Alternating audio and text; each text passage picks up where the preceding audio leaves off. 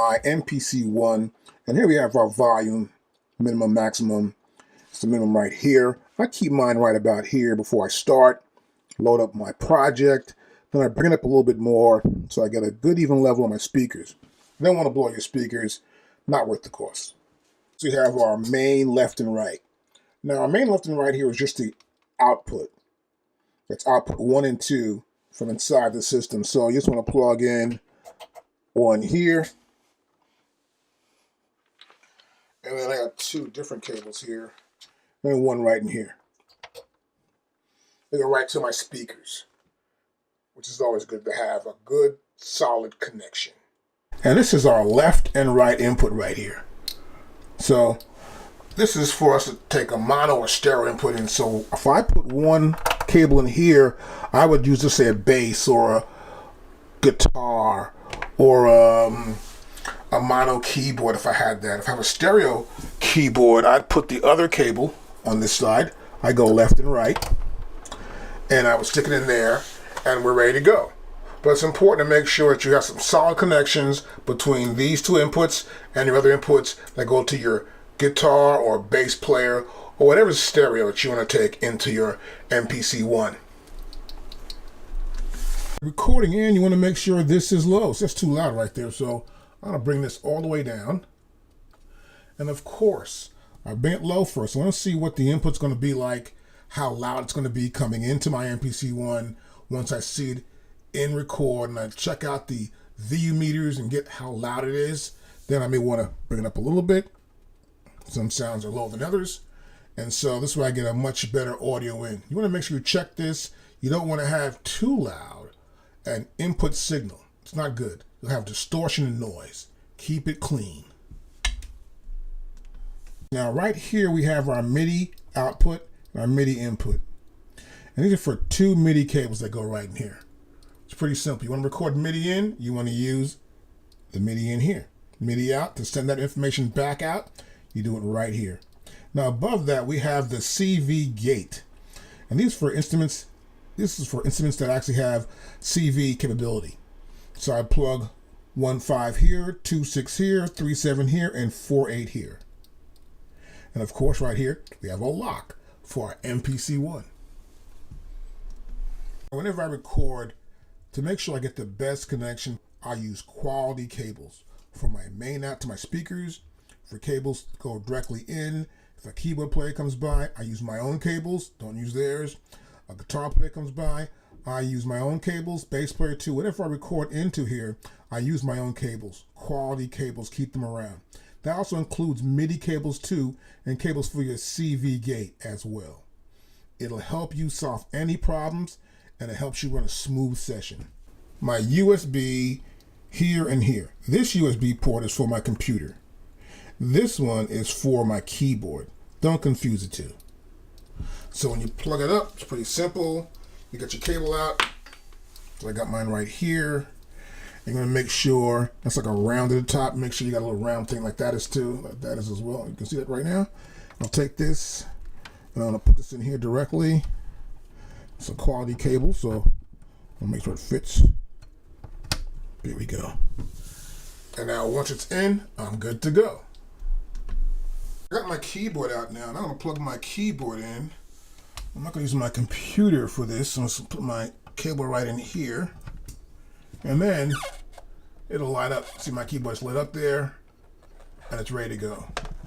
So you should have your keyboard on, or it should receive power from your MPC One.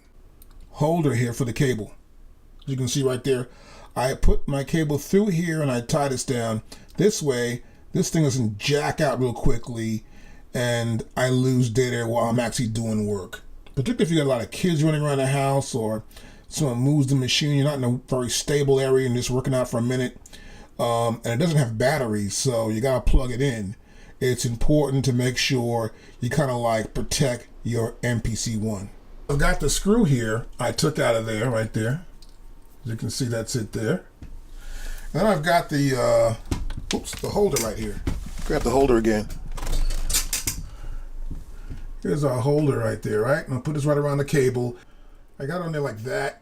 Just give it enough room. I'm gonna screw it back down to right where it was at before, which is right here. I'm gonna test to make sure it's good. That looks good right there. You can see it right there. I've got the cable through the loop, and I'm gonna screw this back in. Let's see if that'll fit pretty good. Okay, we're in there now. And that's it. And this protects my power cord from being jerked out of my machine.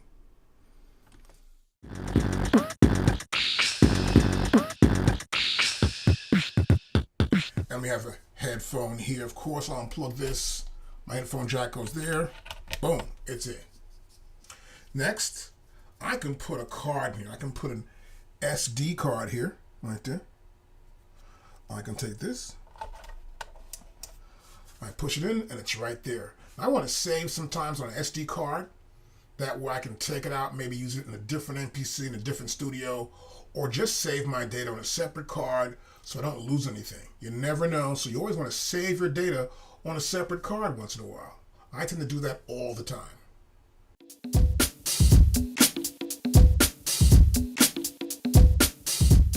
I have all my cables in, got my power cable in, and so now I want to turn on the MPC One. Push the button in. Now we'll see this light display on the pads. Light display here on our pads. And then of course, we got our MPC logo right here on our touchscreen. Now once that loads, we'll see the demos. And these are the demos that MPC has provided for us to like sort of use and look at, see how they work, and also look at how they're set up, which is important to do to understand more about your MPC system. So here you'll see we have select the demo, right? Button happens our touch right there. I can come to here and go to touch user template. Nothing happens there. I can come to right here and load an empty project. I'm going to come and do hip hop. I tap that, now it loads up. It loaded everything in pretty quickly right there. Now, I don't want to do anything or I'm tired of working today and I just want to show you this right now. I can turn it off right where I'm at. I can press the power button once, and as I do, this display will come up.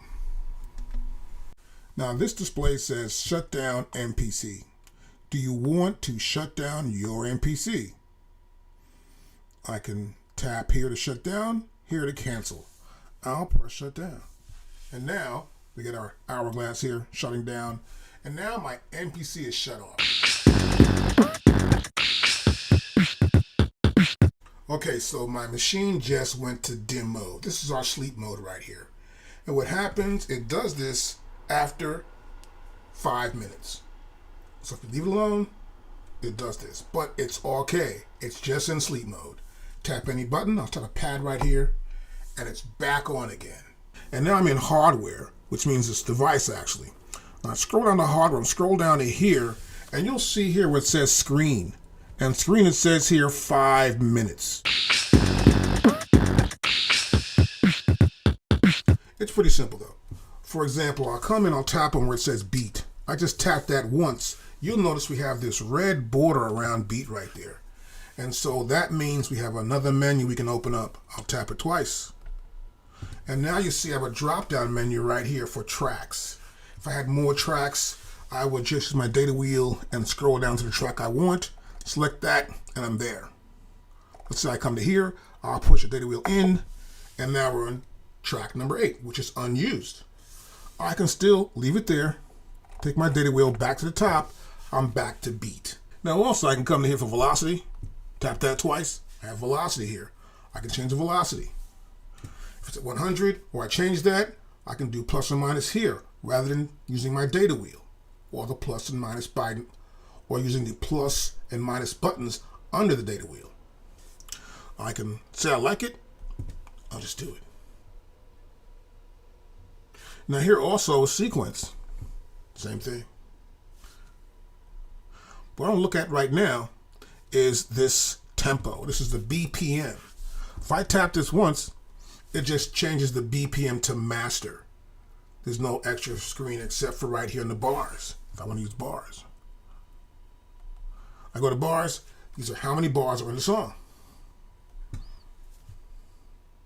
I see the taps in place, and then that red border appears there. Now also, I can have a bottom part here to my touchscreen in my home display. This is home. And I can also change my tracks, which track I want to use, or with sequence. Well, no, the sequence. See that? I want the sequences here and the tracks one, because this is a track button.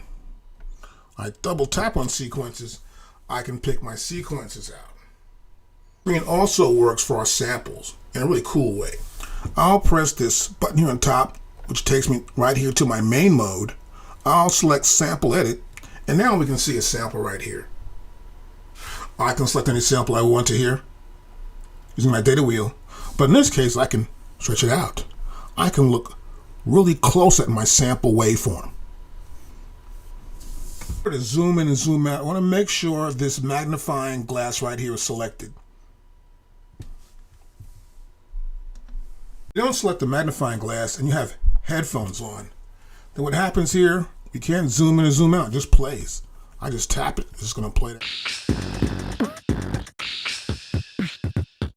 You have my data wheel, which is right here. It's a pretty big wheel right there, and I can turn it to the right or to the left, but I can also just push it in, and I can select the parameter, and I can push it again to close that window for that parameter.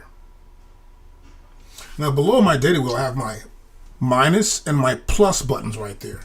So I can go to, let's say I want to move up in sequences or move back down in sequences, right?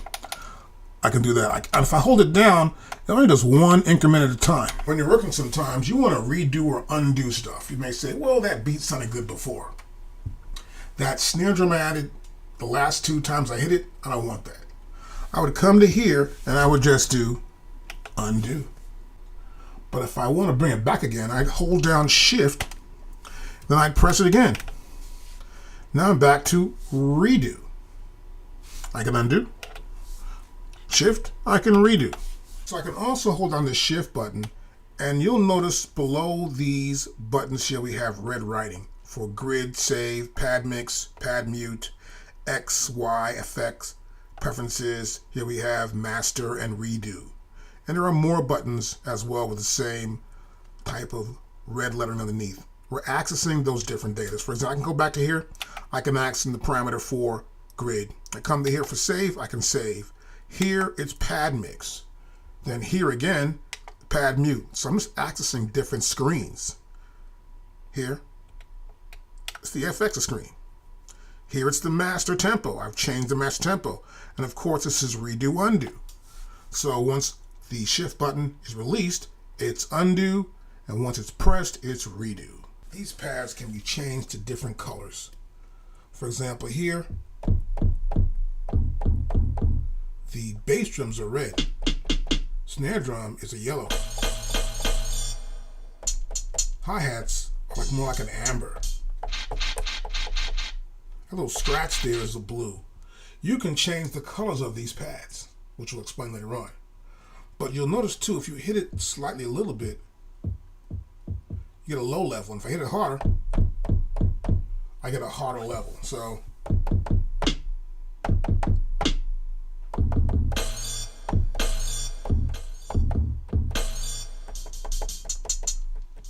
their pads are sensitive. These pads are very sensitive the way they're set up right now. I can also press full level here, and no matter what, the pads will be at the full level that I strike them at. No matter what happens, these pads will have that full level.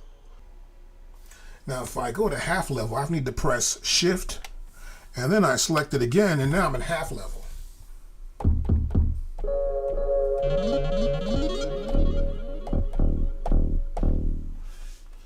Hit it again. You hear the difference in the levels. Or I can turn up the full level here and just have sensitivity on, where I can just touch them and get the kind of output I want to get from that particular sample or sound. Now this section right here it says bank, and this is our pad bank section right here. We have A, B, C, and D. And they all go amber when I get to D. Now below the A button, you'll see E right there. So obviously that means to press Shift. I press this bank button again, and now it turns red. I got Shift held down again. I can go to F, G, and H. I release Shift, and I just press A, and we're back to amber. So we have 8 different banks we can use. And we have 16 pads. So that's 64 different places to place the sound. Our 16 levels. Now once I select 16 levels, this window comes up right here. Once I'm in 16 levels, I have the ability to do velocity, tune, filter, layer, attack, and decay. In this first selection, this is just velocity. So the last pad I struck will take that pad and put its sound on all these pads. But the lowest value will be here, and the highest value will be here. So I can come up,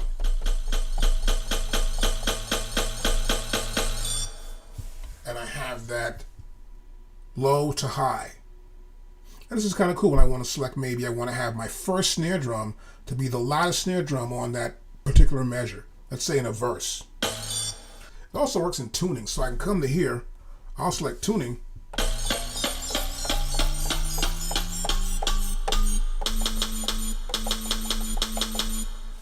and you can hear the tuning just way off right there, right? That's tuning in semitones. So I can do tune, I can do layers or filter.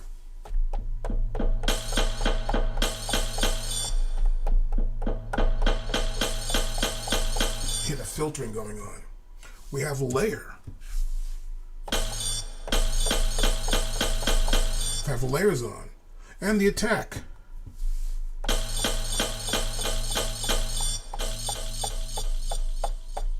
So the attack is strongest here and weakest here.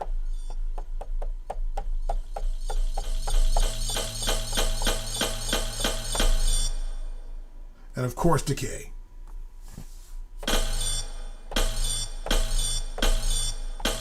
So it's cutting off the end.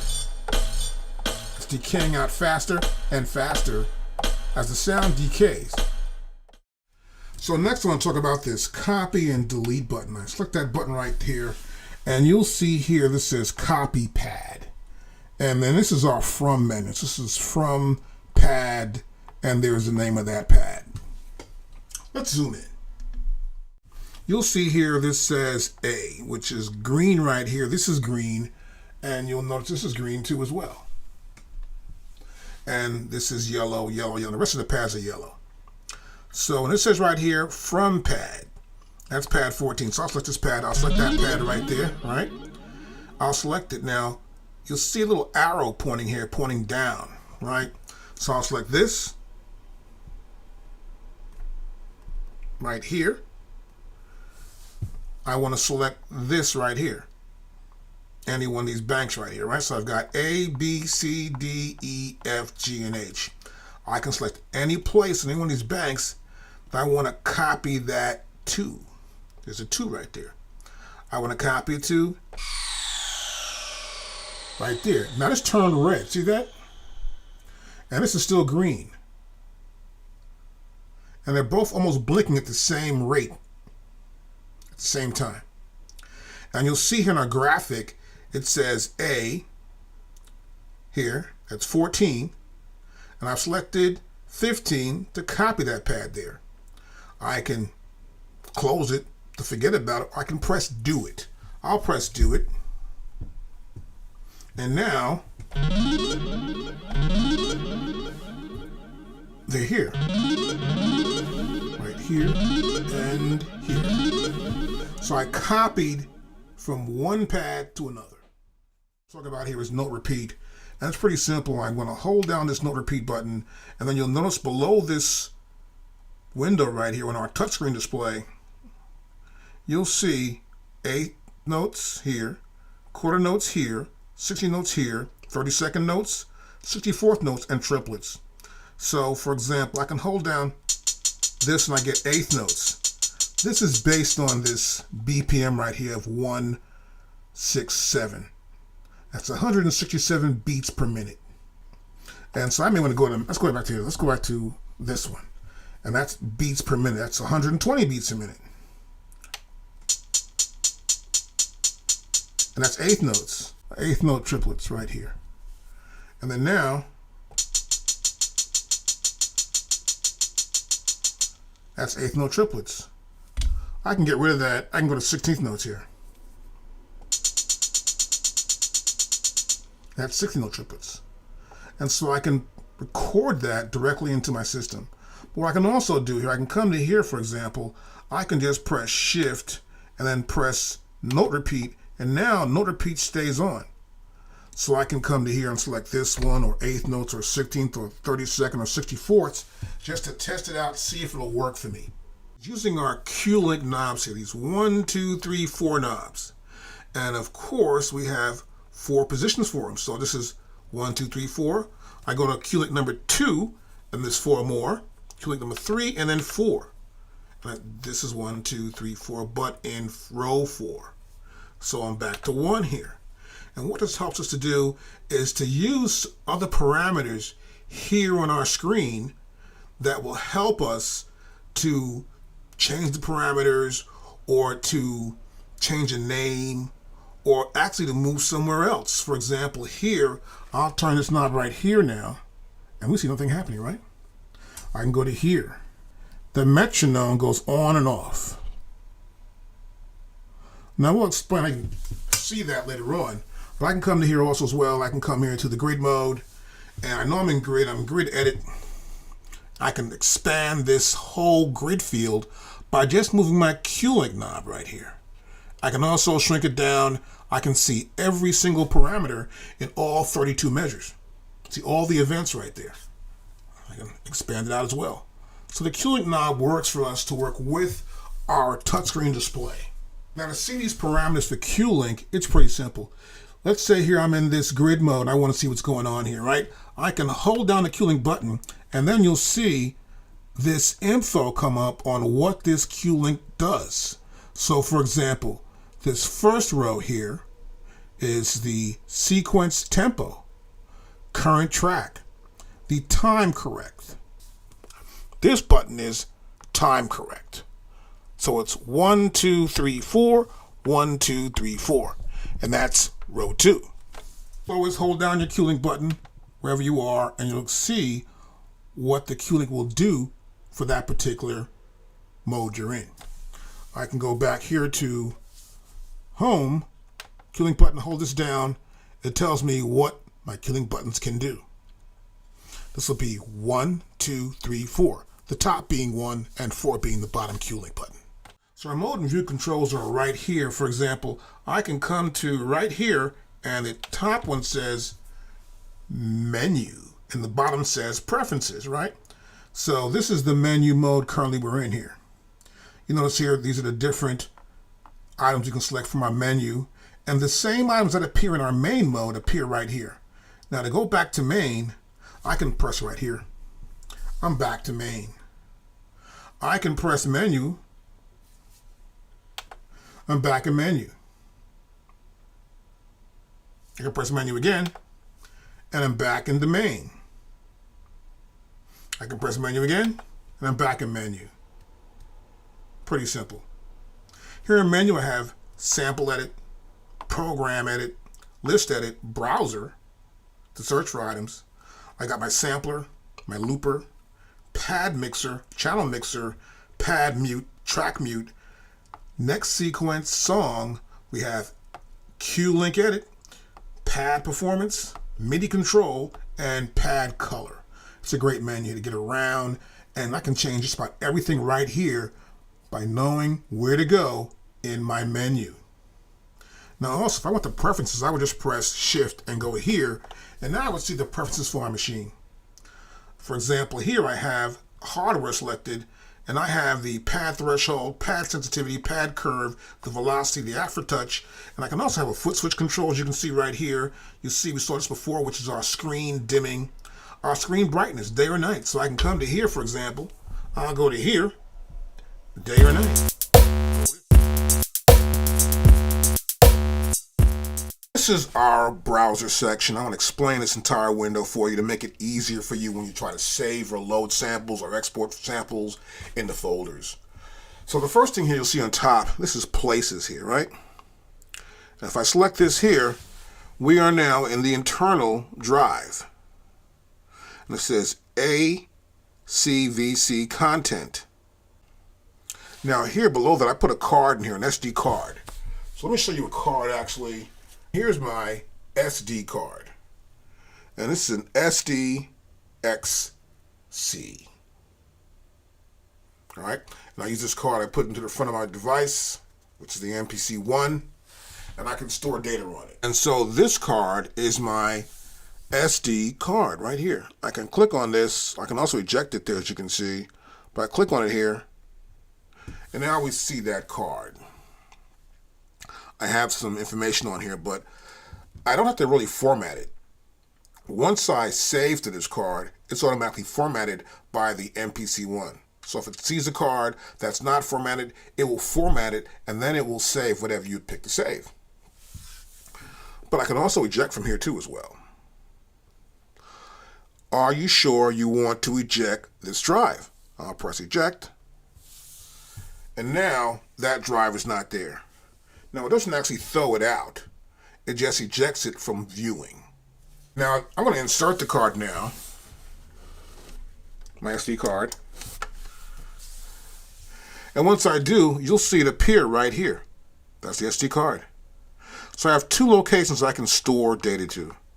Once I'm here in internal, and I'm not here in disk, when I'm internal right here, in internal, we're going to see folders. And this represents files, this icon here. This icon here represents projects. This icon here represents MIDI sequences. This icon here looks like 4 pads, represents programs. And this waveform icon represents samples. So here you'll see, when you look at internal, you'll see we have expansions, lost and found, MPC documents, and splice. Now expansions on the internal drive are just actually the files that come with our MPC. If I click right there, and I'm going to press open, you'll see we have the demos, and then we have the MPC. So I'm going to come to here and select demos, and I'm going to select open. Open my demos. And now you'll see all the demos. So I turn the data wheel here. You'll see all the demos that come with our MPC One. And they're right here. You'll notice that because it says XPJ files. And these are project files, right?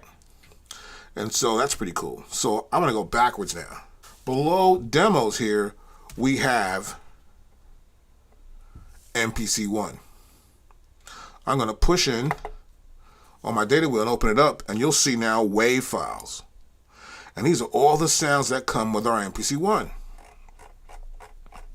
And this is a huge number of files. You'll notice as I scroll down, it's moving very slowly. It's going to take forever, actually. I can go like this. And I'm just using my finger here, and I hit something and loaded in, unfortunately. But these are just tons and tons of sounds and files here. And I'm just going past them over right there. And so you can see there's just a lot of sounds in here. So next, I'm going to go back to internal.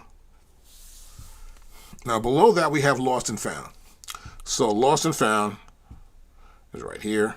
Open this up. It's empty. So I guess you can put lost files or whatever. You find something, lose it, you put it, it's found. But it's supplied there on your internal drive. MPC documents. So I'll click here. Open that up. And here, these are areas where there are files and documents that I can export. But you notice here, I'm in internal, but then it goes right to where it says MPC documents. So this is what's on our internal drive. As you can see, exports, we have plugin presets, plugin skins, programs, we have projects, samples, sequences that is, and then we have tracks right there. And they're all folders. You can open a folder. Nothing in that folder there. I go back to internal.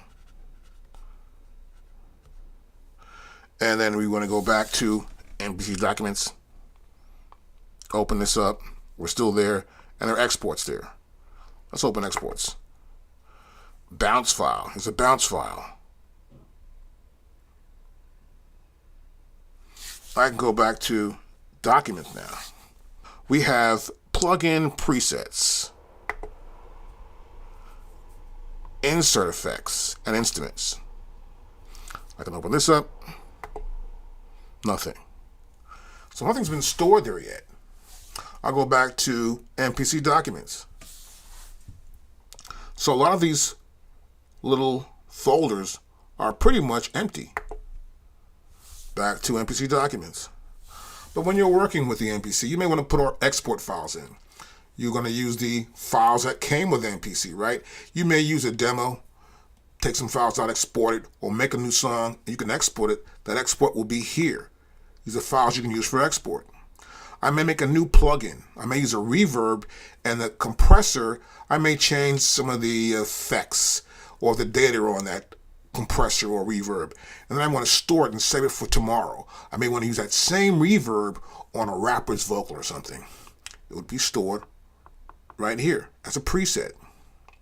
So we have programs you could save here, projects, samples, sequences, and tracks. Now next, you already saw that MPC One demos were there. That's on that same drive. This just makes it an easier way to get to that location.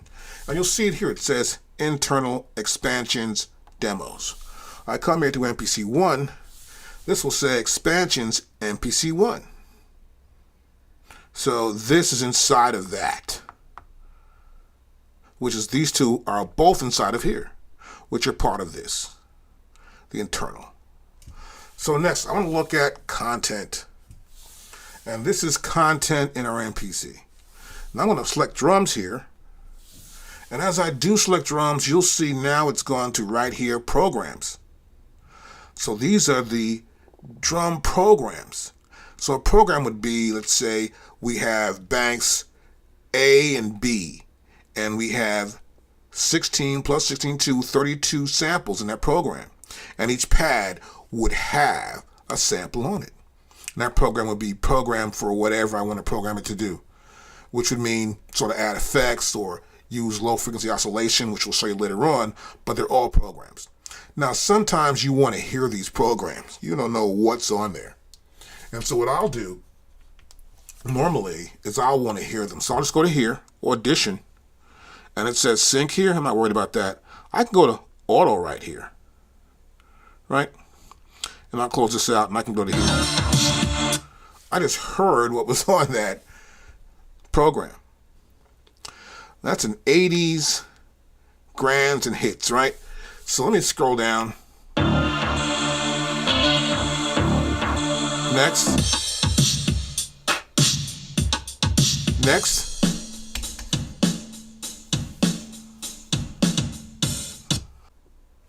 Now, let's go here. Tap that button, then it stops. So sometimes I'll use that just to stop it. Otherwise, the audition file will play out to the end, which is no need. So here, as you can see, that's set to auto play. This is sync. Okay, so it'll sync to the current tempo I have selected. Now, I'll go back to here.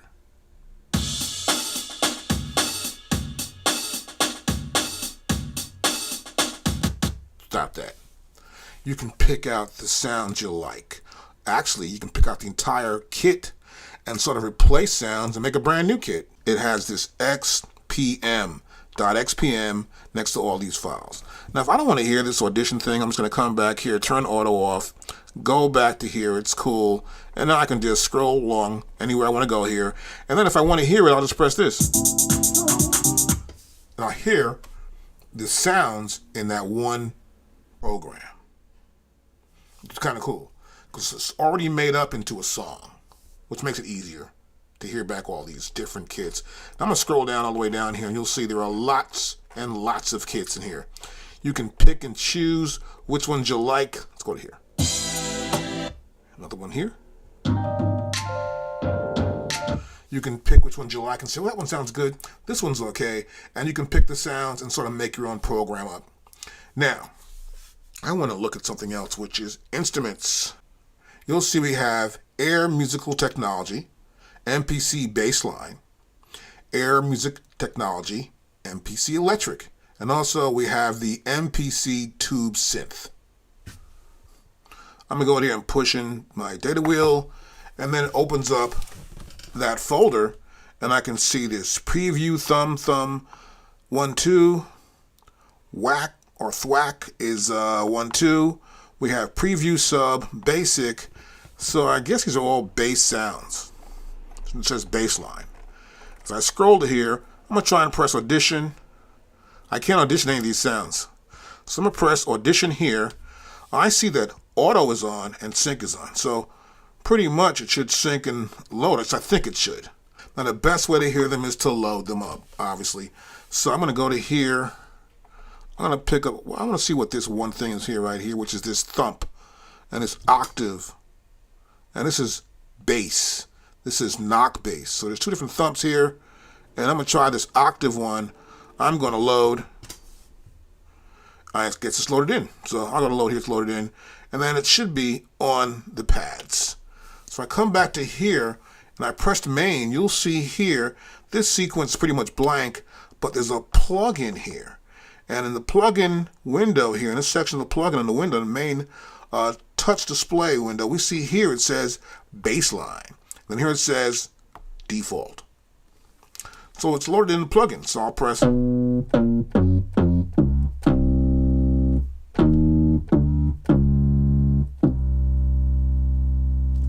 That's a pretty deep bass right there. And so I would have to load it in to actually hear any one of the instruments. Now I go back to browser, I'll press browse again. And then here we're back in browser. So we can audition these instruments. We have the Air Music Technology, and that's electric. So I want to open this up and I'll see what's in here. Pianos, there we go.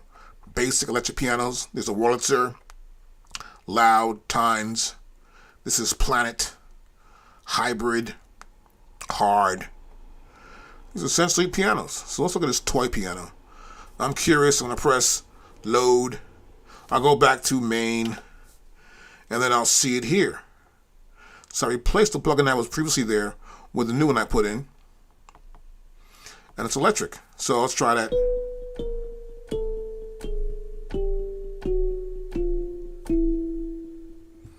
There you go. And that's that sound for electric. Samples, I go to samples right here, and now we'll see these samples. You'll notice too that once I go to samples, this appears here. This is my samples icon. And I can see it right there. And you'll notice that we have a lot of WAV files here. So the MPC reads WAV files.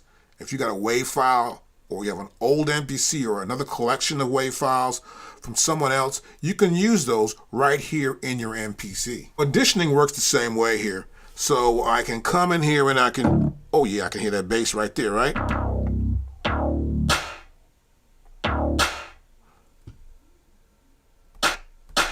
There's a clap, more claps. So you can see in alphabetical order, we have these sounds. This says 80s, right? So I can just get more sounds to look at audition. I come to audition, I can just pretty much turn auto off, go back here, and just keep scrolling down. Now I hear nothing. So let's say I find a bunch of kicks I like. Those are 80s kicks. I don't want those 80 kicks. Let's look at something else. Nothing in the 80s I want. So I'm going to have to scroll for a while. I scrolled, I got this house, this bass house clap. Whoa. Now I may want to hear that. So I can just use the audition button here and hear what I like in here and just go for it.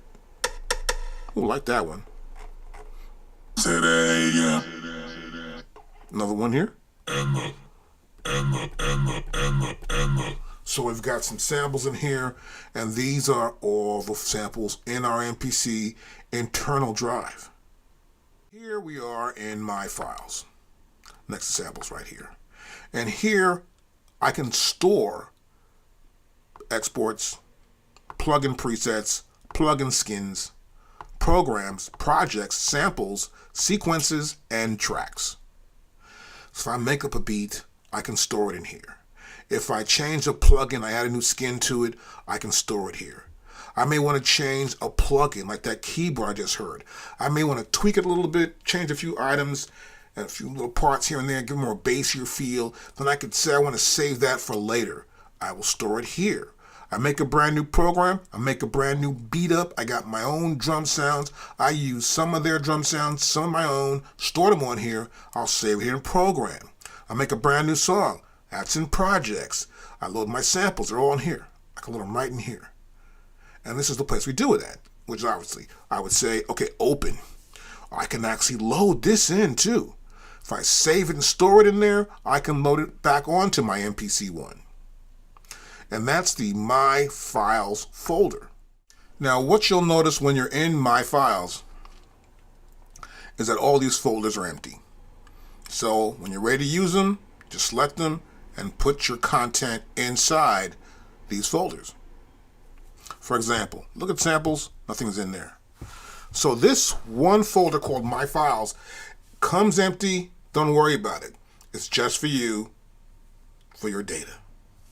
Right here we have demos. And these are the demos that come with our MPC One. I can open it up. I'm right there, that's demos. All the demos that come with it. Go back to demos here. Below here, we have templates. Open this up. These are templates. These are like the demos. They're just templates for making a project. And you'll see it says projects here, right? So that's the XPJ files. I'll do this again. I come back to here. I'll go to here and I'll open this up and that's the XPJ files. You'll notice here that they're the same thing. So I go back to here again. I go to templates. I go to here and I'll do classic house. Let's load this up here. And loading a project will replace everything in memory. Do you want to continue? This is important to know. So when you actually load something in, it will say, okay, look, we're going to dump everything else out and start a brand new project idea. And so I'll press OK. And now it's loading in this kits and stuff. I want to go back to main and I see it right. I press play. Wait a minute. Nothing's playing. Nothing's in here at all. There's no content in here. So there's no MIDI data. It's loaded in. And I'll scroll down to here. So I go right down to here actually. Let's go to drum kit, our tracks. We'll see tracks. And you see there are actually sounds in these tracks, right? They're actually like, let's go to the first one.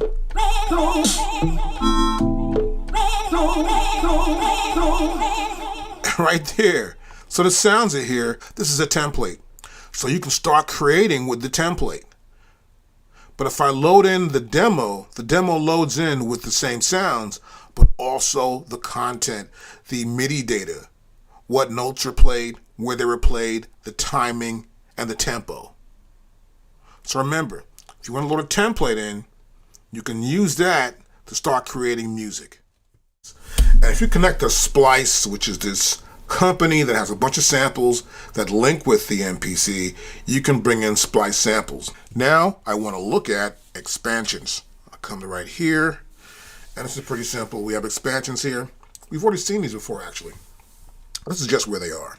But if I get expansions from MPC, they will be seen right here. And you can come to here. You'll see this first expansion is our MPC One expansion. This other one here has WAV files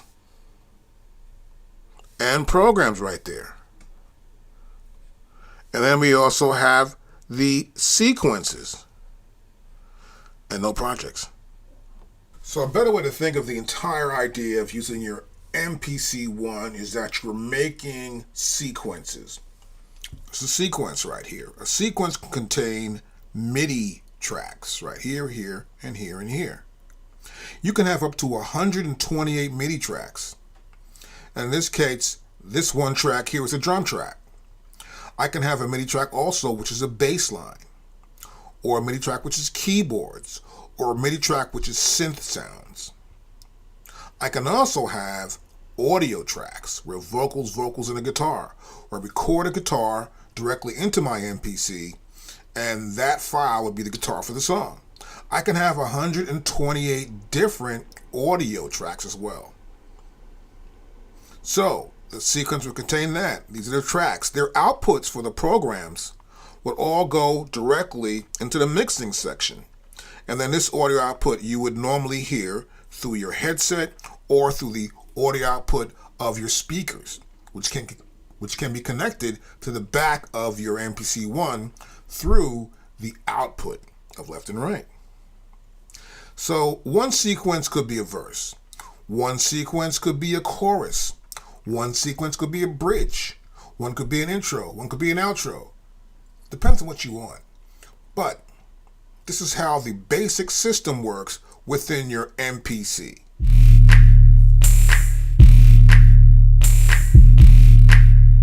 I want to create a program. So I'm going to go here and I'm going to select Empty Project. Now I'm going to find some sounds. So I'm going to go to Browser. Now here in the browser, I know there's some really great sounds. I've heard some in here. And what I did, of course, earlier was just go to here and look at these kits. Say, well, this kit here's not bad. I may go to here. So I want to look at kits. I want to find kits I might like. So I'll look at a few kits here. Let's try to do something a little hip-hoppy first.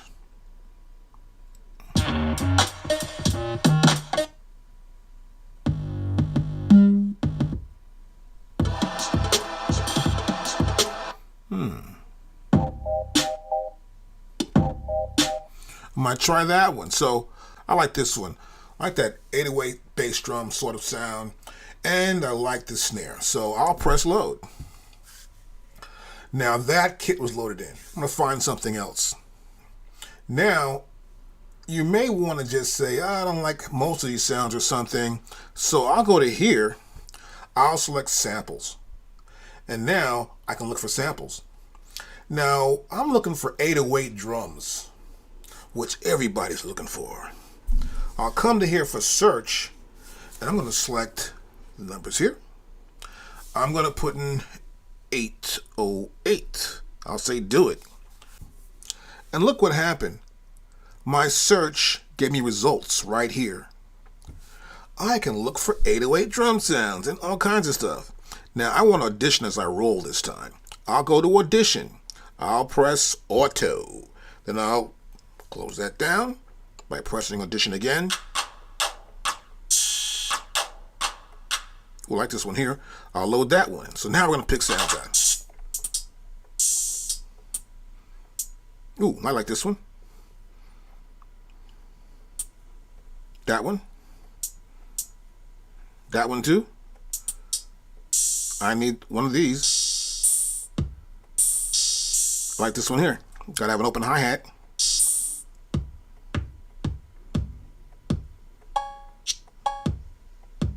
Ooh, I want that bass drum. The rest, ooh, this is classic. I want that. So I'm creating a kit. I'm looking for sounds I might just like. Whoa. Whoa. Ooh. Oh man. We're gonna want that one. Like that one too, that deep bass drum.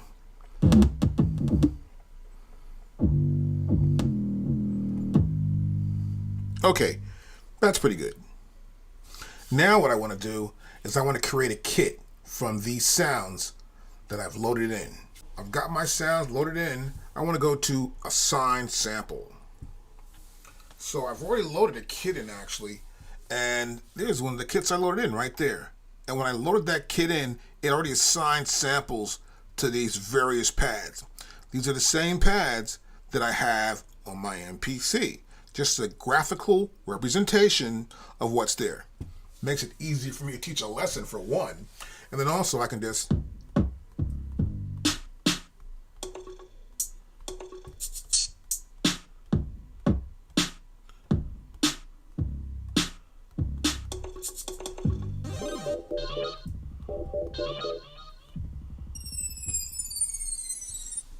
Okay, we got our sounds from that Gang Rich kit. All right, hip hop kit, Gang Rich kit. So I want to look for some sounds. I already loaded. I have other sounds here too. This is the pool of sounds. I have other sounds here too. I'm looking for. Oh, that's that sound I loaded before. Ooh, love that one there too. So I want to replace some sounds. So here I can assign samples to the pad. Some pads I want to clear. Not sure about that one. I want to get rid of that space sound. I'll press clear pad. Look at that. That pad is empty right there. That pad is this pad right here. Kind of cool. So I know it's empty right now. I'll hit this, nothing's there. Hit that pad, nothing's there. So now I want to assign a sample there. I want to assign this drum. So I'll assign this drum there. I tapped it twice, and now it's here.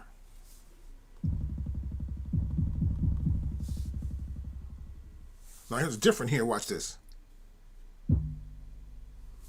And here it sounds different.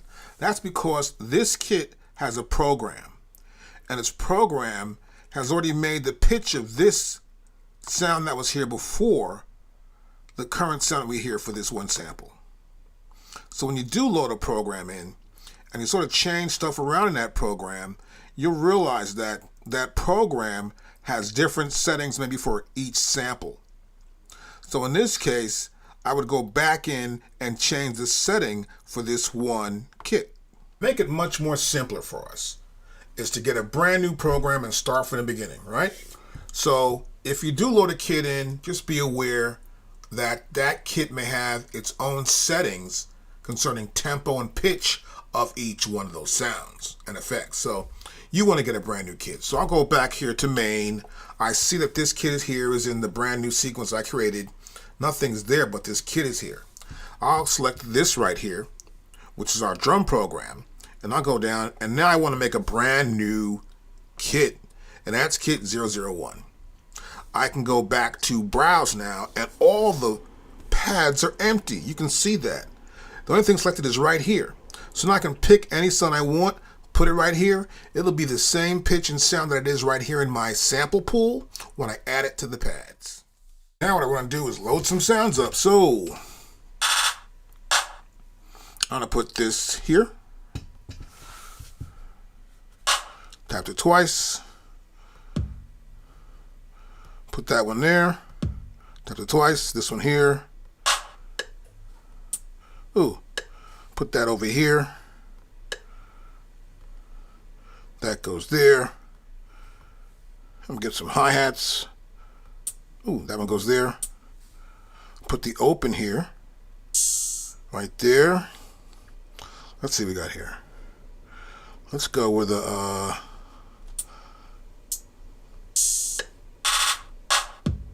not gonna scroll down to, of course, up rather. Ooh, that's a hard kick. Ooh, nice kick right there. Nope, wrong one right there, not a different one. See that? I can put one anywhere I want. If I make a mistake, put that one there. Nope, I want this one there, or this one there.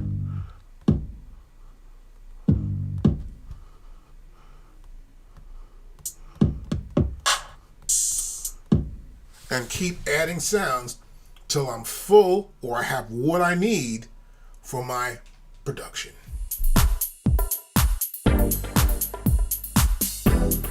So now I've got my drum kit lined up. You'll see I can hit pads. That's kind of cool. Now my main thing for me is to have different colors for the pads. I don't know what's on the pads. I just created a brand new kit. So let's do that. This will help you also. When you first make your first kit, why not give it some colors? So here I'm gonna go to this point right there on my menu. I went to main here, got the main mode there. Now I'm here in this menu. I want to go to here, and now I'm in this pad color. You'll notice I can come to here. These are selected as red. So I can come to here, fixed. Ooh, I got fixed also. All right, so now I'm in fixed. You see they're all green. offer velocity, dim velocity, bright velocity. These are velocity settings, obviously, right? And so the main color velocity now, as you can see here, is green. I think I'll make velocity red, so I hit these pads, you see the velocity change, so it's a bright velocity. Single pad, I hit a pad, that's a bass drum. I want to make that one red. Those two are red. I'm looking for kick drums here. That one's red too. That's kind of cool. So I'm looking for the right kick drums. I'm looking at the names here, and I see the names of these drums and sounds. Okay, good. Now, I want to go back to here, so I'm going to put a color there.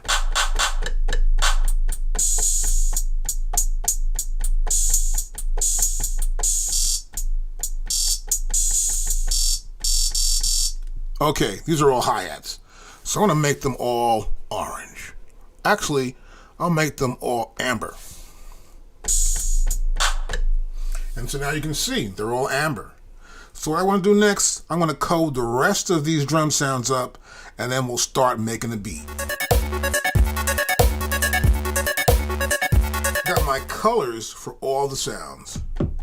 Kick drums are red. Snare drum there is going to be green. Clap is a light blue. This little click right here is like almost a pink, but really a velvet. And my hi-hats are amber. The little sounds there are a little light purple. And of course, the last one here is blue. So now, let's make the beat up. Recording, I'm going to check my metronome, make sure it's on. I want to make sure I'm hearing record and play. I think maybe just in record. Turn my data wheel here. Here's my data wheel, that's good. And in record, I have a counting. And so here in record for my counting's quarter notes, I'm using the MPC click as an audio output for my click. And then here we're output through the stereo 1 and 2. That's the level of my click. You may want to check that, but I'm going to go back here to main. I'll press record and play start. That's too fast for me right now. So I'm going to press right here, sort of bring it down.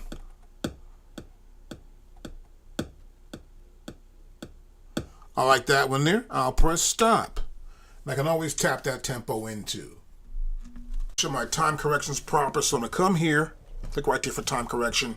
I'm going to make sure I have my start point, make sure it's going to correct the timing from the beginning here, from the start point. And I want to make sure I'm in 16th notes. I've got 50 here for swing. This is 0 for shift timing. Our window's 100 and so's our strength. I want to make sure all events are going to be that way. I'm going to go to here and press do it. Now I'm ready to record the beat. To make up a beat, let's try this right here. I'm going to press record and then press play start. The first 4 clicks will just be to notify me that's a counting. Then I can start recording.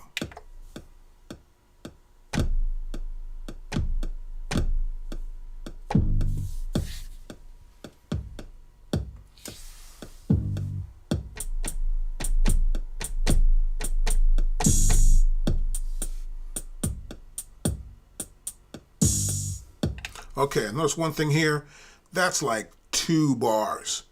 So I want to increase the number of bars, not just 2. So I'm going to tap right here for the number of bars. I'll go up here to 4. Let's make it easier so you can see it. I'll push in my data wheel. We now see it perfectly. I want to go from 2 to 4. I'll go to here on my incremental buttons, then press it once, then twice, and now we have 4. I'll go here and select do it. Now we're good to go. Let's play this back from the top.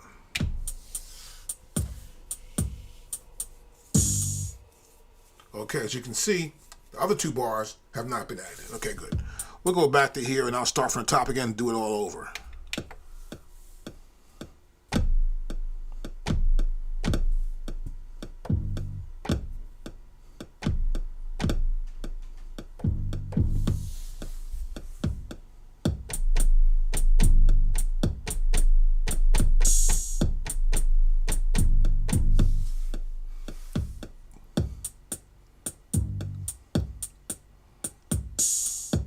Okay, I'll keep adding.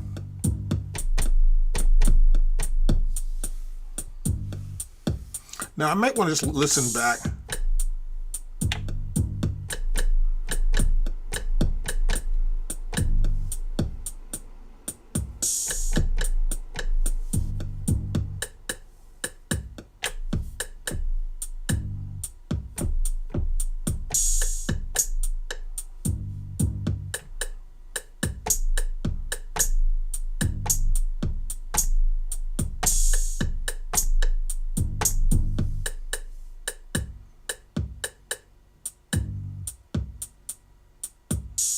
I'll try that.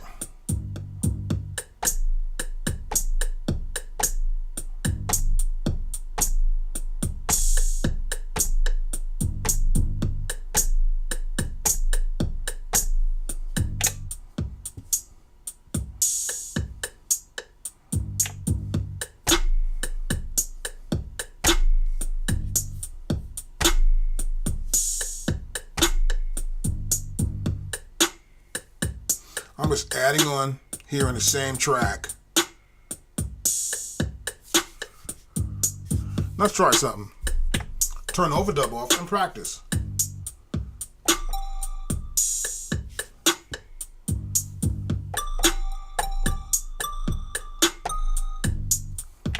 Let's try this.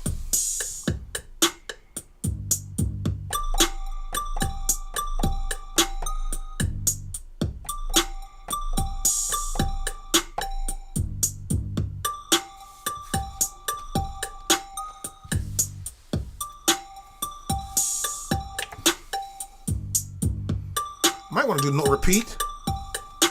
I'll practice this one.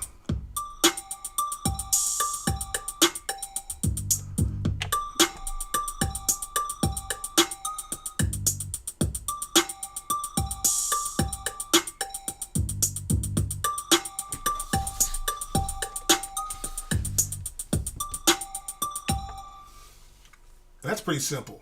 We overdubbed, recorded from the start.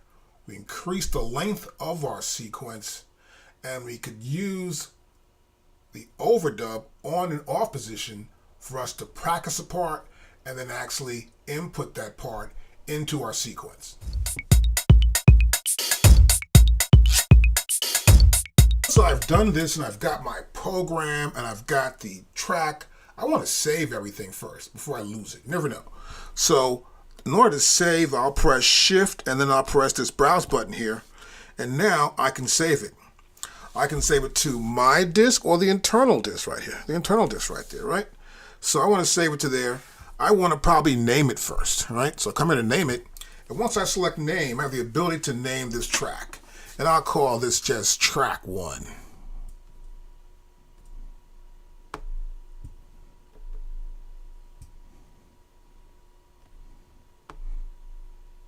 CK, and then I go to here and press 1. And that's just track 1 for my project. I'll press do it, and now I have a name for that project. And I'll press save. Now it's saving everything into my MPC. What I'm going to do here next is I'm going to go in here and name this sequence. I come to sequence right there, and now I can name my sequence. Now here you can see here we have an alphabet, and here we have write. So I can actually write here for the sequence. I can write and do some editing here for track. I can write and do editing here for the drum program. Let's start with the sequence. So I come to here for the sequence, and I want to change what this says. Instead of just saying sequence, I'm going to change the name. So I'm going to go here. I'm going to go M.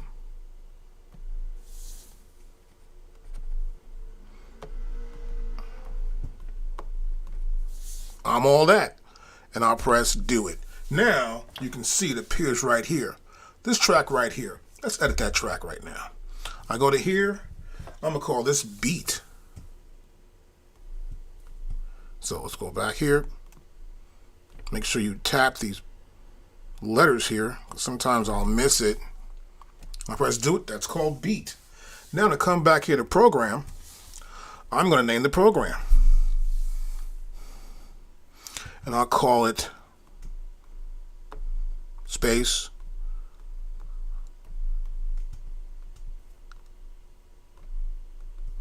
hold it hip hop beater. Okay, I'll press do it. Now I've named my sequence, I've named the track, I named the program. So the best thing to do right now is to just save it. I'll press shift, I'll press save, and it just saves automatically that time. So it already saved it once. I selected where I wanted to save it at, which was internally. And now when I press shift and saved, it knows what I'm saving. It saved it right back where it's at with the new name for the track, the sequence, and the drum program. So now I want to reload my song again. I'll press browser. And I want to go to my files right there. I want to go to project. Projects are right there. I'll select open, and there's my project. Let's go up here and we're going to press load. I'm going back to main. There's my project. All that, the beat for the track, and here we have Hip Hop Beater as the program.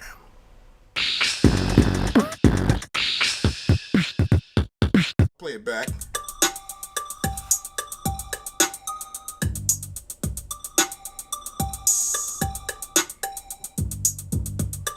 Okay, that's the beat right there. I'll press stop. Sometimes I want to modify my beat or edit some stuff or add more parts in, but I may want to do this while editing inside the grid. So I'll press the grid right here, and now we can see the beat. So we know here in grid that this represents grid, right? So I know that this is the track that is on the grid right now. We're at bar 4. First beat, first bar, you see right there, that's the playback head. Now this tool right here, that's the pencil tool. Let's tap that. That's our pencil. We can erase with that one. Here I can select. And of course, this is zoom. Now when we start doing automation, we'll click right here for automation. And right next to that we have this wheel. This is sort of like settings. And this is our settings. And these settings are applied to the grid. In settings we have snap mode, which is absolute or relative. And I always keep it on absolute because when I add a little note or something, it's going to keep it absolute in time to the TC, time correction, that's set in the MPC One. Here we have hitting a pad selects all events. So if I hit a pad, or if I come and say pad 7, as you can see, hitting that pad selected all the notes in the grid. And of course, they have that white border around them. Let's go back to settings. Next, we have auto scroll. Now, this is off in this case. I can do follow and page. Now, let's do follow. I'll close this out. And let's play from the top. Now you see it's following.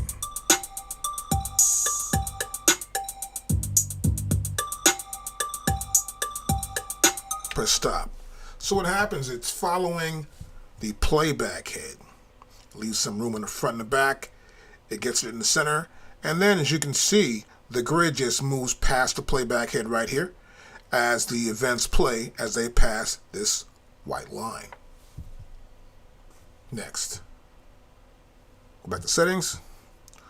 We'll see page. Let's close this and start from the top again.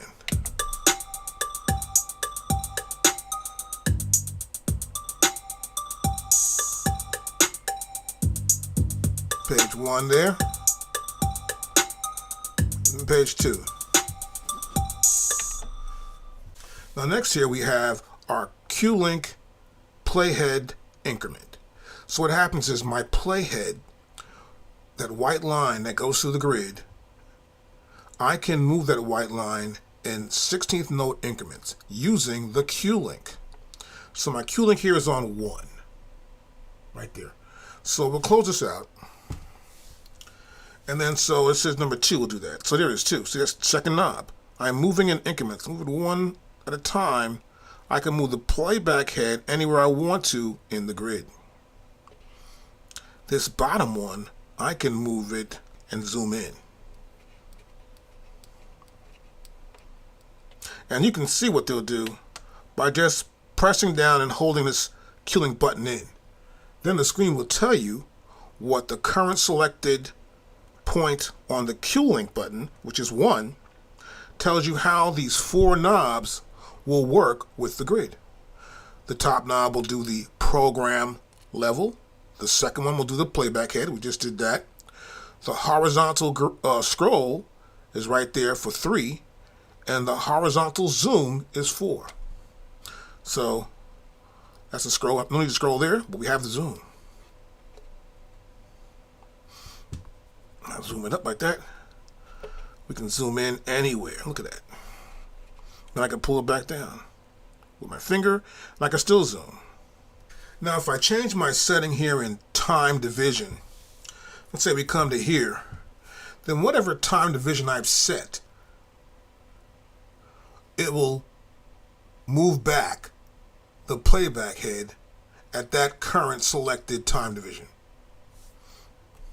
So if I select a different time division somewhere here, and let's say I go back to main, and I change my time division, which is right here, time correction, that says 16th notes.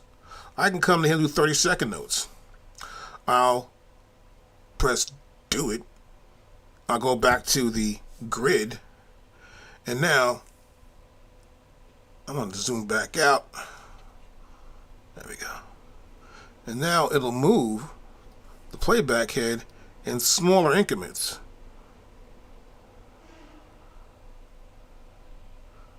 As you can see. And then this here says 32nd notes, as you can see right there. And you'll see them as they go by here, as you select them as the ticks go by. I can go back to main, go back to time correction, go back to 16th notes, press do it. Then here, we're in 16th notes, so I want to go back to grid. We'll see 16 notes here. And that's how that works in settings. Now, I have don't, nudge, edit start, edit end, transpose, and velocity. So here in don't snap, which means if I add a note, it won't snap to the grid anywhere. That means it'll just be there, right? So let me see here. I'm trying to set this one here to there. I want to zoom in a little bit as I use my Q-Link. And let's say I place a note like right here. Let's go with right.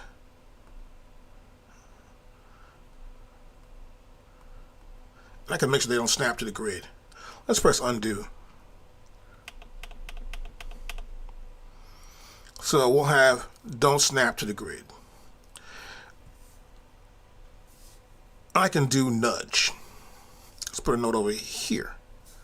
And I'm going to select this note. And I want to nudge that note. So I'm turning my data wheel and I'm moving it over every step. See that? I'm nudging that over based on my time correction here.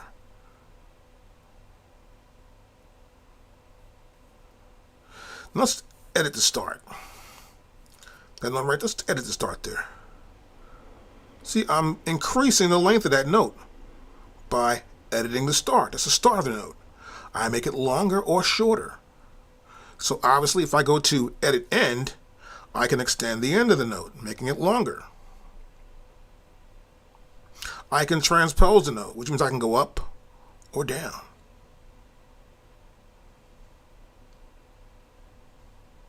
I may want to see the note's velocity. So you can see it says velocity here. I can press right that little triangle right there, and now I can see the velocity of that particular note. I can bring the velocity of that note down. As I do, you'll notice the color changes of its velocity here, from red to amber. And I guess to the bottom here, it's like almost a really yellow right there. And so I change the velocity. Let's come back and close this out. And once I do change the velocity, you'll notice here in the grid the note color changes as I change the velocity. So you know when you see this note, oh, it wasn't struck that hard, you know, it's not such a loud note. I may come back into here, and you see I'm changing the velocity now without even looking at it. So I go back to here, actually, I can see it all there. Now it's at 127, which is max velocity. And that's how grid mode works. So the beauty of using this grid mode to really help you get around it is the Q-Link system. So I can just press this Q-Link in as you saw before. I can see what the Q-Link will help me do. So for example, in the first Q-Link 1, I can do program level, playhead, to move that playhead around based on the quantized value.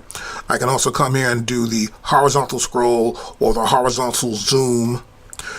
The second button here, we have time correction, swing, shift time, and then time correction strength.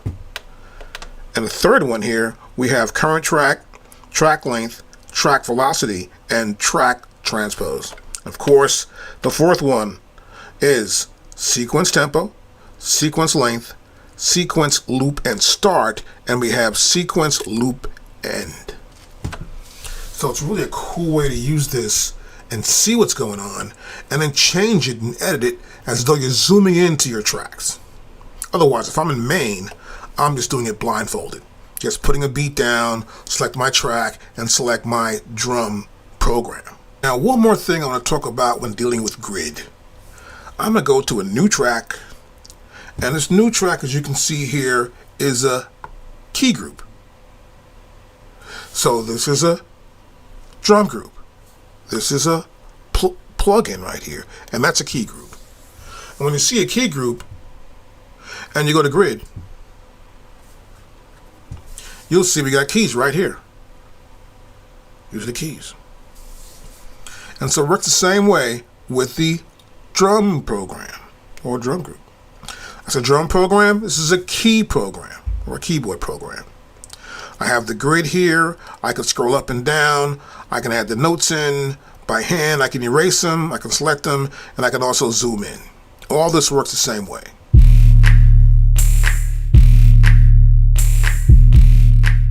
Now I can also add another program in here, and I want to add probably a keyboard or a synth or something here. So we're going to use what we already have. So I've got a beat pattern here, and I want to go to my next track. Now this next track, when I turn my data wheel here, it's track 2. And the first option I'm provided with is this drum program. But I want to go to the next one. So I'm going to go to here, which is my plug-in program, right? Now I have a bass line here for one. I can do that. There's the bass already in there. But what I'm going to do here is I'm going to change this up and go to bank D. So bank B, right here, bank B. Bank C, bank D, wait, D. So each bank has a different pitch. And what happens is bank A is the lowest, and bank H is the highest. So let's go back to here. I'm going to want to use a shift, and I'm going to select bank E. And now,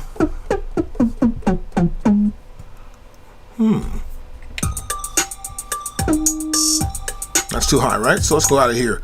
Let's leave that. I'll just hit A again and go to D.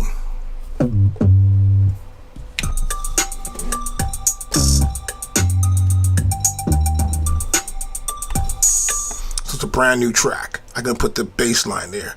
But I think I need to have keyboards first. So I'll go to here. I'll turn my data wheel, and you can see I have different options. We have the MPC expansions, which is what this is from. And in the expansions, we have the bass line, electric, and tube synth.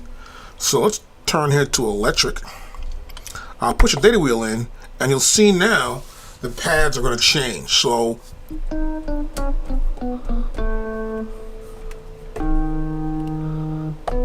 add a little bit of keys here just to give you an idea. And so now I'm going to go back to grid mode. So I've got the keys here, right? So I pretty much want to go to select here and sort of select a note that note is wrong, so let's undo that. I moved it. I just want to select it. There it is.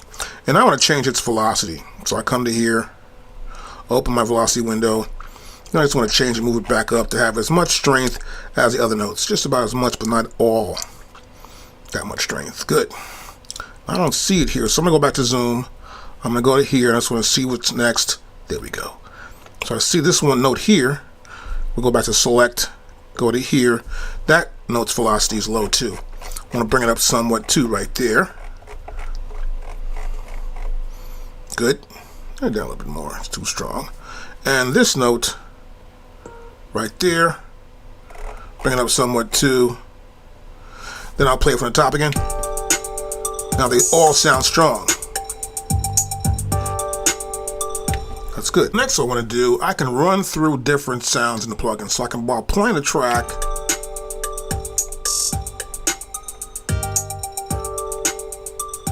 as you can see here, I'm just running through different sounds. There's a sound right there.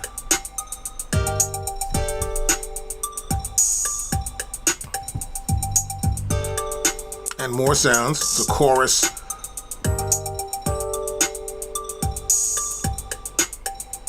So I can pick the sounds out and run through them while I'm here, run through these presets, get an idea what I like. Now, if I want to change these presets, it's pretty simple. I'll press Program Edit, which is right above the Play Start, and you'll see here I can change some parameters to any one of these sounds. If I don't want the chorus, I may want to go with a tube right here. I could play it back and pull tremolo out. Maybe tremolo might have, not bad. May want to use a pickup. Let's go with the distance here. As you can see, turn my data wheel. I can change the synth sound a little bit more. I can change my attack and the decay. There's decay right there. I get my decay longer or shorter. One thing I noticed too with this system is that if you get close enough to one of these parameters, your hand is warm enough, it'll actually just activate instantly sometimes. So be aware of that too as well. And this is how we can change the parameters. Now I also can change the bell noise, the setup of this keyboard, and I can change the delay. Now, that was track number 2, right? I want to go to track number 3 and maybe pull in a key group program. A key program might work well here. Now to do this, I want to make sure I select actually a track first, and then I want to go browse for a bass sound. Now if you have some older MPC files like I do, you can use those as well. So I'm going to go right here to disk. And this is my SD card. I transferred them from my computer. So I've got a mini Moog here I want to load in. And I can load the ARP also. We got a grand piano. And I've got this mini Moog. So I'm going to open this. And I can load these programs. These are key group programs. So let's go to here. There's one. I'm just going to scroll down and let's load them all in.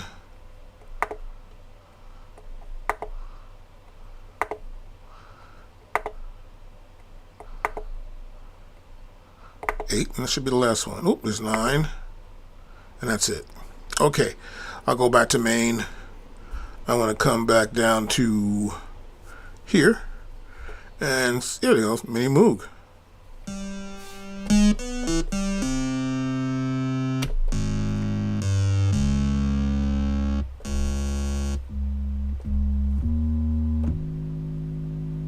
Got a Moog going on.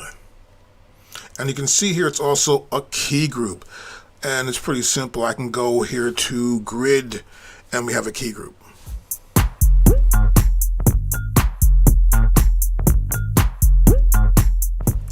As you can see here, we have our start and our end point. This symbol right here is for looping. I want to start from the beginning and then go to the end and start over again. Now if it's off and I play the beat, you will realize that it's going to just die and cut off right here. Gone.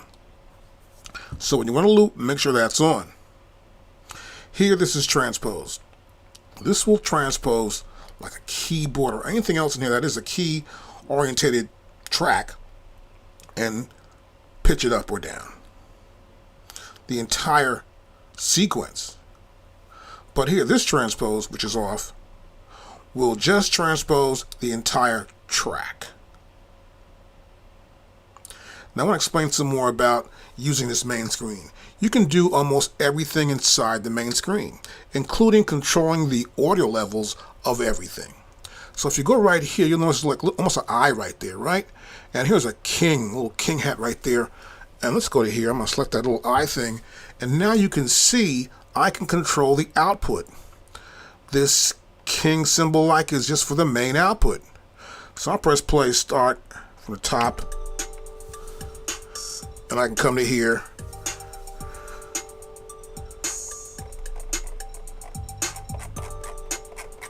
Now I'm just bringing it down. You see my data wheel?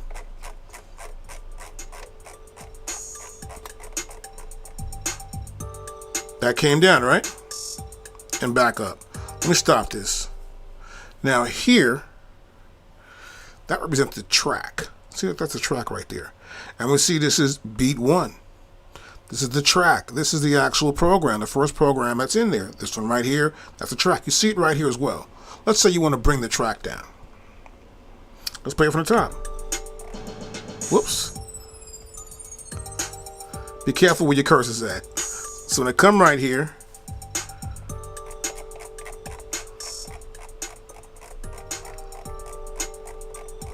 so I get there, this controls that, which is this beat and the hip hop beater. Now, next here I have, this is the program. The program output right here. And next, here I can control a pad. This pad is a snare drum pad. Let's come right here.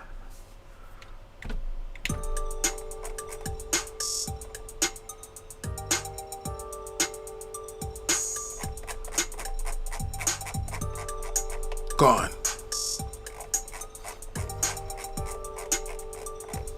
I can also pick any pad. That one there will say, right? You see it appear here as A01. Matter of fact, I can even mute it. Or solo it.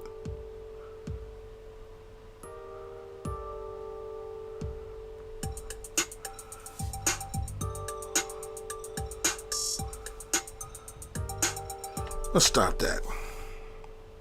So that's just for the pads. This is for the program. This is for the track. Now in this case, this is the program. And the program could be on several different tracks if I wanted to. I could have a kick drum on one track, and then I could have a snare drum on the other, and a hi-hat on the third track. I can use this program on all 3 tracks. Then I could lower the program down. This would affect the entire program. But in this case, it only affects the track. So if I have a drum on different tracks, I'll just affect that one track. I can add some other effect on each track. And you can see here also, here in this part of the pad, I can come and add inserts. I can come in here, take that snare drum, go to here. Let's say I want to get an effect here. Let me double tap that. Let me find an effect I want to use here. I can use a delay. And I got a bunch of effects that I can actually apply to it and figure out which kind of delay do I want to use. Or reverb. So let's go back up here. Multi-tap delay. I'll push my cursor in. That delay's there. I can edit that sound and figure what kind of sound or effect I want to add to it. Once I hit the INT for initial sound, I can figure out which one of my delays I want to use. So I'll press play again.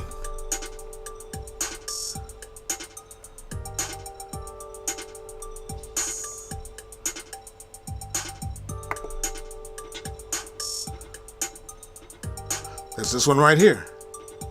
Even while it's playing though, I can come back into here and I want to pick a different delay or a reverb. I can come pick a reverb or a compressor or different effects, vintage effects.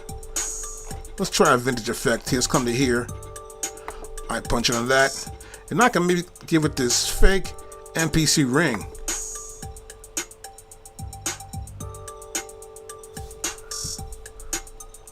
Now I'll close that out and you will see the effect. The effect appears right here. And this is all on my main screen. Stop this. I'm in the main screen. I'm applying effects to a pad. I can apply an effect here to the program. And here also, if I want to apply an effect to my overall output, I can do that as well. This is the overall output. I can add some sort of compressor and a gate to the entire output sound. So I'd come to here, let's say for example, and I want to add, let's see, let me try and get something here that's pretty common that we normally use. And what we want to normally use here is a compressor and maybe an effect, an EQ. Let's go to an EQ. I want to get an EQ in here. Let me get an enhancer. No, let's get this here. This one here. This EQ right here. Then I'll come to here. Now, I want to add a compressor. A compressor is good right there. Now I come back to the compressor here. Matter of fact, select that compressor. I want to edit the compressor. I come to the compressor to edit it. And I want to edit for drums, a tight drum sound for that compressor. Let's figure out something pumpy room sound. Let's try that. Then I go back. I'm here in EQ. I go to edit my EQ. I tap on the unit. And let's see. I may want to boost the mids. Then I'll play it back.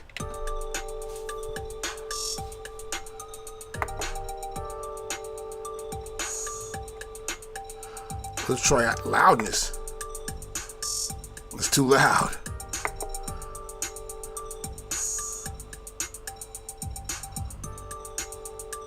Outside the club.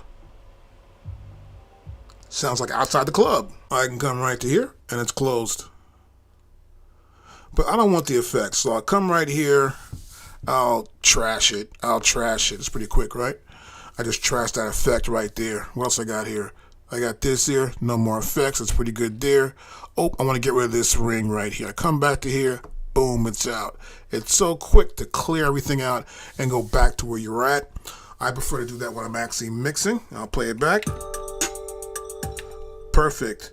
Now, I want to look at what's inside of the editing system. So, to edit, for example, I may want to change the length or increase the length. I go right here. This is going to make the edits for the overall sequence, right? Because all that is a sequence. Now, I can erase. I can clear, transpose, bounce to a sample, delete bars, insert bars, half length, and double. Matter of fact, let's double right now automatically. We're going to double. I'll go back to main screen. Look at that. We now have 8 bars. Before we had 4, now we got 8. We doubled it up. Let's half length. Let's go back to main. We got 4 bars now. So it's pretty quick. Tap it, it's done. Also in edit, I can erase. I come out and select erase. And now I can erase something. I can erase, let's see, sequence. I can erase a certain number of bars right here. Now as I erase them, they're going to be gone here. So I go from 1 to 5-1. That means 5 isn't really this, is 4 bars. So I can erase, let's see, bar number 4 or 2, right? I can also erase the automation. Later on we'll go for automation. I can erase the automation of this particular sequence. I can erase specific notes. Now here you see we got pads here. I need to find them and erase them. accept notes. Accept certain notes, but other notes I'll erase. This is the erase function. And that's track. I can go hit a track. I can erase off the track as well, if I'd like to. Now, let's close this out. You notice here, we're actually in the sequence, not the track, but I can do it here in the sequence. I can also go to the track right here, and you'll notice here, you don't see erase. Let's go back to here. But if you go here to the sequence, you do see erase right there. Now next, I want to look at clear. I go to here, I select clear, and it's pretty simple. Are you sure you want to clear this sequence? It'll clear everything out totally. I press clear, it's done. No problem. Next we have transpose. I can transpose the entire sequence, or I can transpose the track by just selecting which one here, here, or here, right? And then here's a drop-down menu if I want to transpose other sequences. In this case, I want to just use this one here. So if I have more than one sequence, I could transpose that. And this little triangle too will bring up the rest of the tracks. Click on that. See, I can get the rest of these tracks right there. I can transpose those tracks as well. I'll select this one. Now, it's bar, beat, and tick. Up to bar, beat, and tick. So, I may want to transpose just a little bit of it. But I start from here all the way to as far as I want to go. Pad 1, change to pad 1. Or change pad 1 to pad 2. So I could transpose or change these pads to different sounds. Now, sometimes when I'm actually, let's go back to main, and I'm here in this track, right? And this is a keyboard track, so I would have a keyboard sound there. That sound would be here, and if I was transposing it, I would transpose it up this keyboard. So I had a note here, I may want to move that note here. And that's what transposing in key groups is like, or a drum program. This is more a key group, and a drum program, I come back to here and go to that, which is 1. This is a drum program. When transposing a drum program, this will actually go up, right? So when transposing in a drum program, I would actually move these sounds up to a different sound. Not actually transposing, but moving that event to a different pad. Be aware of that. Now we'll go back to main. And back to edit. Transposing and bounce to a sample. I can come to here. It's already been bounced to a sample. So once you bounce the sample, you want to find it. Because you may want to use that sample in the track somewhere, or just bounce a sample out, let's say, of your entire mix for someone to get a hold of to practice a rap to or sing to. So you want to go to browser, and you want to make sure you go to assign sample when you get here. I've already set this up because it takes a while to find a sample, but not really, because the sample's name will be bounce. In this case, you see it right there, bounce. I did it twice, and I'm going to go take this sample, and I'm going to put it right here. Because this is green, and it fits right there, right? So I can come here and play it.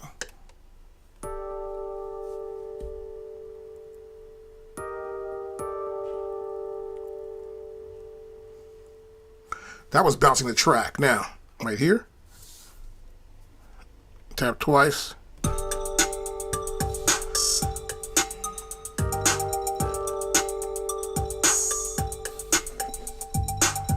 So you can bounce out a track. You can bounce out also the entire sequence, which makes it kind of cool. You can save room if you want to, or you may want to bounce to a different system, maybe Pro Tools or Logic or something. You can always bounce out those tracks and then remix in that software. Now I can also copy here. Copy the sequence, copy bars, copy events, and save current sequence. And it's cool, it's got a save button here. You'll notice here, this has a disk right here. So if I want to save it right now, you can save from here as well. Besides pressing Shift and then pressing Browse, where you can save, but you can do it from here as well, which is kind of cool. So I can come to here and go to Sequence Copy. I want to copy this one to that one there. I'll just press Do It. And then you can always experiment with that second sequence copy.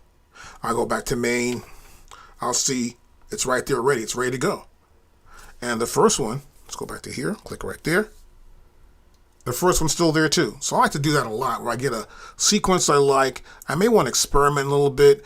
I'll make a copy of that sequence, do my experimentation, and if it works, I'll keep it. If not, get rid of it, but you still have the original sequence. Now I'm right here in the second sequence, the copy I made of the first sequence. I can now experiment. I can come to here and I'll go to right here, and I may want to copy bars. Okay, I want to copy a certain number of bars from this sequence to this sequence, same sequence. So I may want to copy 1 to 4, and I want to do it after bar 4. I can make the number of copies I want to make it. So let's see. I may want to make the whole thing 16 bars. Right now it's just 4. I would need to make 3 copies. I come to here. I'll turn my data wheel. I'll go to 3. And I think I'll just replace whatever there. Nothing's actually there. And I'll just go to here and do this. I'll just replace. Go back to the main. Now I have 16 bars. So I've added 4 bars 3 times, plus the 4 I had gives me 16. It's pretty simple. Go right back to here. That's how I can copy bars. I can also copy events. So I can come to here, and you'll see here, I can copy track 1 to here, or I can go to here and pick which track I want to copy to someplace else. It's pretty simple. And now that's 16 bars, it shows me the first bar and the end of the last bar is right before 17 comes in. I can pick a sequence, I can pick a track. I can pick start, right here, you pick the start. And then the number of copies of those events that you want to copy. You just press replace, and that's it. Cool feature here about the main screen is that I can use Q-Link here as well. So I'll hold in the Q-Link button right here. You'll see I can use the program level, playhead, metronome enable, metronome level. I go to 2, and you'll see here we have time correct, swing, shift time, time correction. If we go to 3, you'll see we have current track, track length, track velocity, track transpose. And the top line, of course, is sequence tempo, sequence length, sequence loop start, sequence loop end. It's pretty easy to do. This is set by bars, but it's a great way to work with your MPC One right there from the main screen. You can do almost everything. So this is a blank screen. I have an empty project loaded in here. And whenever I want to find my project, if I come back the next day, I'll do this first. And then right here is the folder for the current project. So if I tap on that, I'll see all samples. It'll say programs and program 1, and then of course sequence 1, which is obviously blank. So what I want to do is I want to go to browser, and I want to go to my files, and to load my project in that I've been saving for a while here for this lesson. It's right there. Now just open it up. You'll see the progress bar here. It's loading the samples in. Currently it's almost full. Oh, it's pretty quick. It's done. I'll select main screen now. And I'll go back to this folder right here, this folder icon. And then you'll see here the samples. Then we'll see here we have the program. The programs right there. And then there are the sequences. The sequences 1 and 2. So you'll see everything that's going on with that project right there. And then it just loads. Now here on the top, as we see in all the modes, is this red bar on top. And here you'll see a lot of the parameters we'll need to use during a project. Like for example, this is for the folder of the currently selected project. Then we have in and out. We have the bars, the beats, the ticks. Here's time correction. Here's metronome. And here's our automation. But right here, this is our system resources. And we'll see here the CPU and see how much is being used. We can even purge, like go to here, purge. And do you want to purge the unused samples? Samples that are not in the program, or delete all your samples. Here, you can do unused or all. And this way, it'll be easier for you with your project. When you save and load it, samples you're not using are gone. Samples you are using will stay in the project, keeping the file nice and tight.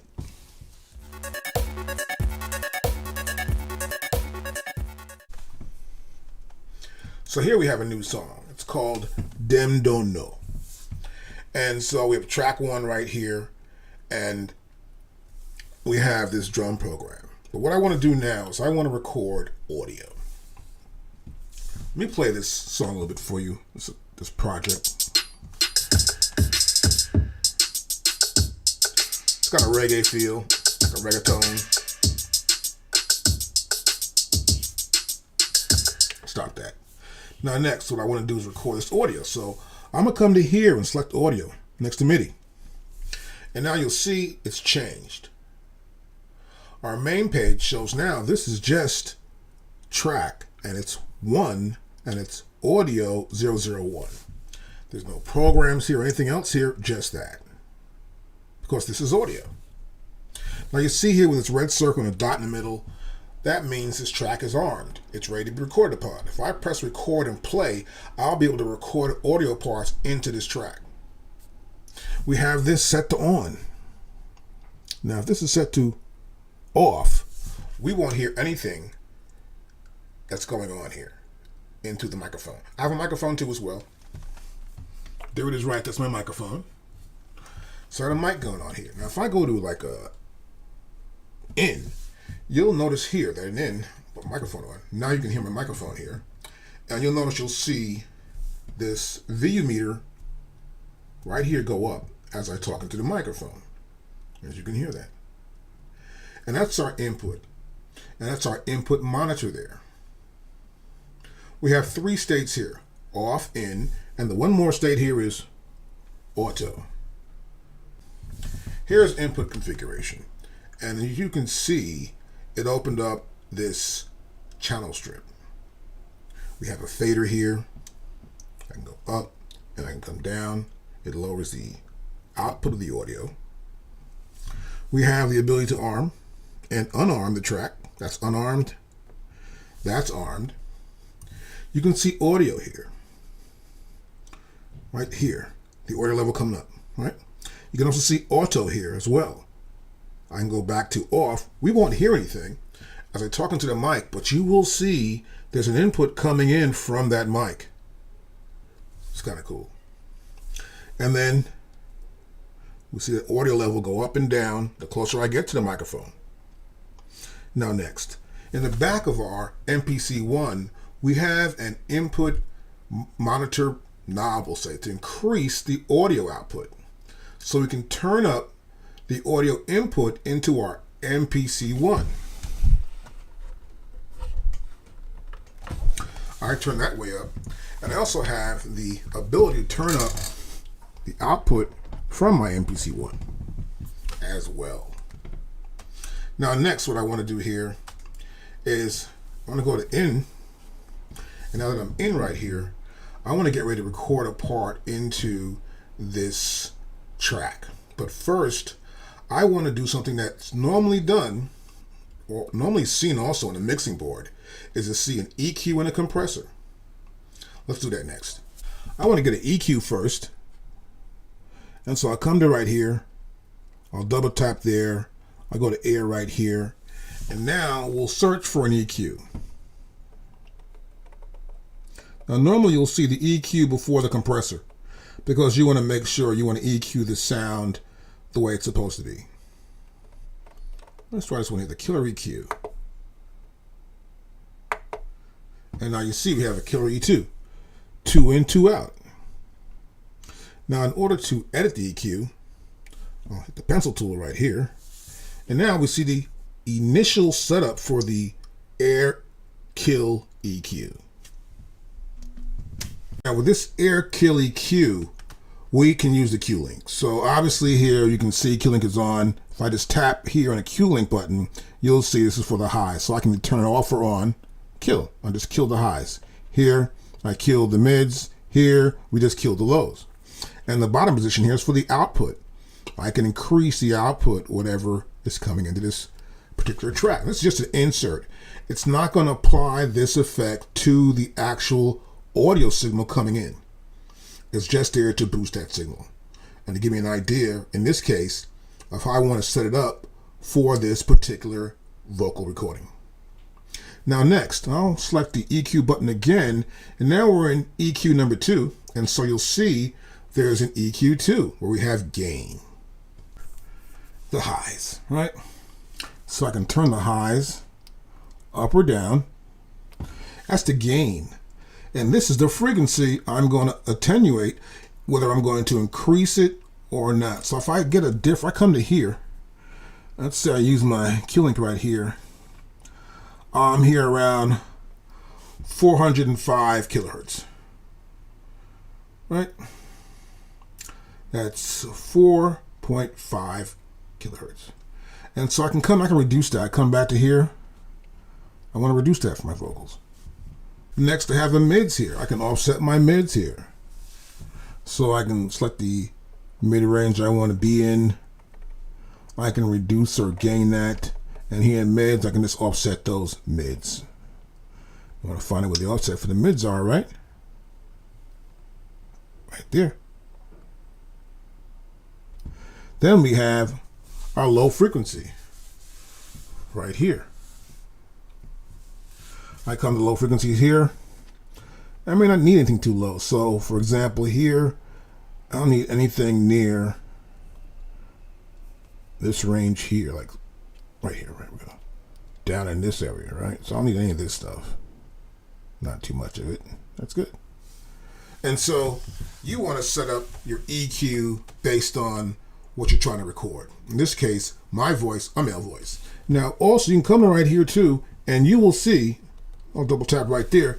There are different settings they have here. Also, you have a kill and boost the lows, kill and boost highs, boost mids, lows only, mids only, no mids, no kick drum, and we have loudness too at the bottom.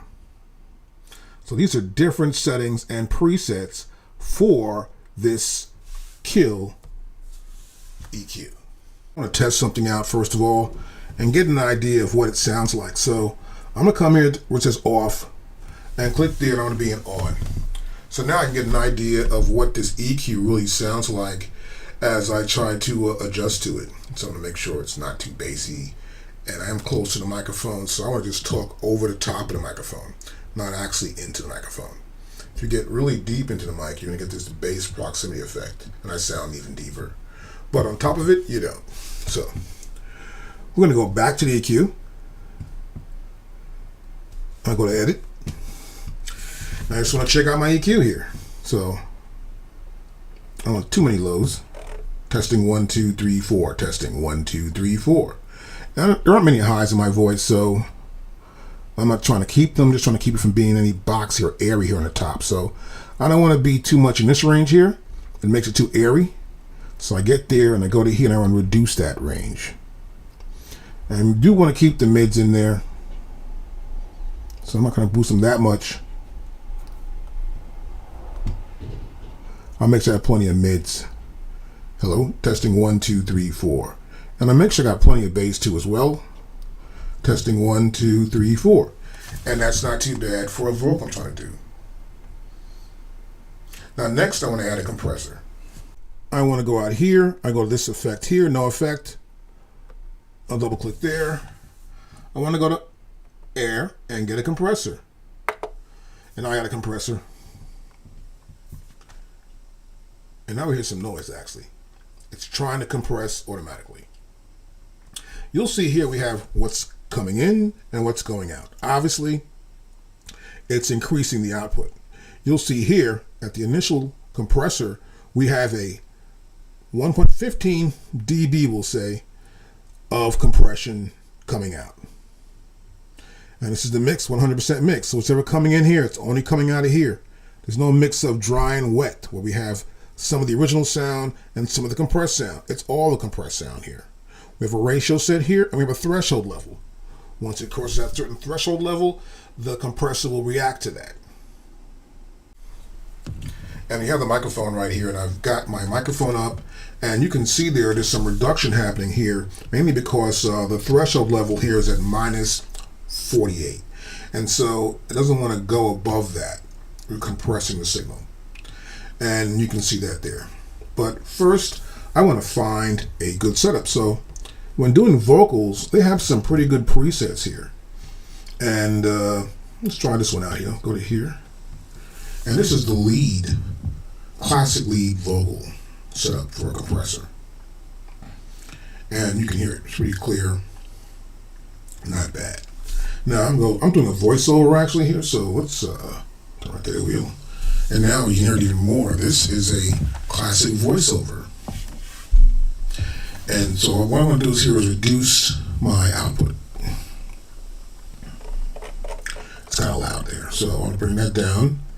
And also bring down the output, or actually the input, that's increasing with this compression. I want to make sure I can bring that down too as well.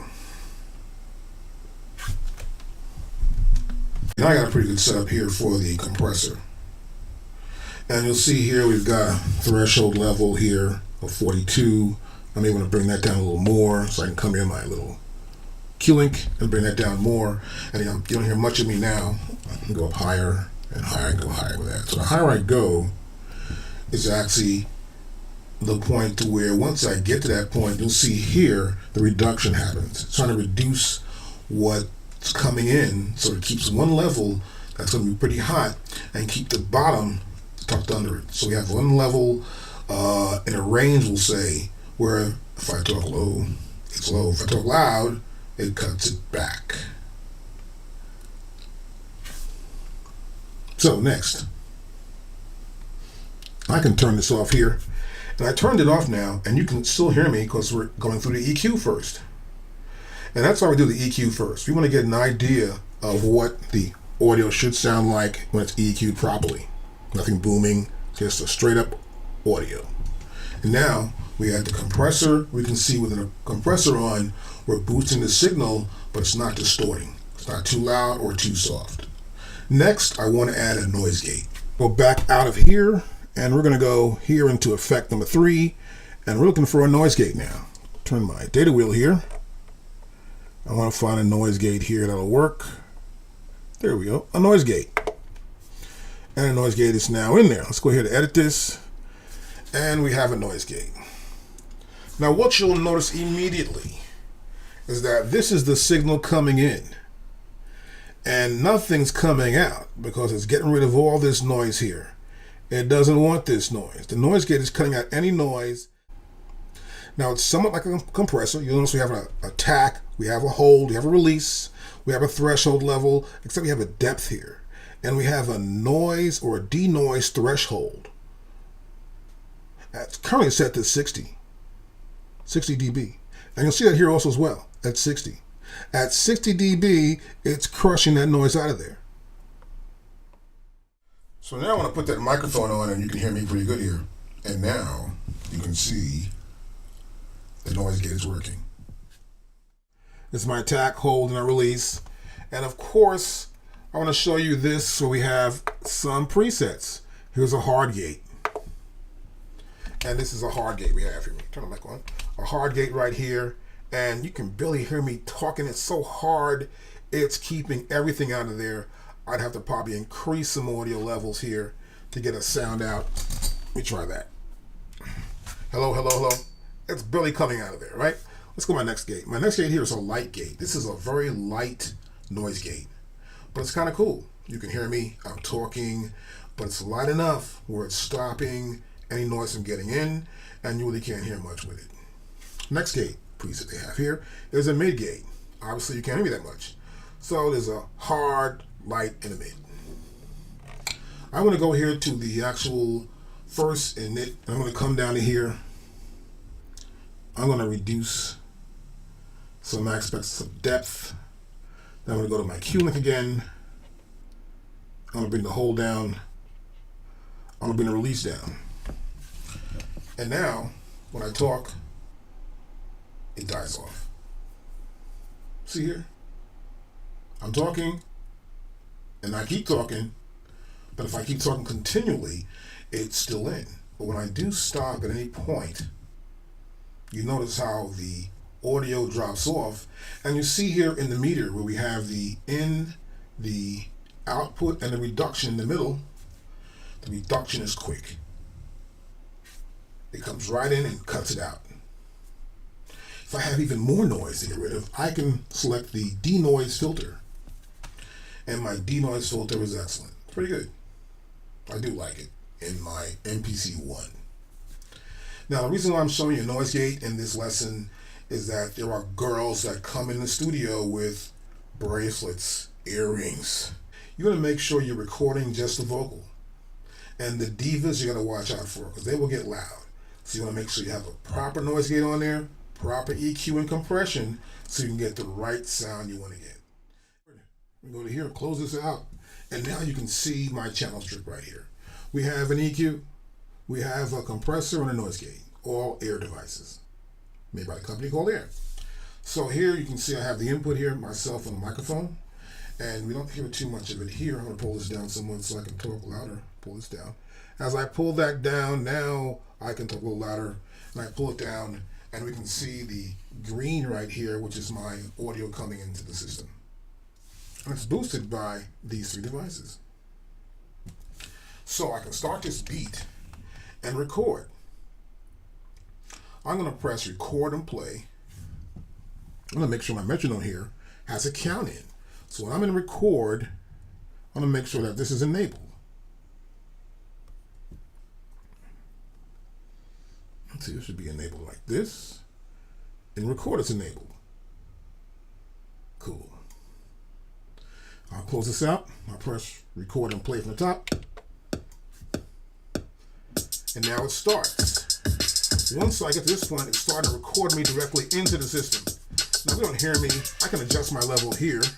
And now you can hear me louder now. I'm with the beat. I'm able to adjust my level in the microphone along with the beat playing. Now, if I was rapping, I'd go like, MPC One is bad for me, but it rocks the beat as you can see. Okay, so I'm trying to rap, but we're not going to do that. But you can see this. Now, I'm going to stop now and listen back. We'll take it from the top, we'll listen back to this recording. Now, watch this. I'm going to press, let's see, I'm going to press right here. I'm going to press auto. And now it starts. Once I get to this point, it started recording me directly into the system. If you don't hear me, I can adjust my level here. And now you hear me louder now. I'm with the beat. I'm able to adjust my level in the microphone along with the beat playing. You can hear that. And if I was rapping, I'd go like, MPC One is bad for me, but it rocks the beat as you can see. Okay, so what? Okay, so you can see that I actually recorded over that track, and now it's pretty simple. And I went to auto. So if I were here in, we hear nothing. So this is the monitor playback system. When I'm in off, we hear nothing. We don't hear the microphone. We don't hear what's recorded to the audio track. When I'm in, we're only going to hear the microphone. And when I'm in auto means we hear the microphone and what's recorded to the track. And this way, by hearing both, I can tell the rapper or singer, we're going to punch in on the next verse or your next chorus. And they'll know, they'll sing along or rap along, and then I'll just press record and play, or I'll press overdub, and I'm going to go right into that track and record over it. Let's do that next. So you're going to like that. So I want to come back here again and maybe overdub. Now I'll press, and now it starts. Play, start. So I get to this point, it started recording me directly into I can start recording over this. You don't hear me. I can and erase what I want to erase and record something new. with the beat. I'm able to adjust my level in the microphone along with the beat playing. And if I was rapping, I'd go like I would go like you know what I'm going to do, man. I'm gonna rock this MPC One like I'm supposed to, man. And when you get in the club, just ask them. Pretty dark, the deaf stuff, man, because it's gonna rock. Okay, I'll stop now. And now I'll go back to the top again, and I'll play it again. And now it starts. Well, here's the all-new part I added. It started recording me directly into the system. If you don't hear me, I can adjust my level here. And then you hear me louder now. I'm with the beat. I'm able to adjust my level in the microphone along with the beat playing. And if I was rapping, I'd go like, I would go like, you know what I'm going to do, man. I'm gonna rock this MPC One like I'm supposed to, man. And when you get in the club, just ask them. Play dark, the deaf stuff, man, because it's gonna rock. Okay, I'll stop now. And so as you can see, I recorded over the part that was there. So we can do an overdub right onto the track. And that's how we can use our audio track with a microphone and a setup with inserts to give us an even better audio output. We're going to go here to edit audio right here. And then I'll press play start. And now it starts. Once I get to this point, it started recording me directly into the system. If you don't hear me, I can adjust my level here. And then you hear me louder now. I'm with the beat. I'm able to adjust my level in the microphone along with the beat. See, audio file right here. And if I was rapping, I'd go like, I would go like, you know what I'm going to do, man. I'm gonna rock this MPC One like I'm supposed to, man. And so you saw I changed the actual rap that was there, as you can see, right? And you'll see right here, this cut in right here is where I punched in, where I went to press record and play right there at the same time, so I can punch in and make a brand new recording over that first recording. And that's how we do the punch in. And you can see it right there. Now, this is a different setup here, right? I can browse samples, means I can add samples here, right? And we have the program PRG volume right there as well.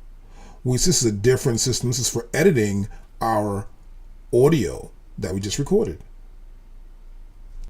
Now here you see we have a selector. This is a pointer tool. This is an editor. I can erase here, I can cut, I can lower. And here, designed just for me to zoom in or zoom out.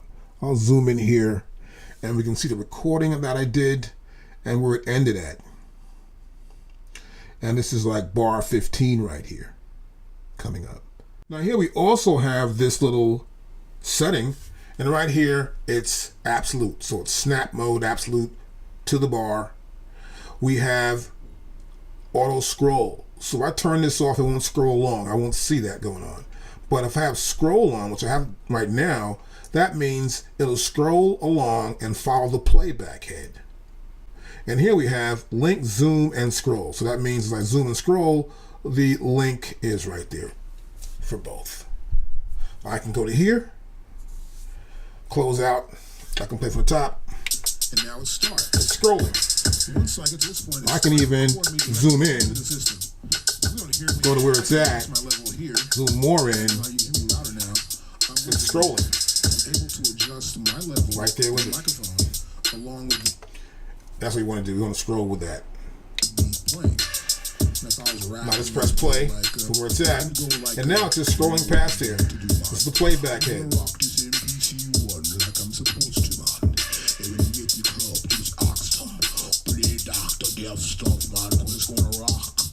Okay, I'll stop now. And I'll stop now again. Once you've gone to this edit audio, this window comes up and you want to go back to where you were. I can go right back here to main. Once I select main, I'm back in that window I had before where I started the audio. Okay? Now next, I want to record a bass guitar. Brand new track here. I want to record in a bass track. So to add a track here, I'm just going to come right here and go to plus sign. And now I have my second audio track. It's pretty simple, right? And then I want to make a new configuration. So I'll go back here, I'll go to input configuration. And in this case, I want to add an EQ for the bass. And I also would like to have a compressor for the bass as well. Let's do that. So I got my bass out here. I'm gonna go to on, in rather.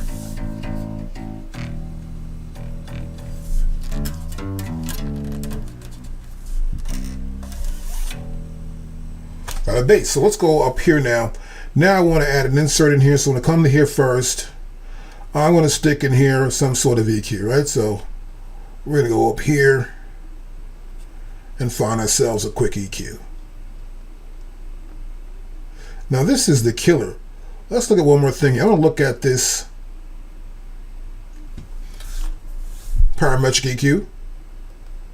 I want to put a compressor in. Okay, you can hear that. You can hear the compressor they're trying to compress. So I go here to edit, and I've got the initial there, right? And we can see all this stuff right here, what we have for the EQ. I'm gonna double click this, and good. And this is just vocal, see that? Let's go to here. I want to go to bass. Here's bass. And so I'm gonna come to here, I'm just gonna put it in here like this. I want to get me a nice bassy sound, so let's go to this next one, extreme bass. Right, and then we got one more here, two more I think. There's a high cut and there's low only. Let's try low only.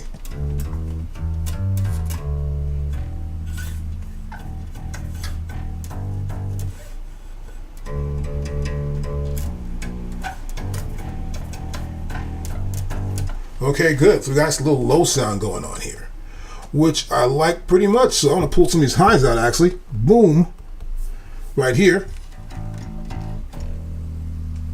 Got a nice little low sound going on. And then I'm gonna pull back here and I'm gonna look at this compressor. Good, that's what I wanted. And good, we got a compressor here. So I'm gonna come to here and look for a compressor for bass. Here we go. Pop that in. We got classic, flatten. Let's go to flatten. Okay, good. So then I'm going to go back, press that in. Flatten's going to work. And now I want to get more output out of this thing here, right? So here's my output.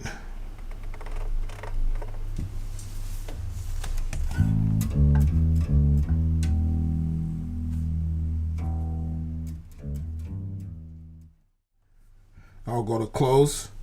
And now you'll see we have the inserts right here on the track. We have also the audio here of the track. This does not increase the audio level being recorded inside of your MPC One system. No, it doesn't. It just turns the audio up so we can hear it louder. We're in armed here, and then we're going to record. Before I start, I can actually go to the first track where I did my audio and mute that vocal. Then go to my next track and just hear the bass as I try to record. Press record and play start, get a 4-click count in, or 1-bar count in, and then we're gonna record.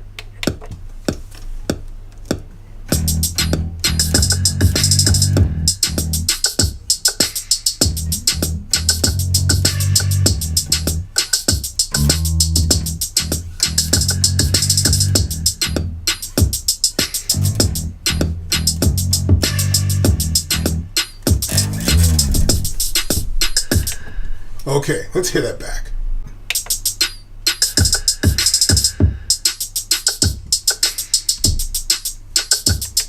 And as you know, we should go here to auto. Don't forget that.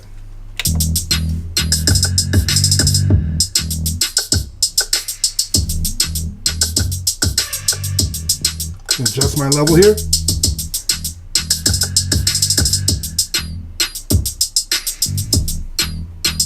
Go to my first track. I would go like you know what I'm going to do, man. I'm gonna rock this MPC One like I'm supposed to, man. And when you get in the club, just ask them, play Dr. Death stuff, man, because it's gonna rock. Okay, I'll stop now. And that's how we do it. Now here we have track 1. It's been done. And then here we have track 2, which is the bass. Now, I can also save this. Let's go to here first. We'll select the edit tool And you see here, the first option is to delete.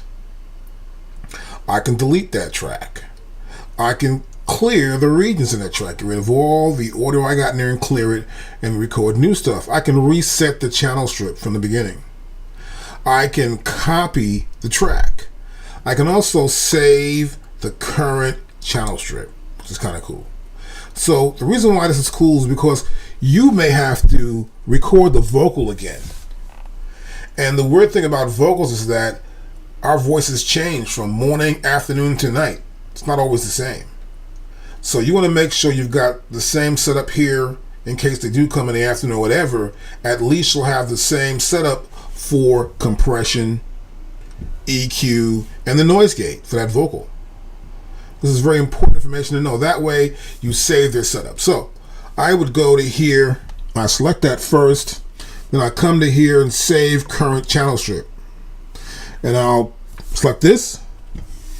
And then it's going to say, well, hey, where am I going to save audio 1 to, right?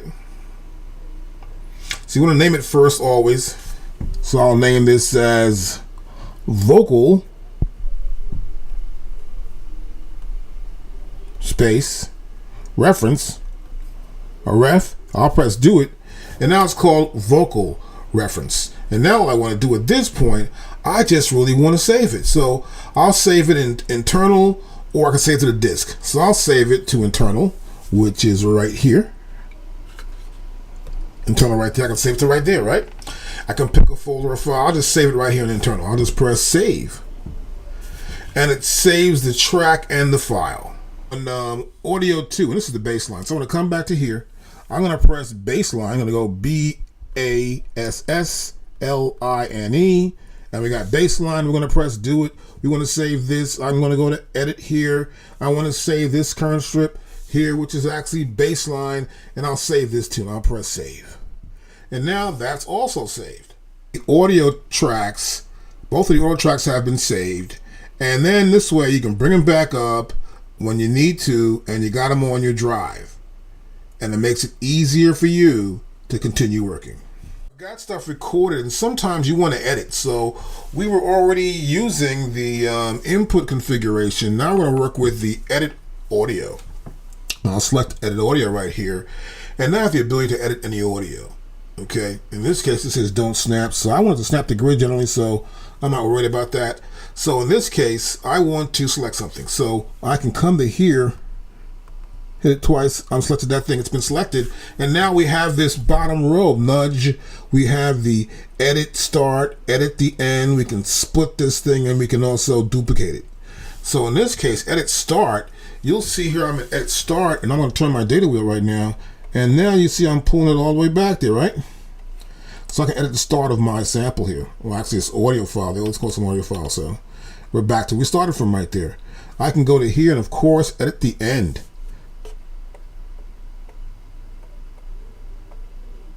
At the end of that sample right there, edit the end. I can nudge the sample up or down. Let's say we want to nudge it a little bit. So move my cursor, pressing one time, each time I press this, I'm going backing up here, using a plus and minus. Close it up. I can nudge and move it back and forth if it's not tight enough. I can go in there and do that too as well.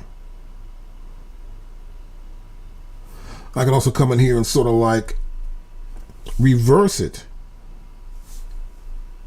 Turn it back to where it was. We can mute it. It's muted now. It's grayed out. We can use warp with it. Select our BPM and it'll match the same BPM. We can duplicate it and we can split it any way we want. I can come to here and split this. Split. Oh, it's split. I have a playback here. Let's undo that. And you saw what happened.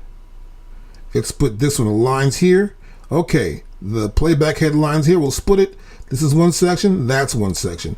It's all based on where this playback head, this white line, is positioned in the window to the region. I can also come to here. I can just get a fade in. Watch this. I can select the fade, and it'll just fade in like that. I'll take it back to 0, of course. That's a fade in. This is a level. I can increase the level of it. And these are all audio files. That's what we can do when we're doing audio editing for our file. I can also bring these files up also inside of the sample pool, then also use features in sample editing to sort of like make it louder if I want to or not. I'll just close this out here, and then that channel strip is closed. I'll go back to MIDI, and here we are. We started from the beginning. And now it starts. Pretty simple.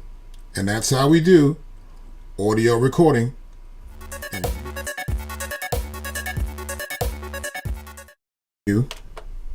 And we're going to go to sample edit. And here we are in sample edit. Now here in sample edit, we can edit samples, obviously, right? And you can see everything right here in front of you. Now, in our top row here, we see the icon for the sample edit page. We see the current sample selected and the name right here, sample the name. Here, we can always change the name. We can throw the sample out too as well. Here, we're just going to zoom in, sort of like be able to zoom in, zoom out with that. We have a start here and an end point here for that sample. And here, just to hear that sample back. And here we have our settings. We have cue play mode, toggle, or we can set it to one shot.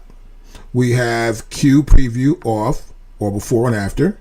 We have slice preview, or we can have before and after. We have auto scroll, which I've set to follow. We have sample line units. Rather than time, I'm doing it in terms of samples, or I can do it in terms of beats. This is my favorite setup. About this headphone and this zoom. The zoom here works. It's pretty simple, actually. I can come in here and I can expand like this or like that, as you can see. Not up and down, but this way, right? Or an angle, actually. See that there? And I can zoom in to my sample region.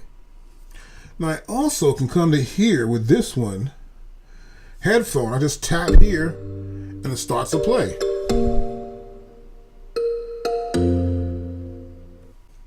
And of course, as we went through here before, we have settings.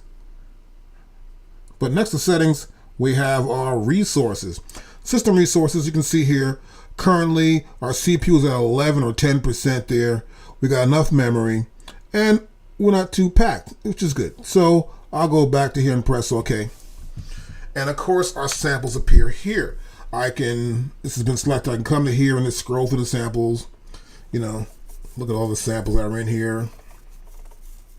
Pick the ones I like or want to deal with. And then at that point, I can come here and edit these samples. Now, earlier I took some samples, some recordings here of a vocal thing. So I can come to here. And now it starts. Once I get to this point, it started. You can see how small that sample is, right? It's not really that loud. So let's talk about process right now. So I can actually process this sound and many sounds. So the next sample here is this one here is a bass line, and I'll just tap here.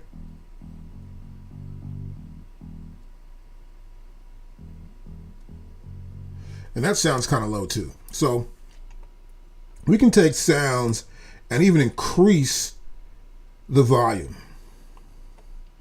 Now, for example, here I can come, let's find a sound I want to use here. Let's get something we might want to check out here. Let's check out something here. Let's try this. Okay, so we have this sound here. And I can go to processing here, and I can process any sample that's here in this page, any audio file as well too. I can silence, I can extract a new sample. So here, as you can see here, we have a region here and a region here. And then let's say this is one whole region. This is the new sample. So it's been extracted from the entire sample. So we can extract samples out of a sample.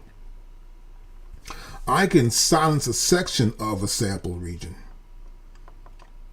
This one you'll hear, this part you'll hear, but this part will be silenced.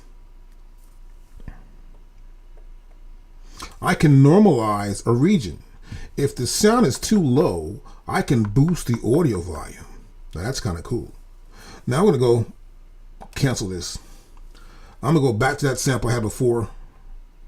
This bass sound, right? Nope, the bass sound's right here, right? This is the bass sound. Now I can, okay. What I want to do here is sort of increase this thing, right? So I want to go to process and I want to normalize this sample. I'll press do it. And now it's been normalized. Now I'll play it. And you can hear it. You can hear the hum from there totally. But that's the bass sound. Did you see what happened? It made it pretty big right there. So it will increase the audio volume to the peak level. And you see these transients, which are these waves here going back and forth over the section in the middle. And peak, and it comes back down to here. But it never gets loud, way too loud. So it makes it maximum output, which is very useful for a sampler. Now next, I can, let's go to process again. The next option for process here is I can reverse a sample. I can take a sample and just reverse it totally. This sample's reversed now. Now I'll play this back.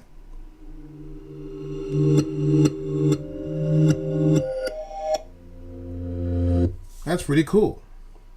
I'll come back to here. Matter of fact, let me cancel that. Let me just undo that. The undo works here too. See that? I can undo what I've done. Let's play it back now. Perfect. It's going to play back in a normal way forward. I'll go to process again here. We can fade in a sample. We can fade the beginning in. Let's do that. We'll fade this in and now we'll play it back.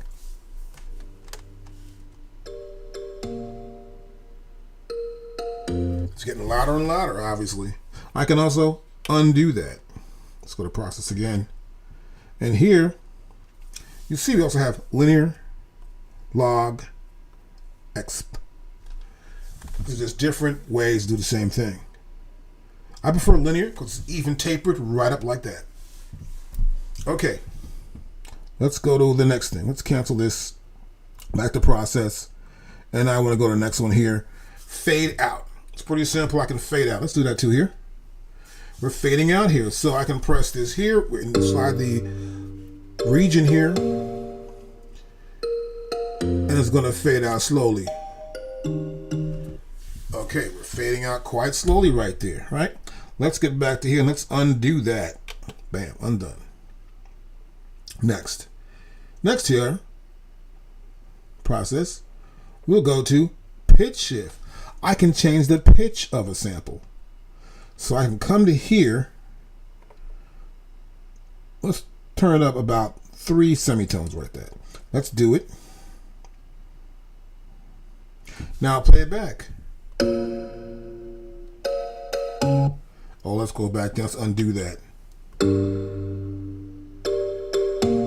As you can hear, that was pretty accurate. So we're going to go back to process again. And here we have, I can time stretch a sample. I can make it fit whatever I want to make it fit to. I have, let's see, this is 8 beats.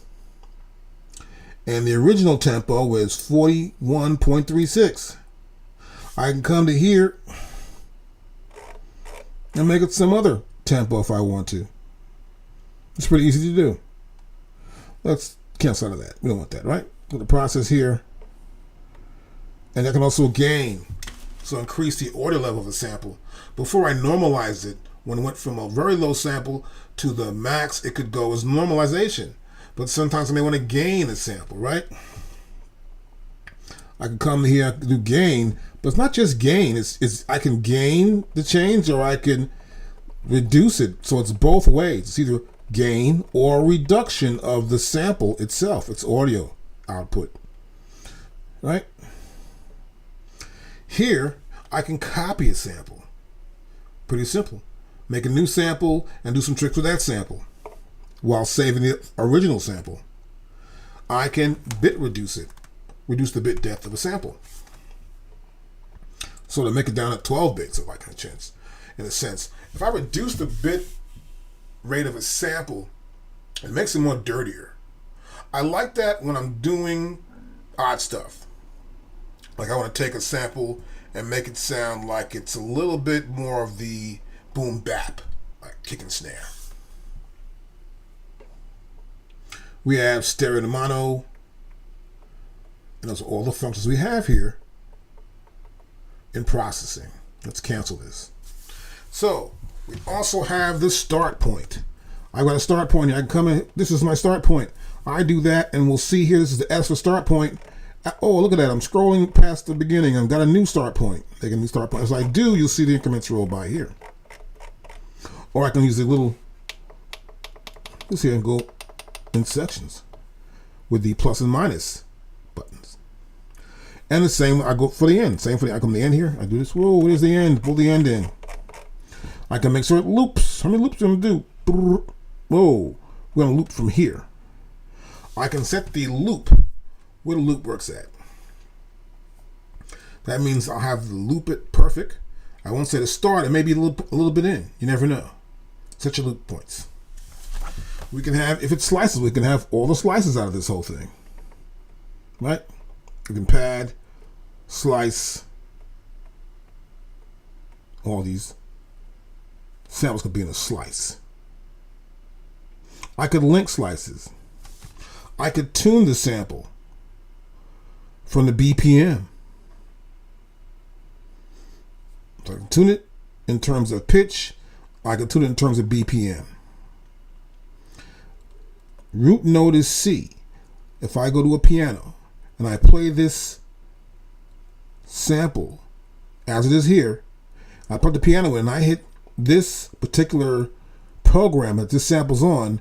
If I play the C note, this sample will be the perfect pitch of what it was sampled at. And that's root C. If I had a loop going on, I'd come here and we're looping, right? So you can see we can loop in both directions. Here's one direction. Here's just forward loop. Ways the loop. And I could lock the loop or unlock the loop. I can also assign.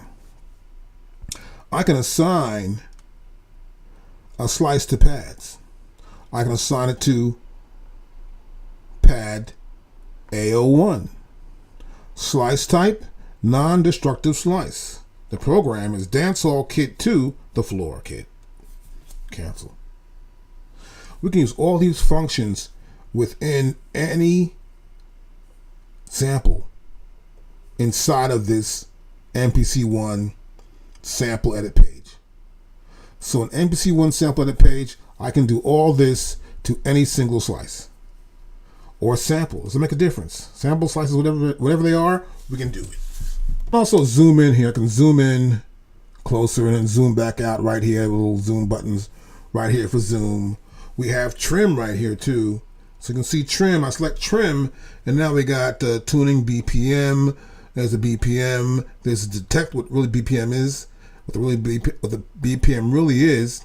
And then here we have, this is slice, or rather this is C3 for the note value, as we explained before.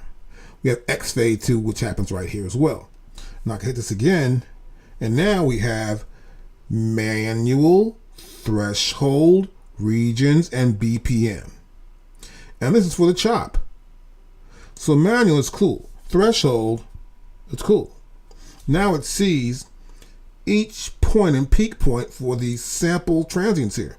It can tell that the peak point happens here, here, here, and there, right?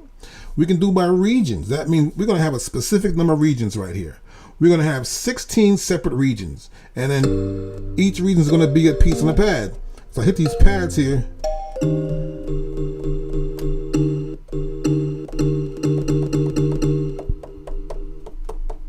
I hit these pads, these regions actually play.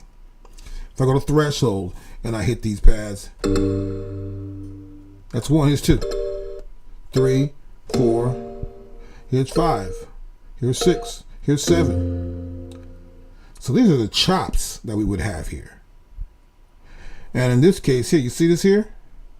That was the 7th slice. I go to here, it's the 8th slice. I see the start and the end point for these slices. And the threshold level. Now, threshold level here is based on the idea that a sample is played, it starts off, and then it cuts off. So this whole system of understanding the threshold level and the chop is that it's judging a threshold level. Now, for example, I come to here, I check threshold level, and as I increase it, the chops will change. See, they change totally. Let me get down further down, and now they change. See, there we go. They get more or less. I can come at 62, 63, and now we have less. We have 8 separate chops here now. Now it's down to 6. So as I get down to a lower number here, we increase the number of chops because the threshold level is lowering.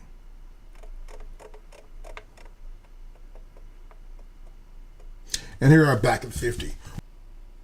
Now we can always make our own sample chops too as well. We can come back to here and be in manual and make our own right here. So I'd come back to here, then go to here. Now I would say, okay, I want to make my own sample chops, and I would go to here. I would select this one here, use the end, change the end here to that chop, make the second chop different.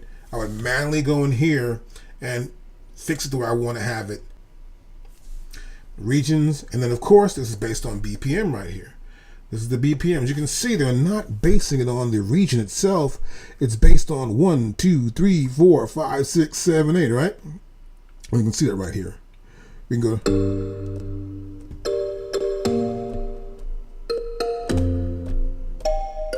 So I'm just tapping the pads here, one by one, in order. If I keep my timing up and hit them at the right point, it'll play through the whole thing as though it was playing through a drum sequence.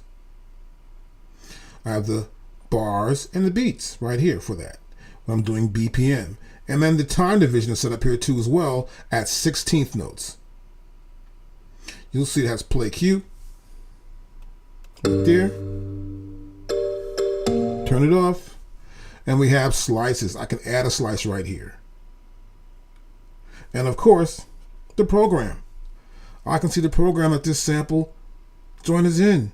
I can see this is the name of the sample, and this is the program.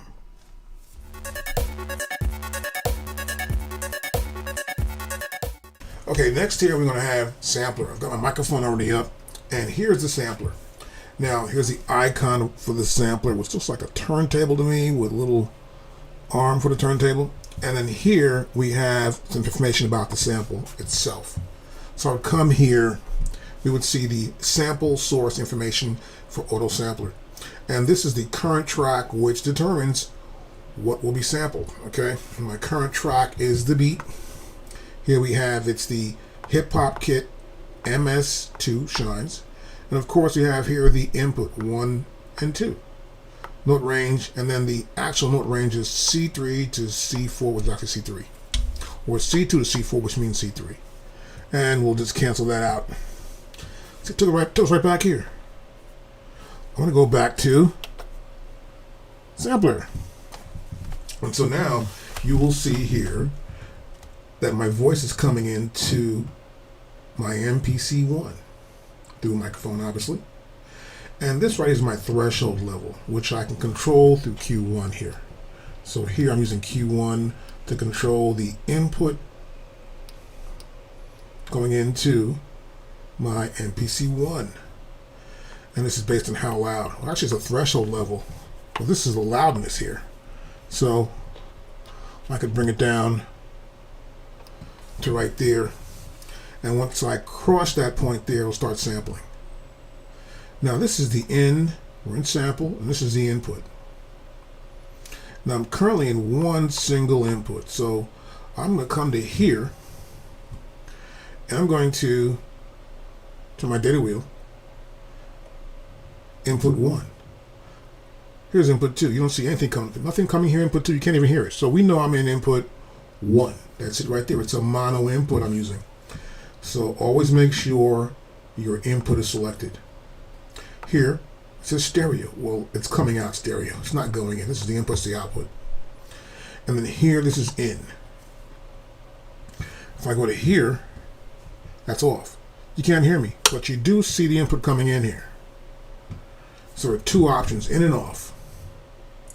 And here I can set the maximum length for the sample. Here I can arm the sample.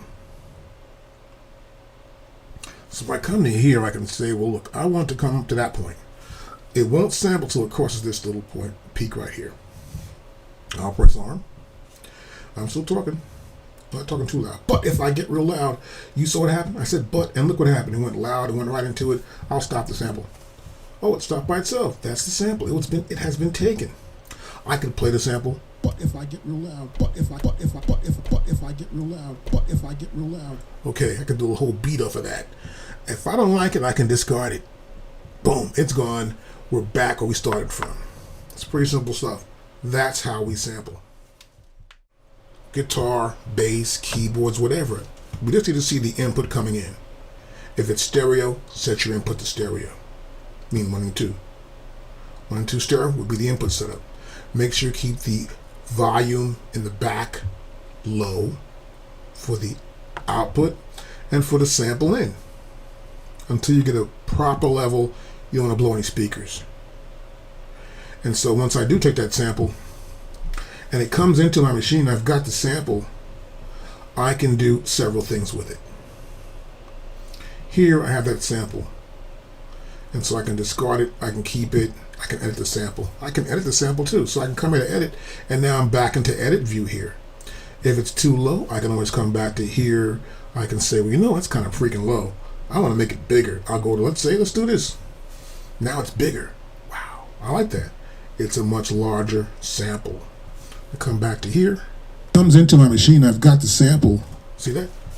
I made it louder, I played it back. It's that simple. If I don't like the sample and I come right here and edit, I come here to trash it. I'm going to trash that sample, delete sample. It is gone. Or I can do more actually. I can increase the length of the sample, get my max out. I can go to 20 seconds. I can go as far as I want to go if I have plenty of memory in here, right? 5 is good enough for me for right now. I can also go to inserts here. I say I want to get me an effect.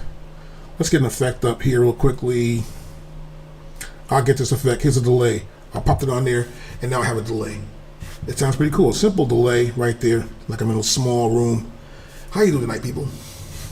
I got jokes. I go back to here. It's different delay. I can pick a dotted note delay. Oh, this will work good. That isn't bad. Or I can come back into here and pick a different delay, like that. So we can add delays here and make it sound much different. But be mindful, this delay will not be recorded to the sample. It is just set up in the insert, which is right here. Okay? So sometimes you might want to use a delay if you want to see how a particular sound is going to sound. So that when you do sample it in, maybe guitar, bass, or whatever, you can get a good idea of how you want to use it, and the inserts will help you with that. Again, I'm going to arm it. I'm armed, slice, slice, slice. I'm making slices here, like I'm making pizza or something. There you go, I got slices. Okay, look at, I got plenty of slices right here. So here's a slice, new sample, slice 1. Let's play it. I'm armed, slice. There you go, this is I'm armed, slice, right?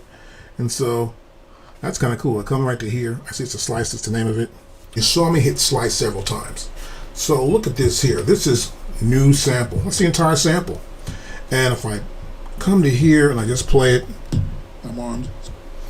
I'm armed. It's the first one I said, right? But you'll notice if I come to here and it says slice, I got 1, 2, 3, 4, 5 slices. So it takes one sample, and every time I hit that slice button, it creates another slice from the same sample. So it's all one sample, but these are different slices. And that's how that slice function works. So we have slice. I come in slice function, and this is the slice where I can actually hit pads, and each pad will have a separate slice. So I'll come into here. I've got it set for 9 seconds, the maximum length. Let's cut that down. No need for that whatsoever. Let's try 7. I'll press arm, and once I get loud enough, it'll start recording. That's pad 1. There's pad 2, pad 3, pad 4, 5, and that's it. I got 5 pads. But look at it. There's just one sample. These are non-destructive slices. So these slices would go on pads 1 through 5. Now come to here. Loud enough, it'll start recording. That's pad 1. There's pad 2, pad 3, pad 4, 5. There you go. You can hear it back. Next, what I would do, I'd come here and say create. And it created it. It created a program for those slices. And we can use pad tap. So here in pad tap, I can just tap a pad, it'll start sampling. So I come to here, I'm sampling now. I can sample here, I can sample here, and I can sample there. You notice as I hold the pad down, it stays red. Then the samples are just on the pads. I sample here, I sample there. That's pad 3 and pad 4, and my samples are done. And that's how you do it. It's pretty simple stuff. And that's pad tap. Pad hold. Pretty similar. I will come to here, make it a little longer here maybe, and go to arm, and I just hold this down. It keeps recording up. It's still green there. Hold this down now. That's recording to that pad. Up. It's green. Recording here. That's cool. One more. Recording here. Now I'll press stop. Now I go back here to main. Hold this down. It keeps recording. Hold this down now. That's recording to that. Recording here. One more. Recording here. Okay, so I got it recorded. Somewhat the same as pad tap. It's just pad hold. And it's pretty simple. Just get your input proper, get the right level going on, and then check it again. Get rid of samples you don't like, keep samples you do, and then make sure you got a program selected for that sample. In this case, I had drum 001 for that program. And it's set to right here, as you can see, to the drum program. So make sure you've got it set up properly, and you can take samples with a guitar, bass, keyboards, even turntables. Get the proper. The next function here is called looper. Let's grab this looper. There's a looper right there. We got a looper here, so that's the looper logo. This is the beats and bars, right? Where it's at. So I want to probably grab this sucker here and go back to the top. Boom, boom, boom, boom, boom from 1. And here we got bars. I'm gonna go up. How many bars do I want to do? 2, 3, 4? Let's do 4 bars. This overdub. Play overdub, right? This is the output gain. Got that 0.00 dB. The input is set up here because you can see that I actually have this going on. This mic is right here. This is reverse. I want to reverse. And this is the dub, overdub. So I can come to overdub here. I'm overdub. I'm ready to go. So what I'll do is I'll press play. And I'm rocking it. And I'm popping it with my MPC One. And I'm dropping it. This is how I do.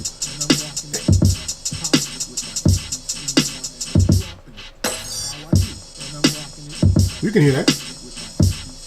Oh yeah. Oh yeah. Yeah.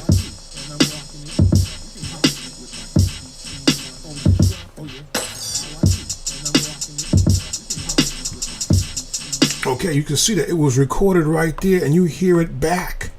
That's kind of funky right there. Now that's how we do it.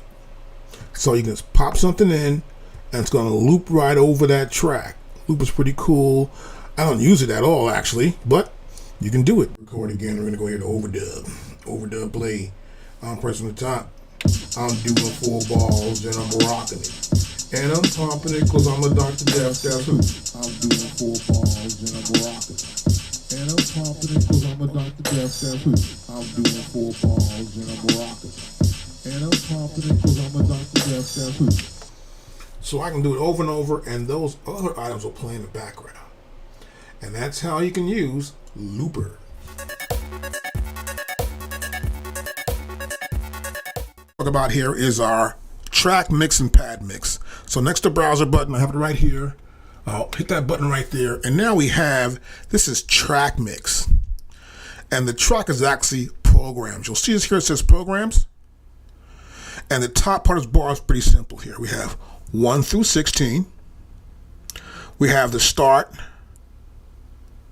We have the beat right here. The ticks as it goes by, right? Here we have automation. And of course here we have our system resources. Let's press OK. So now you're going to see different names appear here because what I tend to do also is I tend to load a bunch of different sounds in where you want to get rid of some stuff, you know? And so here, you'll see also my audio track is right here actually. And this one is empty. And this will signify that this number 5, which is program number 5 here, is actually an audio program. So now, what I want to do is I want to go back in here and sort of get rid of these programs. We'll go back to main screen. Now here in main screen, under track, we have this, which is our drum program, our program section for every track. I've got the hip hop beater. I'll come to here to the track, turn the track here. I've got that. I come here. This is what I wanted to use before. I wasn't too sure about it. And it was pianos. Didn't want to use it to forget that, right? So I didn't want to use that, so I'm going to get rid of it. Now here's what I'll do. I'll come into here now, and I'm going to go here to where I have the name. Pretty cool. I'm going to go here where the actual pencil's at. And now I can get rid of programs I'm not using. I can also duplicate that program. I may have one track that's going to be one keyboard part. I may want to make a different keyboard part on another track and have a different program. That way, if I hold down 8 notes at once, they'll play at the same time because the polyphony will be at the max. Makes it easier for me. I can duplicate to a track. I can bounce to a sample. The entire part I played in the keyboard can be made into one big sample. I can save the current program or save the current sample. In this case, there are a lot of samples in this program. But what I want to do is delete this program because I don't need it. I'll go to delete program right here. It's gone. I have more programs in here. So I'm going to go right here. I'm going to delete all my programs I have here. I got this ARP Odyssey. Oop, that's really wild, a lot, isn't it? Let's go back to B. Oh, real deep. Cool, let's get rid of that too as well. I'll go here to the pencil tool and I'll delete that. So I've gotten rid of all the programs I'm not using. And what I want to do now is look at track mix again. Here's track mix. And now I can see here, it's about the level. I can see I have 1, 2, 3, 4 programs. This program is called the Program 001. This is the first program that the AKAI MPC One always makes. So it's in there and it's there. Here I have the plugin program, which is for the keyboards I have. Here's a clip program where I can fill in some clips in here, which are actually audio files. If I want to do vocals, I'll probably do them right here and make this program. I'll have, maybe 16 or 17 vocal files I can use in the recording. Kind of cool. Or just audio files. That's the clip program. So we see our various programs here, and they actually represent tracks. So these are tracks, in essence, of stuff in the program. So if I play from the top, we'll see here, this is the drum track. It's currently selected with this red border around it. I can come in here, and now all we hear is this drum track. I press solo. I'll come to here. I did mute, and now all we hear is this track right here, right? Now, if I come to this other track here, this track is not playing, and this is track number 2. Here's track number 3, or program number 3, right? Let's stop this. We'll go back to main. Now here in main, you'll notice that track 3 is actually muted. And this is important to realize. From the main, I can mute tracks here. And I'll go to track number 2, which is my keyboard, not muted. And here's 4, which is muted. So you know there's a difference in the setup sometimes. If I have this one here, I added a bunch of different programs, then all of a sudden I've got a new set of programs since I erased some, and it's in a new order. You'll notice here that now the first program is the hip hop beater. Second one here is the plugin I have for keyboards. The third one here is the hip hop kit gang rich kit.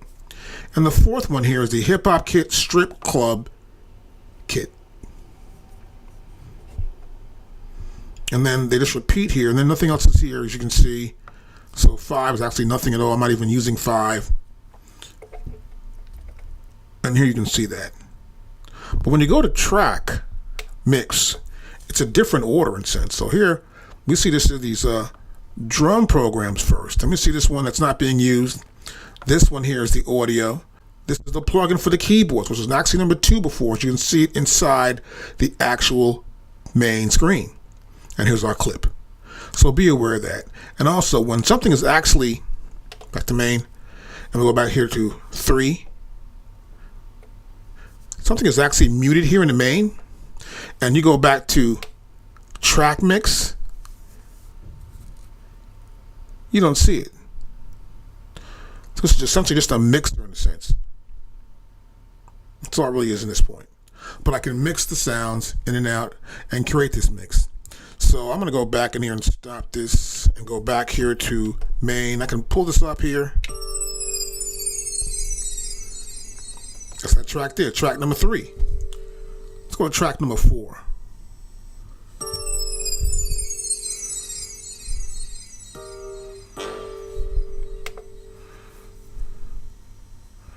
Now, I'm going to go here, turn this on.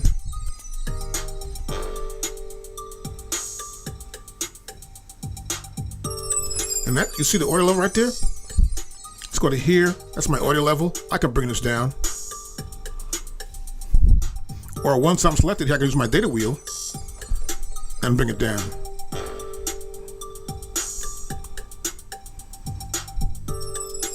You see here, this is another program. That's that horn sound. But you notice I've already applied effects here to get that sound like that. And here we have a chorus for a voice, a compressor, VCA, voltage control amplifier. So what we can do here, I can add effects or inserts here and add effects to any one of my programs.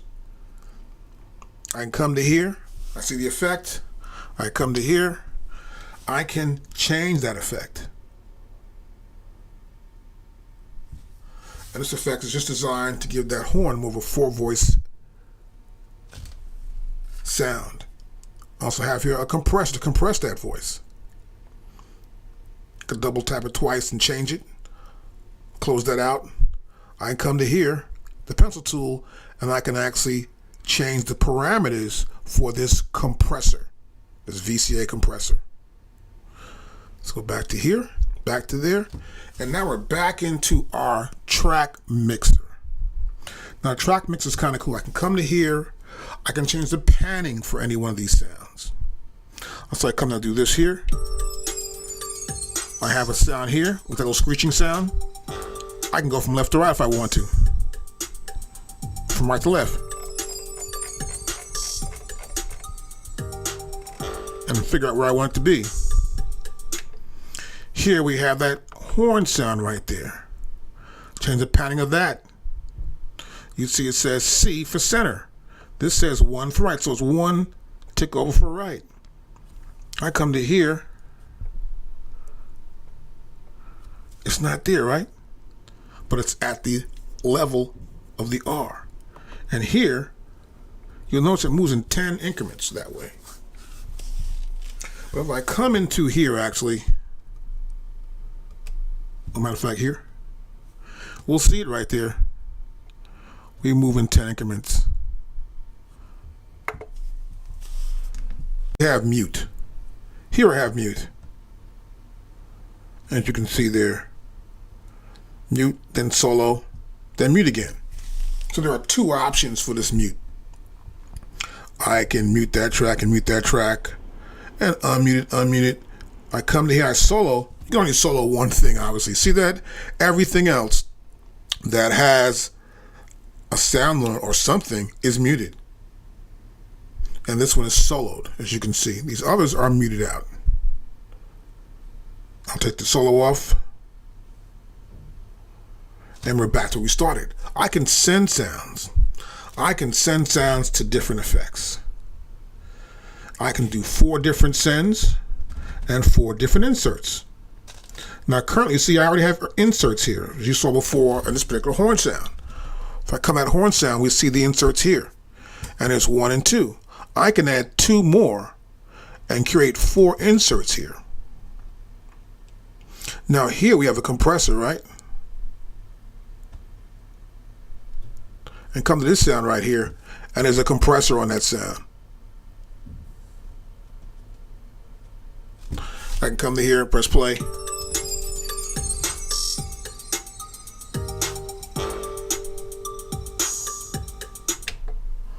And we can hear the sound here coming to its main compressor.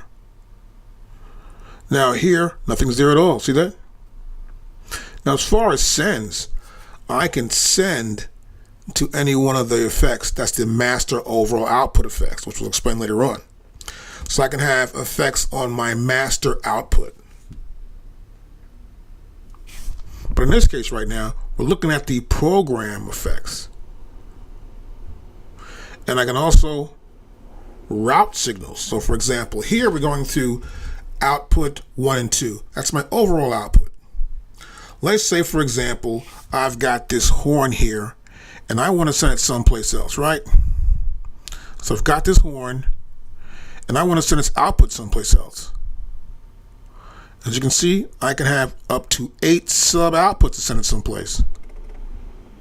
And I have outputs to send it. Besides going to 1 and 2, I can go to 3 and 4, 5 and 6, 7 and 8, or go to mono 1, 2, 3, 4, 5, 6, 7, and 8. So we can change the output source for our program. This is getting a little complicated, but it's like a mixing board where I can have one track and send that track to a different group. I may have 4 background vocals. I want to send them all to the same effects. So I'll pick those effects as a sub 1. Sub 1 right there. And all those effects will go there. But they won't go to the 1 and 2 output. The send here for a track means I can send the signal to a separate set of 4 different effects. And this sets the level of how much that send of the signal will be. So for example, this is send. I'm here and this little horn hit right there. And I could change how much output do I send from here into any one of the inserts for the main effects.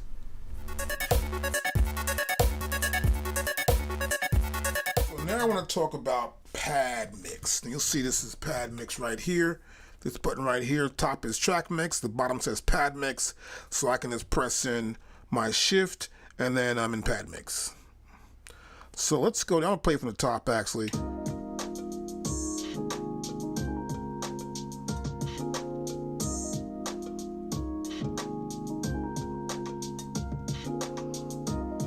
Got a bunch of tracks going on here, so I'm gonna turn some stuff off. I'm gonna go to track, turn one keyboard off. I'll press stop. Okay, so now what I want to do, I'm going to press shift, and I want to go to pad mute. So I'm gonna mute out this pad right here. Boom, that pad's muted. I can hit the pad, or I can just hit the screen here and pick the pad I want to mute, which is cool. I have a couple of muted pads here.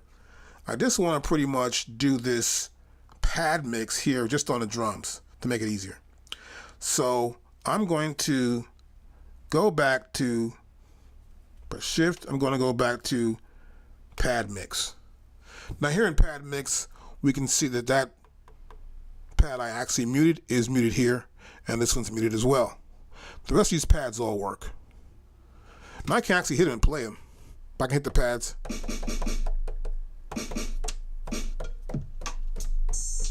And we see the levels for these pads right here. So I can play from the top. There's the bass drum there. Too loud.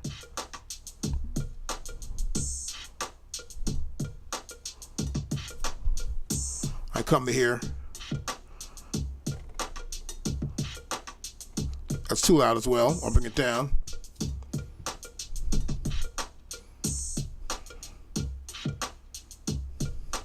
Now the cool thing too, I can actually do some muting in here directly in the pad mix. So I come here, ooh, look, I can see I'm gonna mute something. So I can pick a pad here I want to mute.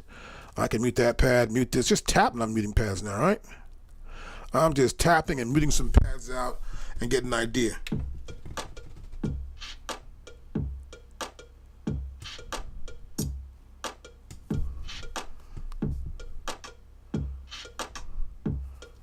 See, someone's delayed hit.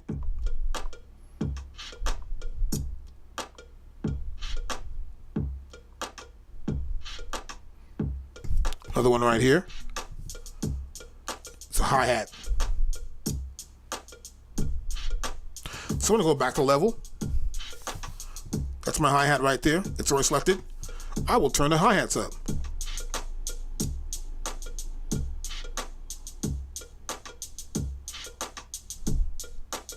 Now you notice here also, go back to the wrong button there. We're gonna go back to our pad mix right there. And so now you'll see here that we have a reverb right here on this hi-hat. There's a reverb right there. It's a reverb. And so I can also add some more inserts. I can come to here, inserts, right? And I'll see the insert there is a reverb. And it's right there inside this program. And so we're sending that sound from this hi-hat. I'm sending that sound. See that? It's going to the right in the panning. That's the level I'm sending in. So let's play this back. And this is the send.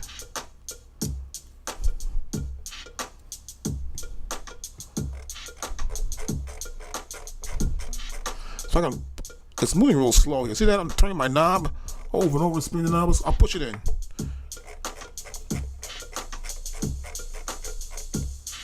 Now you hear it inside the reverb. Let's bring it down some. I'm going to give a little reverb to that hi-hat. I'll push my data wheel in again, and I was able to increase the send volume to the reverb. And you'll notice that once I turn that up and down with my data wheel, this fader does not move at all. So my sends are sending this to the reverb. If I want to unmute some stuff, I'll go back to here.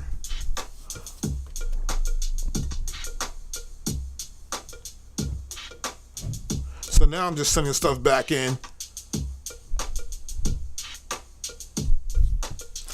And you can see it happen like that pretty quickly. I can go to level here. And we go to here.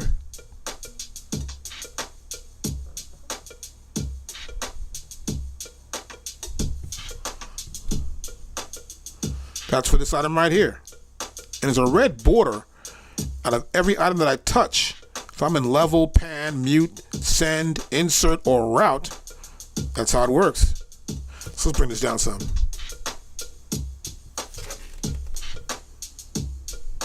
Now this is the program. Let's stop this. This is the program right here. It's a program.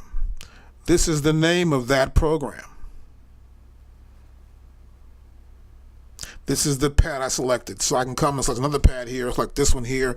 It says 2. So you can see which pad you're actually editing the information for. And so here I am in level. If I want to change the panning for something, I come to here. I may want to change the panning for a hi-hat or something, right? And so here's the hi-hat. I can come to here and maybe want to go a little bit left. And I'm right there. Now I'll play it back from the top again. I can mute. I can also send. I can also insert. So here, insert, right? So we're here. This is pad number 7. And so insert, right? Insert 1. So this is pad number 7. Inserts, and I can add effects right here. All on, and this one is on. I can throw that effect out. I can edit that effect. Come back there, hit that pencil tool. This is the initial setup for the air reverb. I have a pre-delay, room size, time, which is how long it takes for that sound to hit the back of the wall. Then we have the mix. How much of this reverb do I want to add to that particular sound? Now all this also works with Q-Link. If I press the Q-Link button in, it'll show me that, what these parameters do, and how I can control them through Q-Link. So what I want to do here though now is I'm going to go back in here. I'm going to select preset. We got presets all through here. I may want a small room. I prefer a little bigger size, like maybe a medium verb. That's not bad. A medium verb there. I might want a delay. You know, when you hear a reverb, the sound has to be delayed a little bit. If I'm in a big auditorium, then it's going to delay somewhat to get to the back and then bounce off the back wall and come right back at me at the microphone or whatever. So I may want to add a delay. I'll come to here. I'll tap that twice. I'll use my data wheel. Scroll down to here where it says delay and reverb. I'll push the data wheel in. I can select a delay. I'll pick the very first delay we have. That's right there. I hit the pencil tool. Whoa. I can now set a delay in. Let's play this back. That's an 8th note triplet delay. I don't even need that, right? I come to there.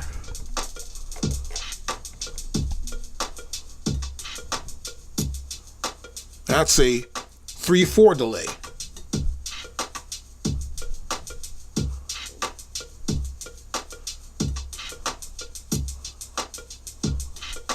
You can experiment with your delay settings. If you don't want too much, come to your mix.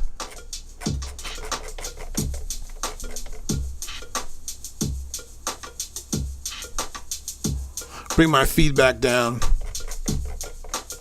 That's that effect that keeps hitting it up with the 3/4 delay.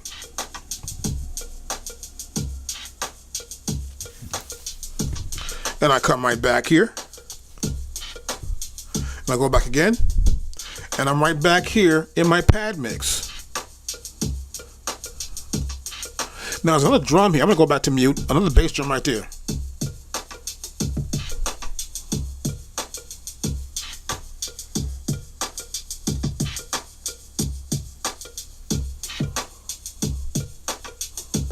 So we have another bass drum there. Now, I've got 2 bass drums. So I'm going to do here, that bass drum, I may want to add something to it. So I'm going to come back here to insert, and I'm going to select that bass drum right there. It's selected right now. Nothing's on it. I'll come to here. I'll tap that. That's the bass drum, which is A5. I'll come to here, tap on it twice. I may want a compressor this time. So I want to go down to here, move my data wheel down. I'm going to dynamics. I want to get a compressor on that bass drum. Pull the bass drum up. Okay, got a compressor. Let's look at this here. We have some initial presets. Let's try that. There you go, drums. So I'm gonna just try that for that bass drum to make it real simple. Okay, we want a pumpy drum, explosive drum. What kind of drum? I want a hard drum. There you go. I'll come back to here. A5. I go back to here. Now I've got a drum with a compressor. I want to keep that one. This one's good for me right now. I want to have a different feel for both the drums since they are going to be in the bass frequency range. So they will have some sort of counterpoint going on. I'll go back to mute.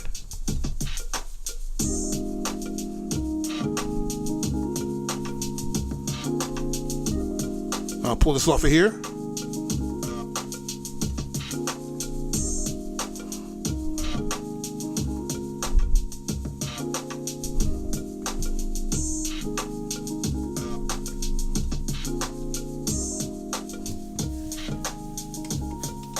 And you can hear the hi-hat, how that 3/4 delay works with the actual straight up beat. You can make some really cool mixes with your MPC One. And this is one way to actually do it. But you must take your time and go over. This is just the drums. Imagine having to do 8 tracks. You've got keyboards, a bass line, a vocal. The next thing I want to show you here that's in our pad mix is the ability to route signals. So routing a signal means that this signal currently is going out of the program. So all these levels are in this program, and the program's feeding to the main output.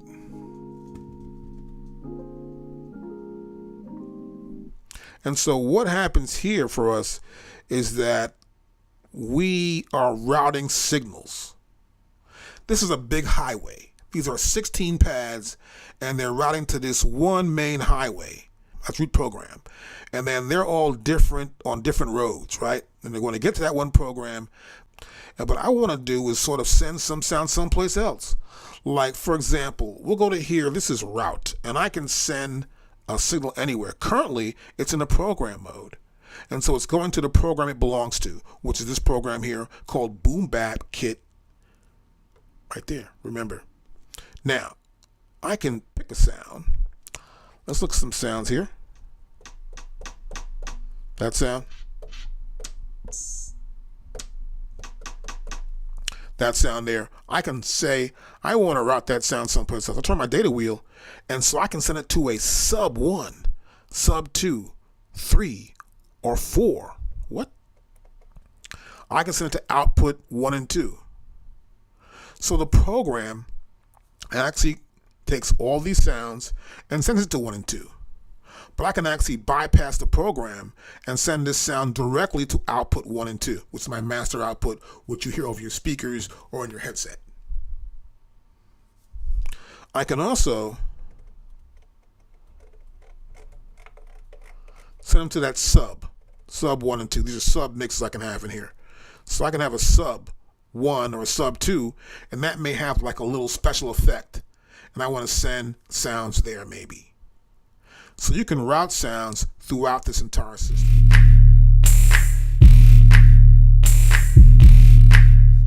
So as you can see here, these are programs.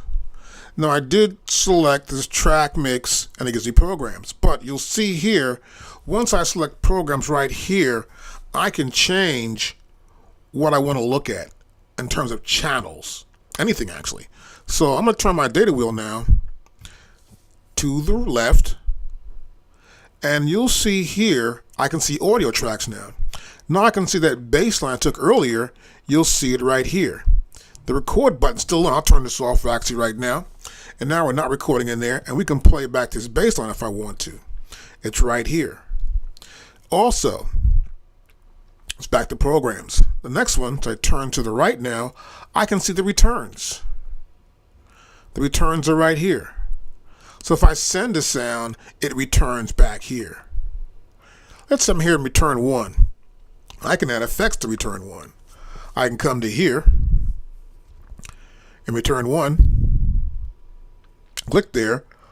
Let's say I want to add a reverb. There's a reverb right there. I'll press select. And now I've selected a reverb for return 1. I go back to here. You'll see the reverb is right there. Now here's return 2. I can come to here. I can add an effect right there. I'll tap that twice. I can find another effect I want to put there. Turn my data wheel. And I can scroll and look for an effect I may want to put here. Maybe a mono sync delay. That goes there. I can close this. Now we have returns here. In 1 and 2, there are effects in these 2 returns. None here in 3 or 4. I can also go here to my master right there, where I can apply 4 different effects. Here also, the submix, as I showed you before, I can apply effects to a submix. Submix 1, I can apply effect to. Let's say Submix 1, I want to add a bunch of compression or something like that, right? So I'm going to close this off, look for dynamics. Here's a compressor right here. I'll pull a compressor up. And I have a compressor there in Submix 1. I can edit this mix, this compressor, inside this mix here. I want to pull up a preset. We'll go for drums. Okay, I select drums, and now I can have different type of compression effects for drums. So what we're going to use here, I'm going to come here for effects for drums, and I may just want to harden the drums a little bit, right? Let's harden them a little bit. And this will harden my drums. Those presets are in every one of our effects. You can check them out too, what you're going to do right now actually. So in Submix 1, I have this compressor. So if I play this track and I go back to program, here's programs. I select my drums right here. I want to solo them.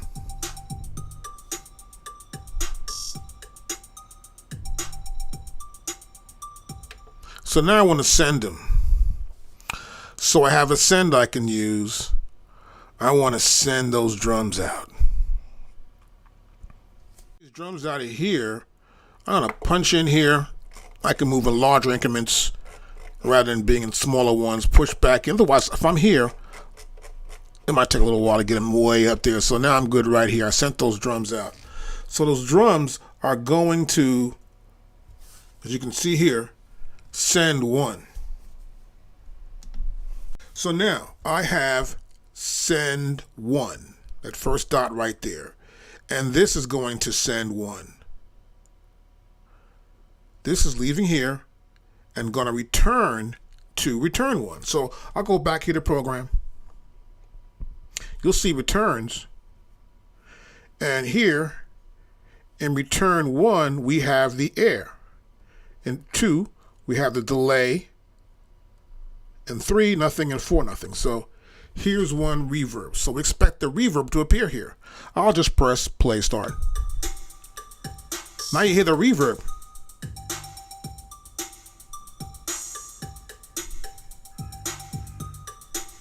I can go to here in the program,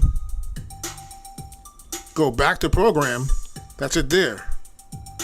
I'll select it. You can hear the reverb for sure. I can also dial down the audio. And that's how I can apply effects to programs. I can do the same thing for pads. And that was using send 1. From here. And the return to actually hear that is right here. That's the return. So I can actually lower this too. So I come to here. I'll turn it on again. I'm going to lower this down. That's no reverb. Now I want to have a little bit between the wet, which is the reverb sound, and the dry sound, which is this current sound.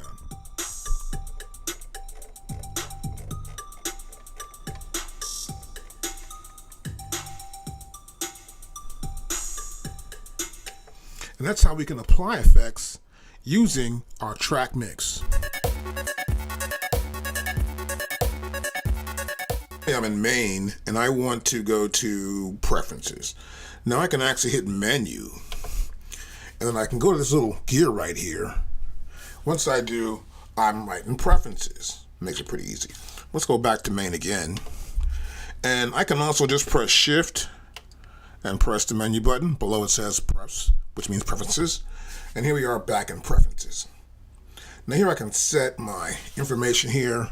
I can look at the serial number, the control surface firmware, and get an idea of whether I need to update this firmware or not. But next we have Ethernet. So here for Ethernet, you can see we have enabled right here, right? And the status is available. So once you put your Ethernet cable in, it will realize that it's there. Now this is an automatic, so that means the address method will be found automatically. And then here it'll put in the IP address, the subnet mask, the gateway, and the DNS. Now sometimes, if you're really good at it, you can go to here, so tap that, and we can go to manual. Turn my data wheel and just punch that in, and now we see manual. So you can put your own IP address in, if you know that, and the subnet, and the gateway, and the DNS. This way you can make contact with Splice, which is right down here. The sequencer, right there. And here you notice in sequencer, our first option is the display resolution. And it's at 96 ppqn. That's pulse per quarter note. And so if I come to here and I'm going to push my data wheel in, we'll see two options, either 96 or 960 ppqns. So 96 is preferable because it just changes the resolution of what we see on the display. It has no effect whatsoever on the time correction or quantizing of any notes. Next, we have, this is the instant track mute. Now, if some of you guys have an older MPC and you remember how with that machine, or if you still even have one, you can actually play a loop and then it won't cut off if you select mute. You select mute, bam, it can cut off, right? So you're going to play the sequence and then the mute will instantly cut off that sample. Now the newer MPCs don't do that, but this option here allows you to do that. So when you're playing a sequence, and let's say you've got 4 bar setup, it's one loop. That loop plays in the first bar, but not the second bar. And you got 4 different bars as a separate sections. The loop will cut off when you have instant track mute. I'm an older guy with MPC stuff, so I prefer the loop to cut off actually at some point after it plays. Next we have play track mute and solo events. Definitely. That's for sure. Record track mute and solo events. Yep, we can record it. I can also record pad afternote events. That's right. And place events recorded during count-in on the start point. This means that in case you rush hitting that first note and it goes tick, tick, tick, tick, you got to count in 1, 2, 3, 4, bam. And you hit it too fast or too slow, it'll put that one event on the first point once the machine starts to record into that sequence. Next we have truncation duration. And so this is going to be to sample or to sequence length rather.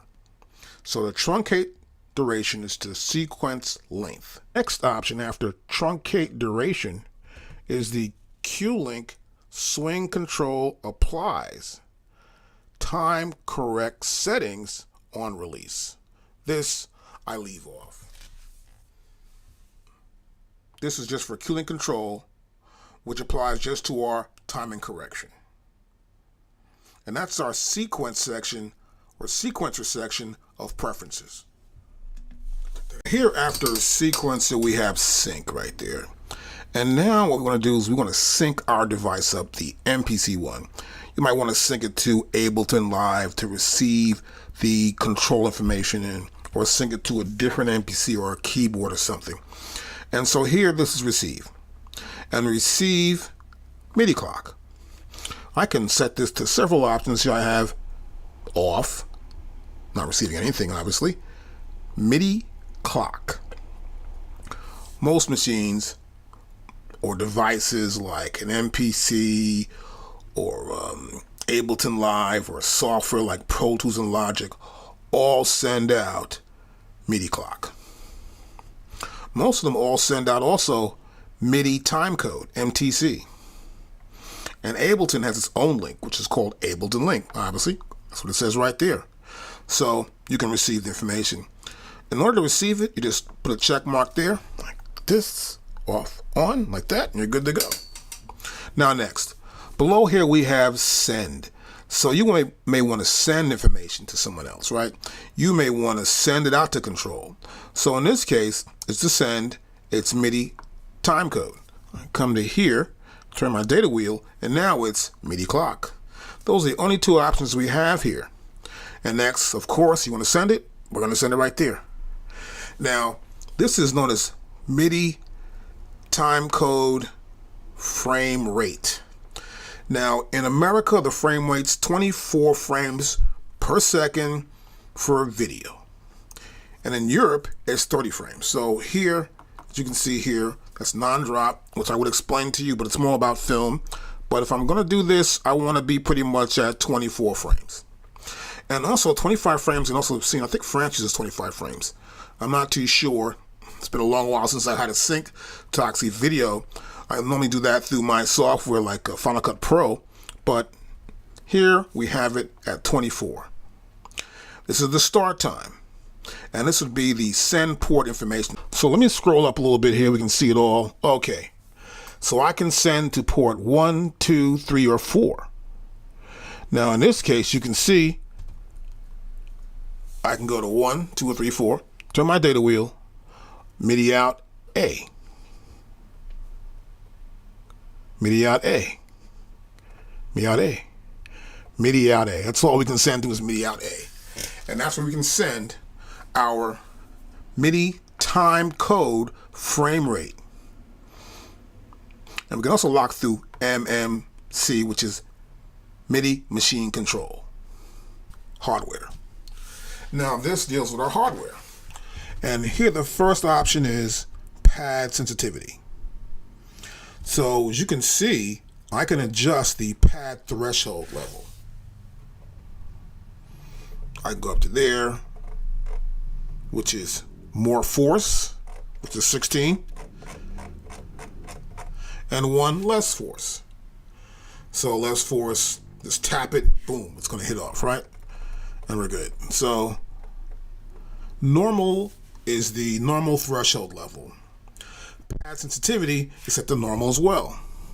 Now, I don't know what you're doing at home, but for me, normal has always worked on any MPC I've actually made a video on or had to test. If I hit it but so hard, it's going to have this much velocity. And the next hard time I hit it, it's harder or a little harder, less harder, it's going to have that much velocity. This I normally don't touch because it's really not worth it for me. If you want to experiment, you can, but read more in the manual before you touch this. Now below that we have, so here the next option we have here, foot switch 1, foot switch 2, and then here we have MIDI control mode output. So right here is my output for my MIDI control.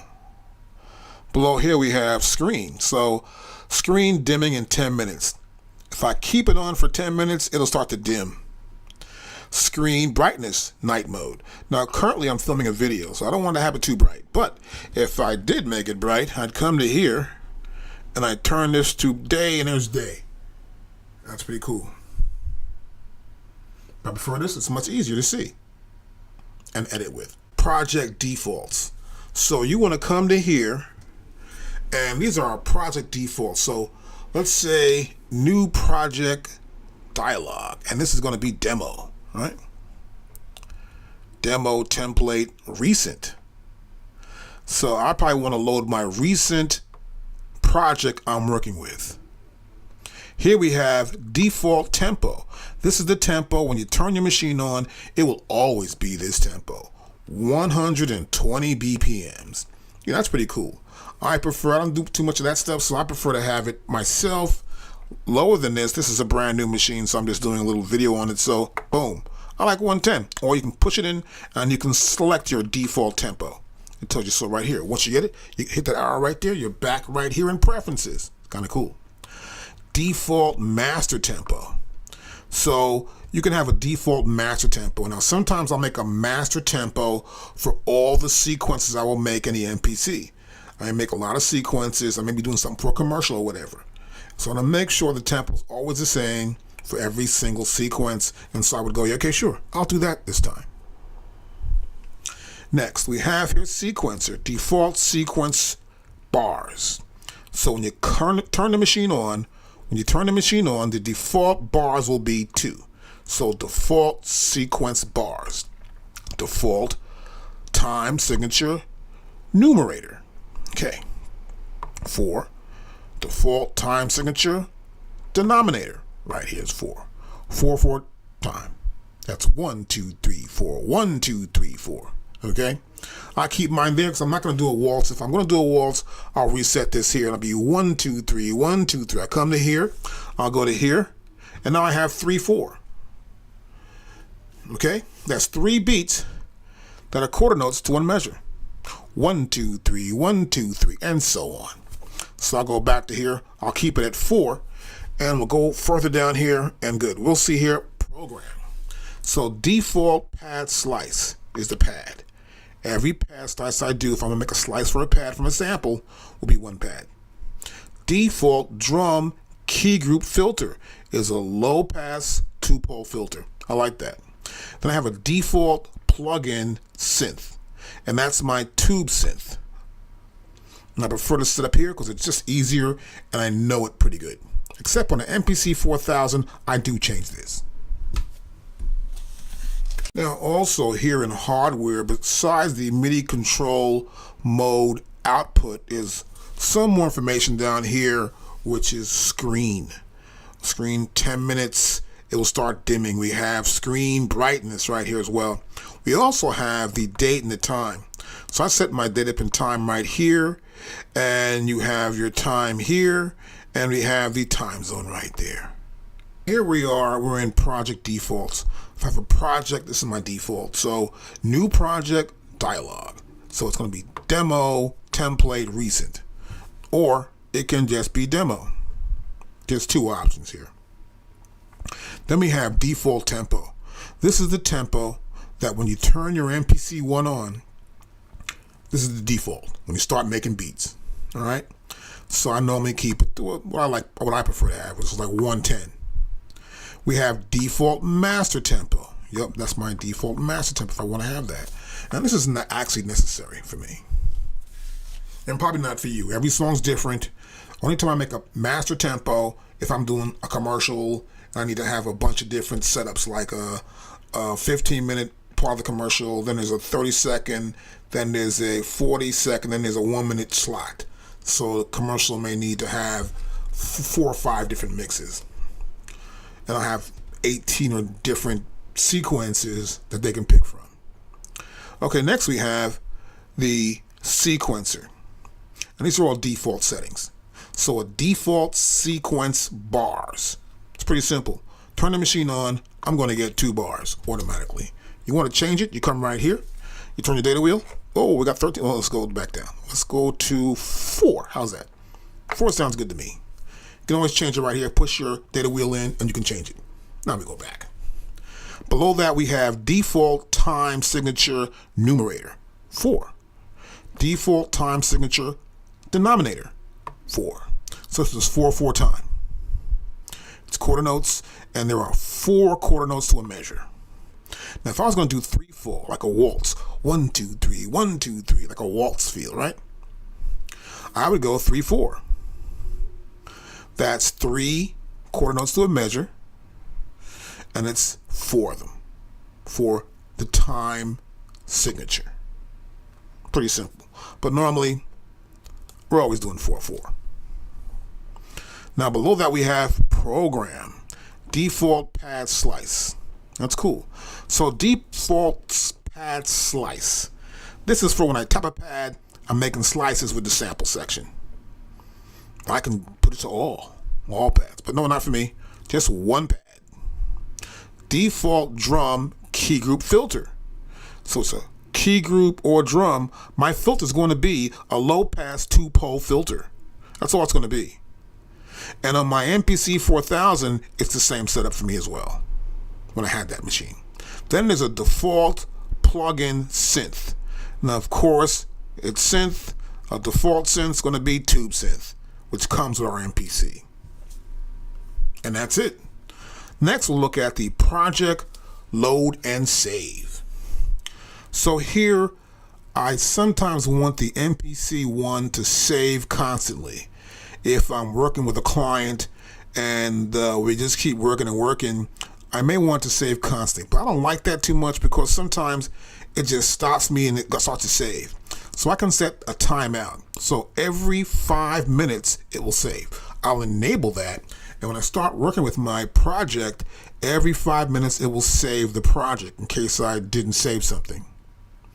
And I can always select a template that I'm saving to right here. Template, I go to here, I pop in there, I look for my file.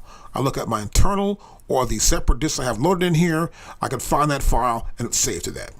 Let's go back. And that's our project load and save. Next option here is record and export. So we're going to record audio. I'm going to record audio into my MPC One. And to do that, I need to have a bit depth actually. So I have a bit depth right here. It's 16. You have a choice of 16 or 24, whichever you prefer. Now we have audio bounce. Now sometimes you're recording and you want to make, let's say, a separate mix for a rapper or a singer. And you've got that one sequence going or that one song sequence going. It's one song and you want to export it. Well, this is called a bounce. I'm going to export that file. It'll be like just a file for them to hear back. They can put it in their phone.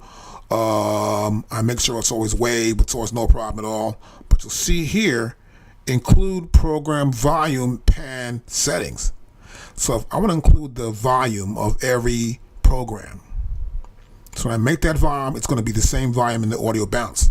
Same with panning. I could be panning a drum to the left a little bit and a hi-hat to the right. I want to make sure the pans are the same way too. Then we have here, bypass program effects plugins.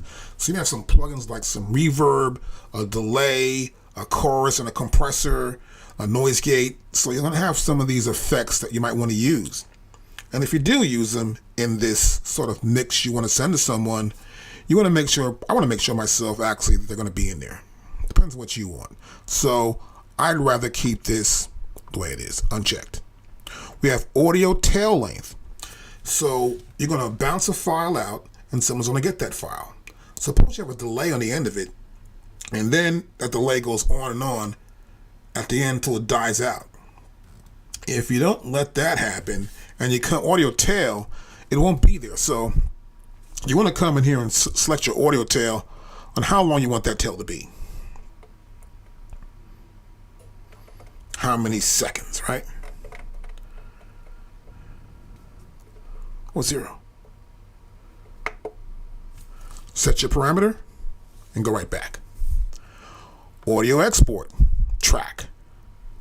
MIDI export, track. Bounce bit depth, 24-bit. You can change that too as well. Right there. We can go to 16, which I prefer. And see now, look, it started saving. See that? It started saving everything that's on the machine. This gets in my way sometimes, as you can see right now, but I want you to see what happens. It's saving everything again. It's going through all the files and saving this song I have loaded up in here that I've been using for the session, and I have some more songs I want to use, and it's going to save them here, and this is what happens every 5 minutes from what I have it set to. And now once this ends, I'll go back in and I'm going to change that. So we're back to save and load right here. I don't need that on right now. When I want to save something, I will save something because I'm always conscious about that. And you need to be conscious yourself when you're actually working with your project if you're new. General. That's general. So here we have tap tempo. Now if I tap my pad 3 times, it will figure out that, okay, this is the tempo after 3 taps. That's a tempo that he tapped in. I can do it 4 times. So if I tap 4 times, the MPC One will figure out what that tempo is. I can come to here, tap 2 times, and the MPC One will figure out what that tempo is. This is important because sometimes you're working with a singer, rapper, or a producer for a commercial or something, or even film, and they want to have a particular tempo they want to have just to get an idea of how it's going to fit in. And tapping a tempo is always good. Nothing wrong with that. And then here I can flash tap tempo light. There's a light that's right next to the master. Underneath it says master. It says tempo on top, tap tempo. It's pretty simple. It blinks based on the tempo. Nothing more fancy than that. Next we have MIDI audio input. So a filter. All notes off, CC. So this I do not check. We have program changes off. If we're going to use MIDI, I will put these on. Master output. So there are these vintage modes. Years ago, they made the MPC 1200. It was a great machine for that boom bat sound.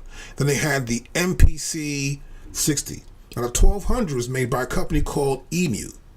And AKAI had just started making their first machine, which is the MPC 60, which Roger Lynn designed. And so here they've come up with some idea of people who are older like me, who know what those machines sound like and the beauty of them. They came up with this idea that they can have this vintage mode. We have that this SP1200 ring, or a regular SP1200, or an MPC 60, or an MPC 3000. I don't use these too much because I really don't like them that much because they don't give me what I'm used to. I'm older and I know how it should sound. But if I do use it, I'm going to apply a bunch of different effects, like some sort of filtering and some sort of compression to sort of give this a different sound. But this is for master output, remind you. So it's not going to be for that one specific sound. It's going to make the entire output, the audio out left and right. It's going to be this MPC 60 or this SP1200, which I'm not too keen on using, but you can try it though. You never know. It could give some sort of special effect to a sound you're trying to get, and you never know. So below that here we have Audition Preview. So this is Audition Auto Play. Well, Auto Play, that's pretty good. So you come to here, we can change that. But I'll leave it standard. I always leave it standard. It's good. Audition outputs. Audition outputs. 1 and 2. Our master outputs. Pretty simple. Cue preview. No need. Slice preview. No need for that for me. Audio warp algorithm. So what happens in the MPC is that you can put a sample in here, we'll say, right? And then when you do, you want that sample to change. If I change the speed, tap a new tempo, I don't want that sample to play it at its original speed. I prefer to play at any tempo I tap in. Now, a great software for this is like Ableton Live. And actually, all those softwares do it now. So, AKAI, of course, has put it in their MPCs everywhere. And it's really cool because that way, years ago, we had to do a whole bunch of making a brand new sample every time you change the tempo. So what happens here, the computer has an algorithm, an equation, which will do this function for you quite smooth. Now here it's the MPC least CPU usage, which is pretty cool, right? As I go to here, that's the only option they have. But it looks like they have more than one, but they only have one option here, and that's what it is. Then here we have audio tracks, auto warp. Don't want that. It's way too much work here. If I come to here, it's on or off, and I'm just going to use this same equation here, which is the MPC least CPU usage. Then we have here BPM detecting range. So between 58 beats per minute to 195 beats per minute, it will detect within that range and say, okay, this sample will play perfectly at 195. Okay, you went down to 195, you went to 110, you went to 58. Okay, I'll make this sample play perfectly at 58 BPM, which is kind of cool. That's the range it has. Anywhere below 58 or above 195, it's not going to sound good, obviously. Then below here we have general, and this is our bank button press. So we have this A to D, select toggle bank, and that's it. I leave this bank button press to A through D. Oh, here we have slice, and it's a company that MPC and AKAI MPC division has a deal with Splice. And so Splice has samples. I believe you got to pay for them or something, and you can visit their site, sign up to access over 3 million royalty-free loops and one-shots that sync with this device, the MPC One. So you can check it out. I'm not too sure. I've never checked it out, actually, because I have a lot of samples already. And then I hate to use samples someone else has got, because then it's like I don't have anything that's really original. So I always suggest create your own samples, build your collection up, create your own signature sound. But if you're starting out, this might be good to help you out.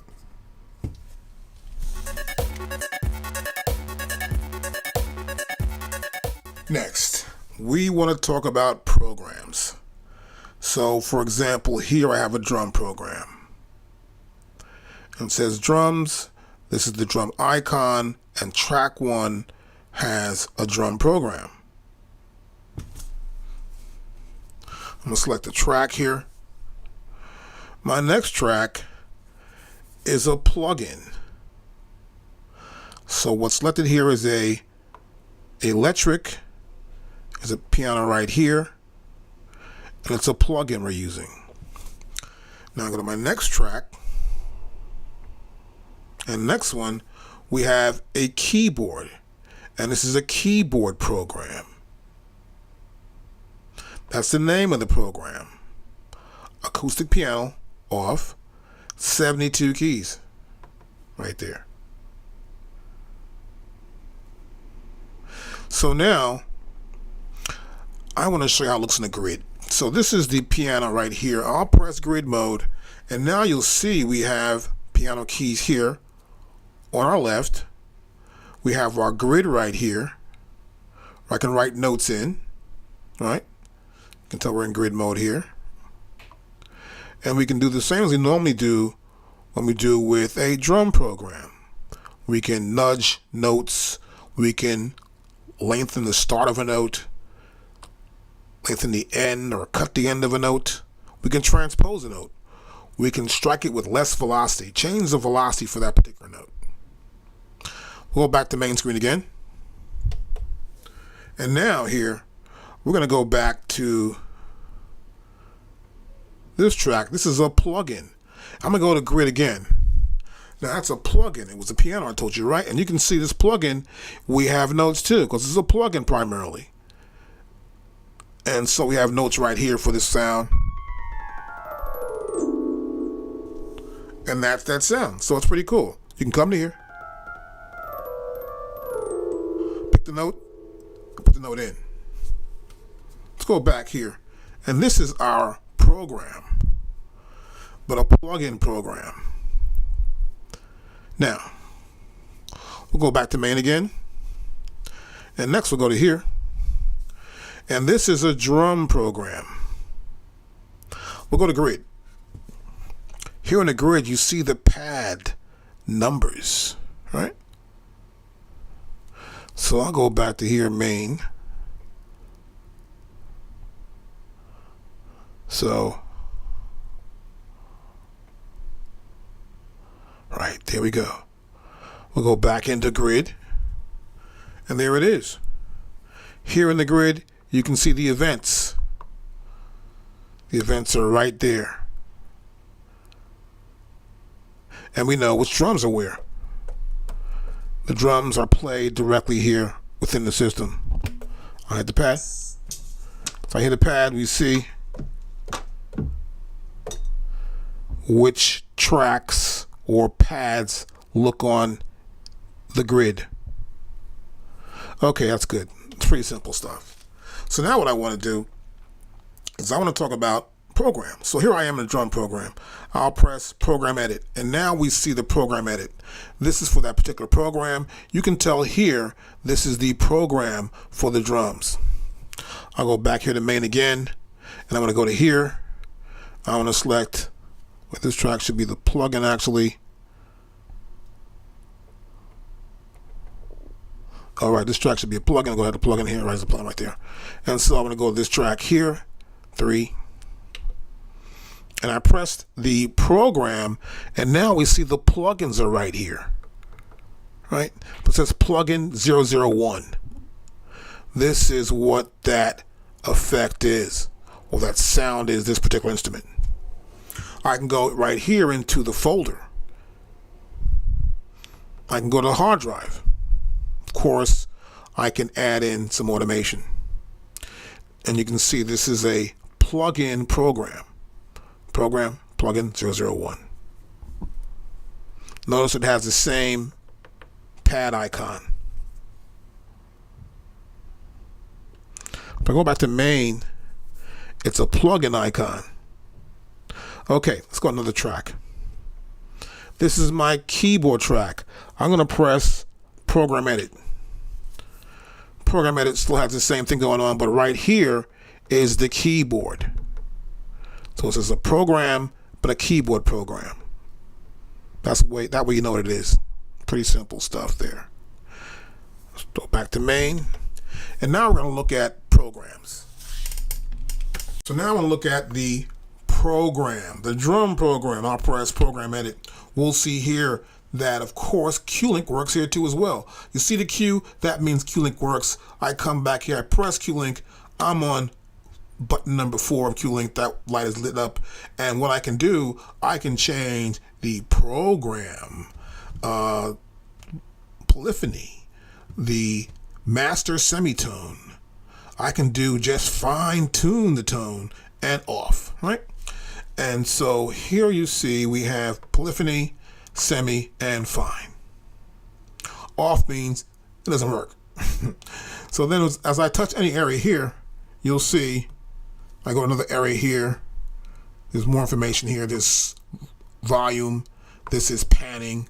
So I can pan any sound. I've got a bass drum here. I can pan that bass drum. So the sound's there. I'm hitting these drums, and you can actually see their settings. And so each drum has a certain setting and a panning. I can simultaneously play. So for example, I've got this sound right here. And that's pad 16. I can simultaneously play other sounds. So I can come to here, we'll say, and simultaneously play, and I want to select a different sound. I'll select sound 1. I'll come to here. Ooh, I can pick another one. I'll pick this sound. And this one too. Let's go to A3.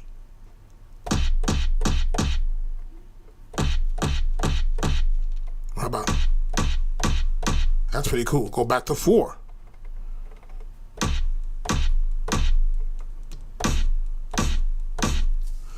I have the original sound and 4 other sounds. When I hit this one sound, these other sounds play.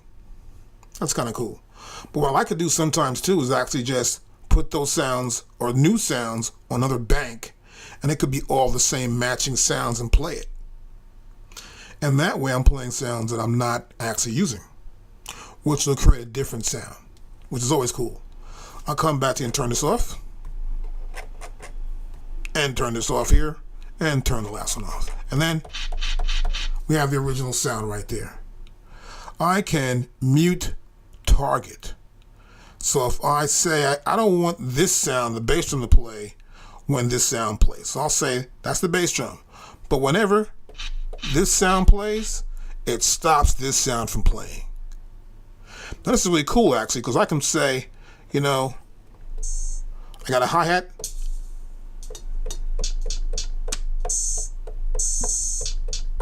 I can cut it off.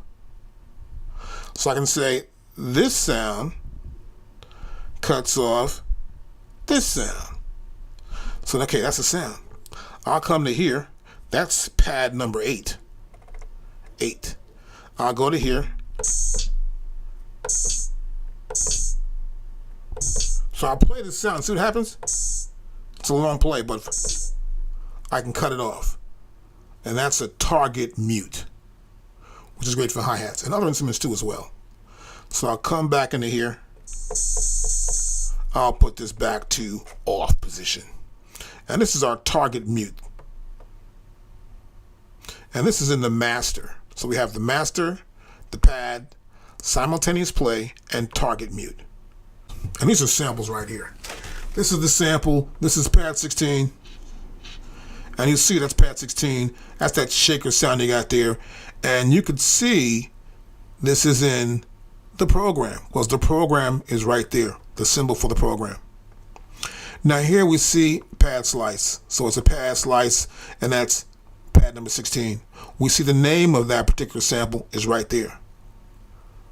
I can throw it out too if I want to. And also Q-Link affects this as well. Now you see the Q-Link right there for the Q, and Q-Link already went to the number 4 light for Q-Link. I'll press the Q-Link button in, and now you'll see here that what happens here is we have the ability to use the number 4 button to select the slice. We have the pad, off, scroll, and zoom.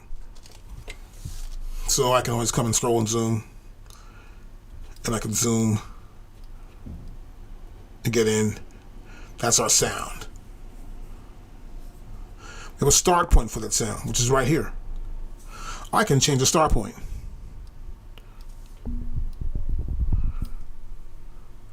I can come to here, bring this in, and change the start point. Back to the top again.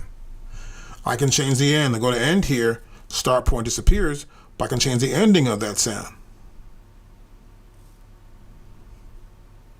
I can use my data wheel and zoom in. As I do, you see it, I've changed it. So I don't even need that part. I can get rid of it if I want to save sample time.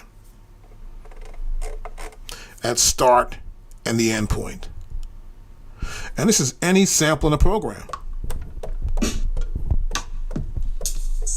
So I hit these different drum sounds, you'll see what their waveform file looks like. That's the kit. I can change the tuning of that sound. Pick that sound right there, right? That's it. I can come to here. I can go and find, no, semitones.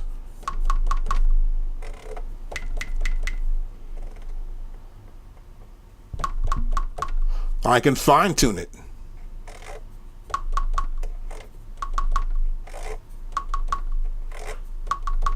Or I can go down to as well. So we can fine tune or semitone it, because everything's in semitones. Right there. I can reverse this sample as well. And back to normal. It's set to BPM sync. That means this sound will sync. No matter what tempo I put this at, this sound will maintain its pitch.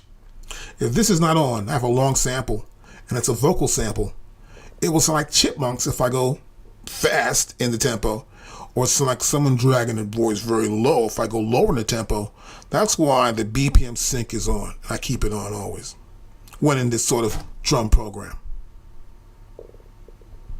Now you also see here the pad, it's ready to warp, and we have stretch, 100% stretch, which has to deal with the BPM sync and the warp. So it stretches the sample back and forth, wide or stretch it small, or crush it either way in order for it to play back at any tempo. And if I want to loop it, I have a loop right here for loop. Now another unique feature here is I can actually add other sounds to it. So got that sound there. I can make a layer. I can pick another sound, and that sound would hit with it. Let's try this ARP sound. Well, that's too loud, right? So you gotta pick the right sound to match it up with. And so you look for sounds. I have tons of sounds actually in here I could use, and pick a sound that might work with it. You never know. So here, I got this ARP sound there. I got some of the ARP sounds here. Ooh, here's another audio sound. Here's an audio sound here. Okay, here's a bass line I used before. And this sound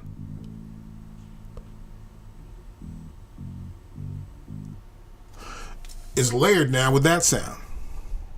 I can see layered sounds. And if I don't like that, and I got this thing going there, and I got that thing, come to here, trash. I trashed it. It's gone. Now I'm back to my regular sound. So it's a quick way to just get rid of trash.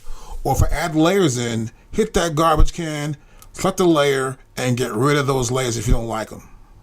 It's a really cool page. And this is samples in the program.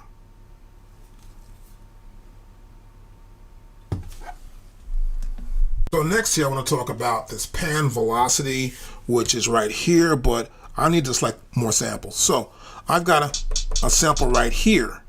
Let's say I want to put a new layer in. And I can go to here, double tap that. I can see all my samples in my sample pool. So I come to here, I'm going to scroll down and try and find a sample to match it up or do something with that sample. I'll do an 808 clap maybe. No, I'll go with an 808 hi-hat right here. I'll do this one. And so that now is layer number 2. Let's go to layer number 3. So I come to tap here. I want to find another one here. Look for another sample, put this layer right here. And I'm looking for a sample I like. An 808 drum right here. Let's go to clap. I'll use a clap. That's good. So I have a layer there, a layer here, and a layer here. Now as I hit that pad, all these sounds are sounding right there. This layer and that layer. And this one tends to be a little louder, this layer right here, right? So I can bring that down, but first what I want to do here is I want to get into it and go to pan velocity. And now here in pan velocity, I can hit any pad, and if I have a layer to it, it'll appear here. It'll appear here in a list. Now, the only one that has layers is this sound right here. And I could change the panning, velocity start, velocity end. Now, what this means is that I could strike this pad, and I hear this. And I hear these two. Let's take this sound right here. I only want to hear that sound when the pad is struck hard. Now if I hit the pad now, hit it hard, I'm going to hear the sound. Here's how this works. This is the velocity. So if it doesn't go this loud, this sound won't be heard. Okay, so now I've got a different setting for this velocity. So I'm going to come to here. And I don't want it to play it loud. I'm going to come to here and bring it down. So I'm selecting ranges for these sounds to play. So this should play between here and there. If I strike this pad,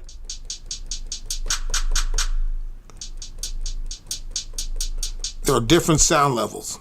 So if I hit this pad soft, I get the one sound. A little harder, these two sounds play. I hit it hard enough, this third sound will play here. So this is based on the velocity. I can do the same for panning. I come to here, I'll change the panning for this. I'll go to the left. For the clap, I'll go to the right. So whenever I hit it soft, the clap, or hard, the clap will go to the right when it's triggered. When this sound is triggered, it'll go to the left. Meanwhile, the main sound will be in the center. And this is our pan velocity. It's pretty simple. It's a lot of fun to use though, because you can have two hi-hats, one here and the one here, and you can hit them. One could be center, one could be there, or have three hi-hats. This is the filter envelope section. And so here I can add a filter, I can add an envelope. It's a filter here. You'll see here the envelope here for the filter.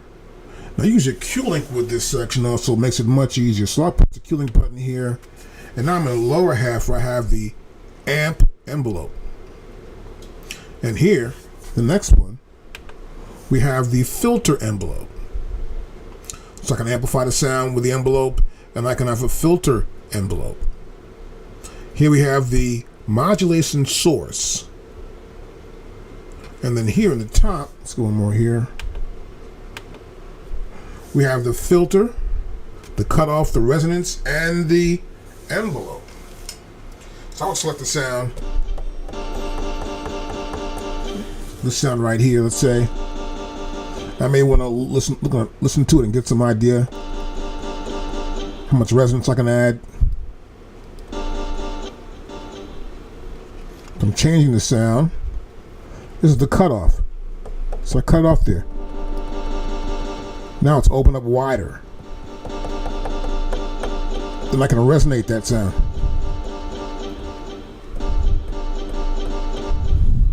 I can change this filter. That's a low one pole filter right there. Now usually it starts off with this filter. See, it changes that sound. Let's go back to the first one.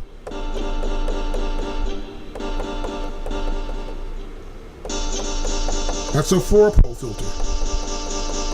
Now this is great with samples.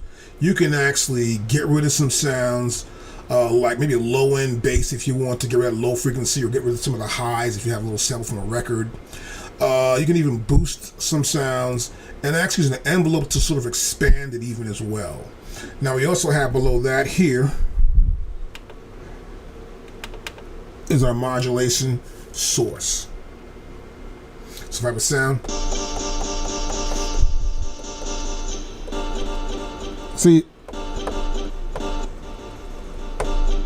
as I apply the velocity, the filter changes. Then I have an envelope here. Then here we have the attack.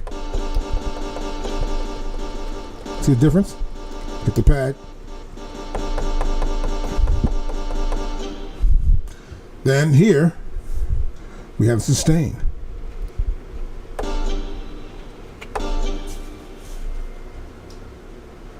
Now below that here we have, let's go to this next one here. This is the filter envelope.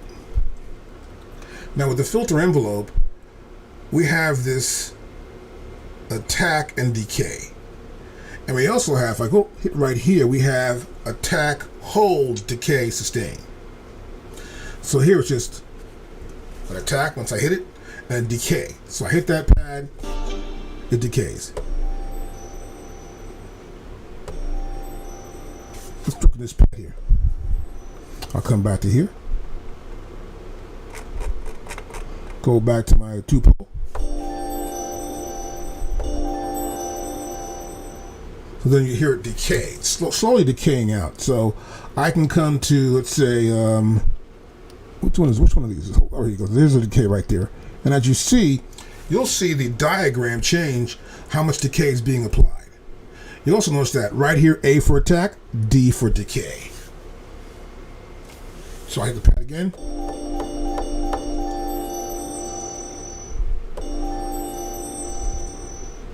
Matter of fact, let me bring it in a little more. We might attack in. So I cut some of the beginning off with that attack. It's more the filters actually on there more. See, you still hear the sound, but the filter is applied in the attack. We have the start. And you see the diagram change. The attack's here, and then the decay is just cut off much faster than if I have it from the end. So this is decay from the end, or decay from the start. Get rid of those samples. So here I'm in this one here, which is the layer number 3, and I'm going to get rid of that one.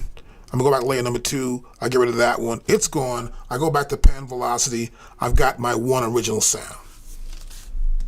Next, I also have this attack, hold, decay, and then sustain.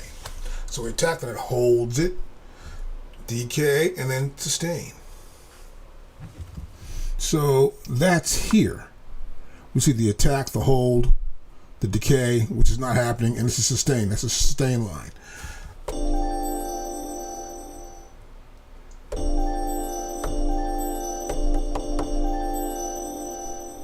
I can change this too. So I can obviously use the Q link. See the Q link right there. So I'm going to change the sustain. Okay, it's cutting off some less decay. Maybe I'll change the hold. And so it's different. See that? Now in this case, we don't have this start and end like we have down here, the start and end. So in the attack decay, there's a start and end. But when using the attack, hold, decay, and sustain, there's no need for the start here because we know we're starting from the top. It's going to go in that direction, pretty much from left to right. And so here you'll see the attack is just moving slightly. Now if I'm going to attack here, I'm going to attack again. I'll move attack up to 127. Let's hit it now. So attack's kind of fast now. Now this is great stuff to use when you've got some sounds you want to change. I love them on samples, particularly odd samples I'm not really worried about too much, but I want to see how I can affect them. And I prefer to use some of the filters. So you'll see these filters and a list of the filters in the manual. If you don't have that, we've got them on the website you can download. And it's pretty cool though. And this is actually our filter envelope section here. Now, down here we have, the next thing we got here is, let's go to our Q-Link first, there it is. Right there, we have amp envelope. We have attack and decay.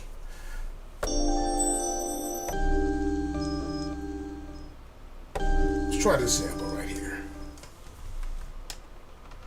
Let's see about this one.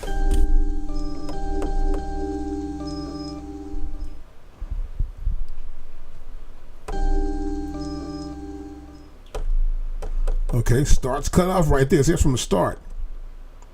So I'm changing the decay from the start or the end. The end works. I can tap this one actually. Then use my data wheel.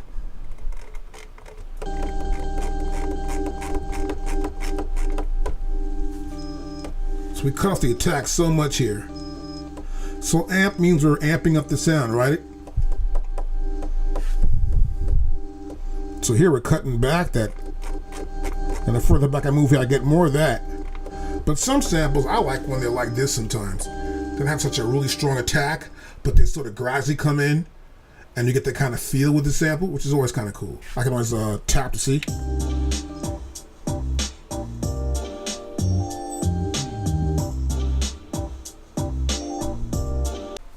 So now we're looking at the LFO modulation. And this is low frequency oscillator and the modulation of it. So here in my first row here we have modes, and we have mute group modes here, right? This is a mute group. And so in mute group, of course, if something's part of the same mute group, it will cut the other part off. So in this case, that means mute group number 4. So I've got this sound is mute group number 4, that sound, this sound, that sound. Right, so I've got these sounds here, so I can.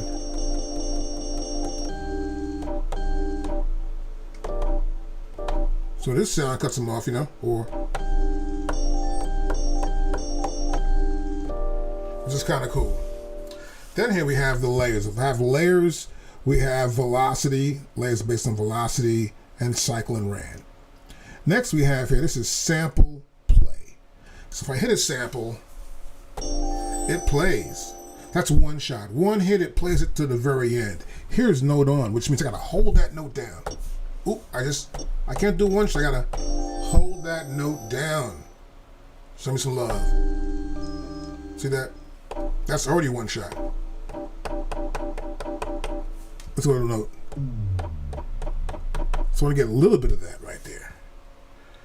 Okay, so here, I want this to be one shot. And of course we have right here, this is pad polyphony. And so let's go here. I'm going to change that actually. I think it's the bottom one there. Yes, it is. Let's go to 3 or 4.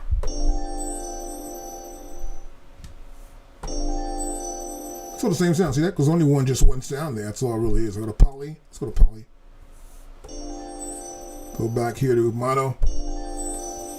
So generally, that's always going to be mono. And this is pretty much the mode for the sounds I'm using right here in this kit.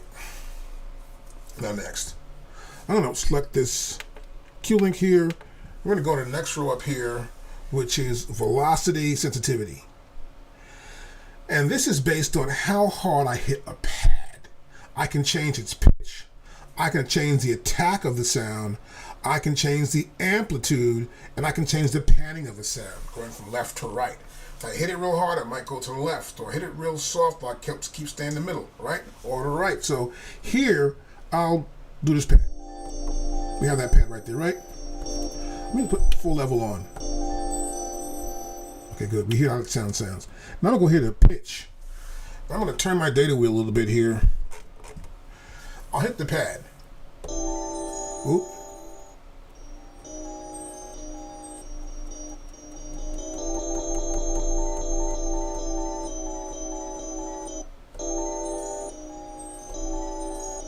So see, the pitch is changing based on how hard I strike that pad.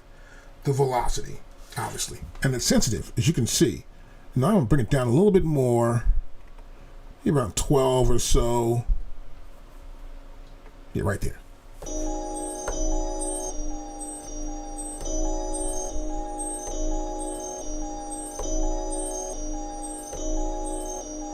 So I can have this little sound going on in a song, and I would, let's say, set it up so that if I hit the pad a certain level, it's one level. But what I'll really do is I'll set that inside my pan velocity, as we told you before.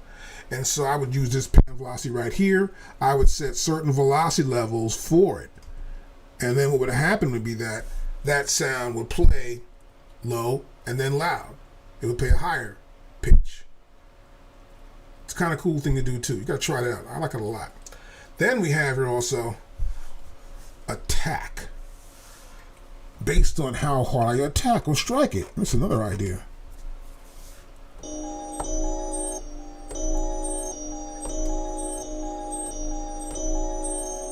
And that's with the pitch on too as well.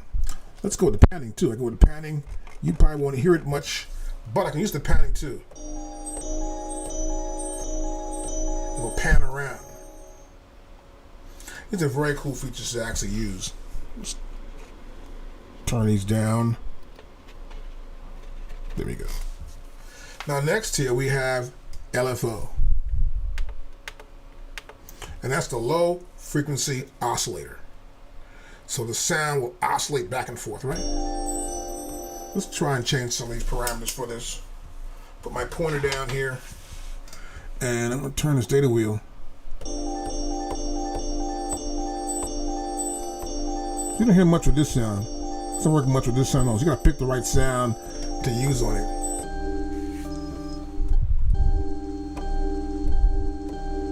So then I have the rate I could change too as well. Then the sync. Then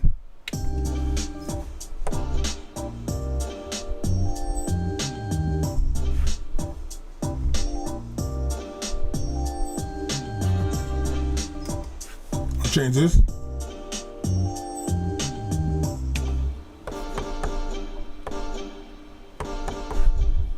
That's sawtooth. It's still the same sound with the wave, but it works better on more like a synth type of sound. But when you do use it, it's really kind of cool because it will oscillate. It'll oscillate based on also the syncing. So if I have that particular sound playing in a track, it will sync up to, in this case, eighth note triplets. Next we have the destination. That's right down here. This is pitch destination. So I can come to here, go right there, turn my data wheel.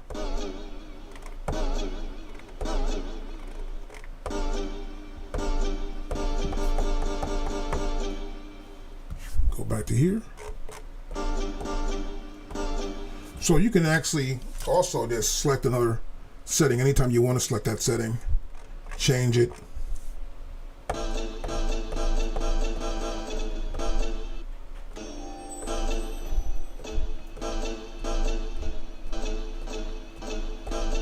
I could change it also as well. So you can do a whole bunch of changing parameters and seeing which works, which doesn't. We'll go back to here since this is destination filter. Amplification.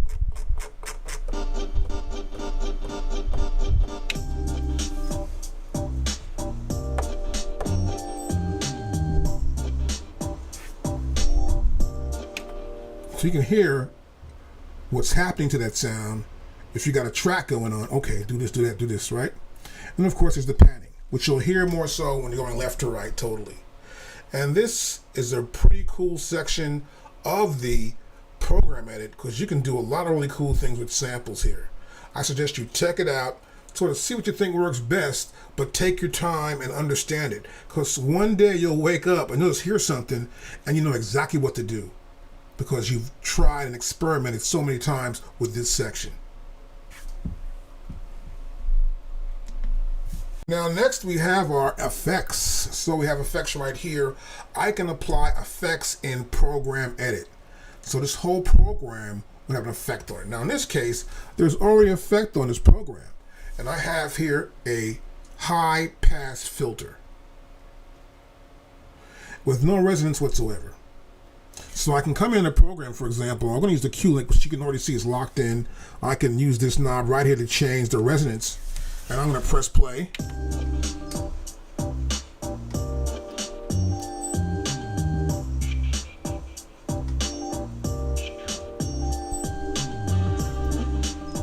You can hear it's affecting it. Let me go back down to here.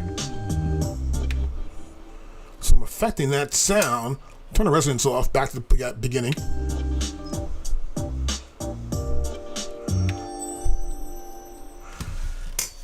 Now what I want to do now though is I want to add something else. I want to go back in here and apply different effects. So I'll come to here. I'll go to here. And what I want to do is I want to get some compression out of here. So let's go to here. I'll turn my data wheel. I'll go to dynamics. I'll push the button in and I want to get some compression. So here's an air compressor. And then I want to add something else here before I actually work with that air compressor. I'll push this button in and I want to add something else to this. So I want to hide that, push the button in, go down to EQ, and I want to get a killer EQ. Boom. That's added to effects. Now, I'm going to come back to compressor. I'm going to go to right. And here, I just want to get something pretty tight. Not too hard or pumpy. So I'm looking to see how this stuff sounds. Well, I can't even hear it, so I'm going to do here, I'm going to press play.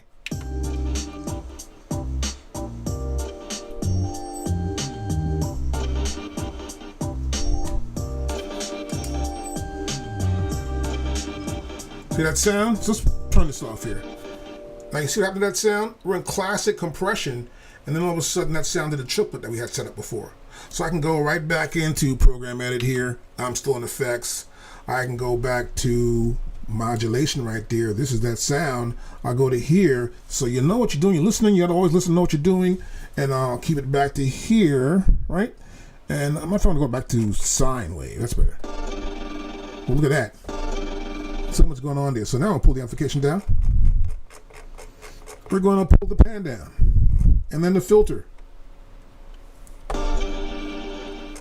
Cool. Then we're getting a rate down. So you see when you're actually working with some of these sounds, you want to show you make sure you get them right. Good. Good. Now it's sustaining properly. We got some amplification in there. Oh, let's go back to here now. I'm going to go back to the effects here and then play it. Good. I want to bring that sound down now. I've got that sound here. So I want to bring that sound down. So let's go to pad mix. I'll press shift, pad mix. There it is right there. I'll give it in the background.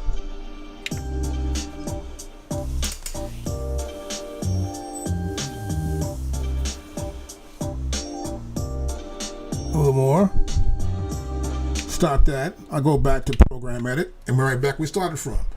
And that's how I use program edit. I sort of know where I'm going actually and know where that sounds at. I'll go to the pad, I'll hit the pad, I'll apply some effects to it, change it again with something else, and then here we got a compressor edit to it. Let's go to this killer EQ now, where we were at before. Let's go to edit the killer EQ, and we want to get something else going with the EQ here for the overall sound. So I want to boost the lows.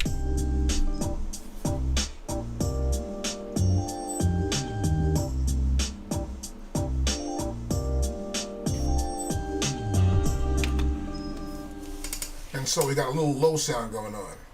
You can do all kinds of things here. I can come up here. Let's try something else here. Let's go to the mids. Now, even while it's playing,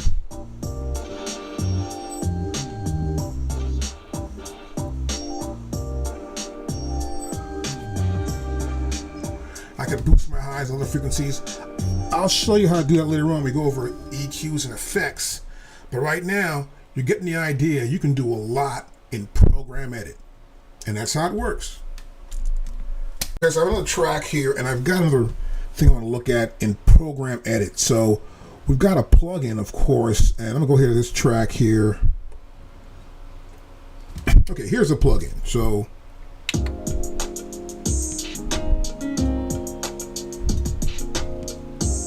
pull it out. So let's solo this plugin out. Let's solo this up here.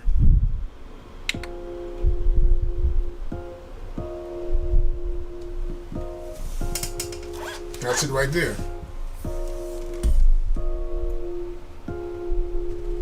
We'll stop that. So let's look at program edit here. This is totally different. Here's a pickup. This is the pickup envelope right here. Pickup, the height, 4.5 mm. Here we got the distance.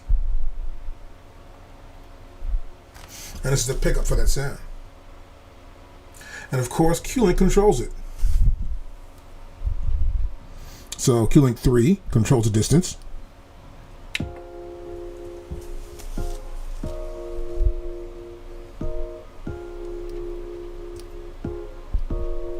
And the height. Bring the height down. See that?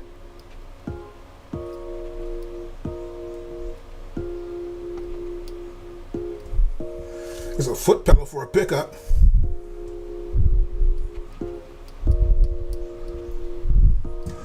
Or the magnet used for the sound. Q-Link again. Let's go back to Q-Link again. And we have the clip. I hear that little clip, that little, like the hammer hitting the head of that little magnet thing.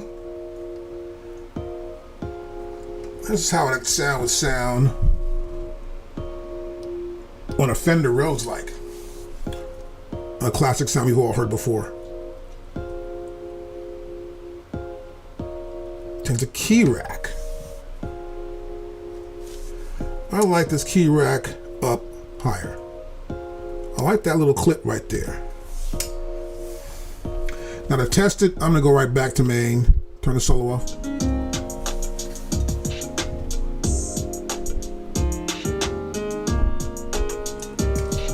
Solo again.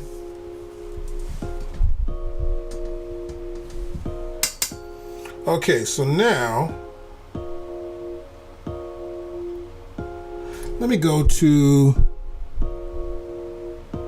track mix. There it is right there. I'm gonna tap this. I'm in level.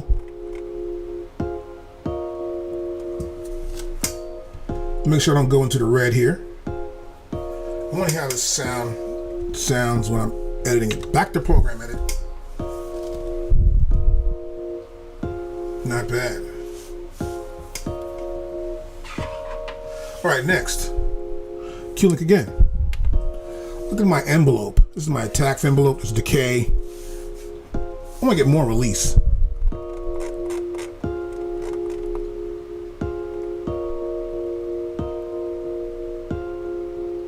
Here we go. It's resonating more.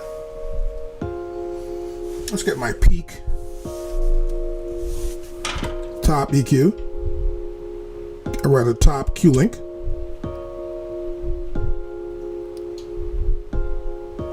Like that. I can go to the bell noise as well. Need a little bell in here, of course. I can change the tuning right here. Right, here we go.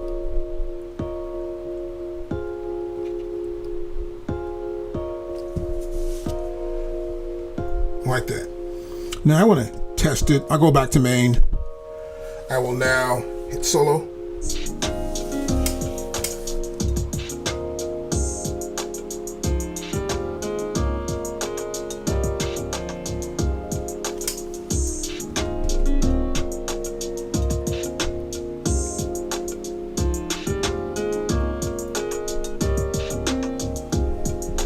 I'll go back to solo.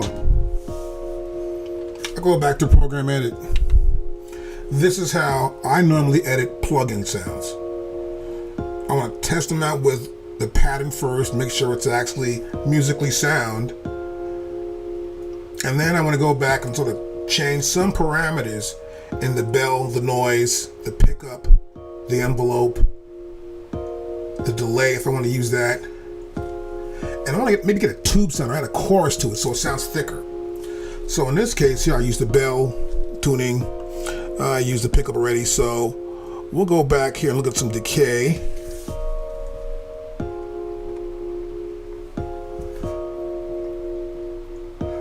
I'll look at the noise next. Let me press this in. And now we're in noise. Here's a Q-Link again. I'm back in noise here. Get the mix.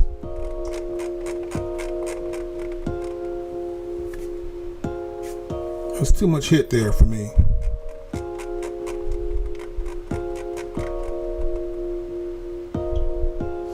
Let me go back to here.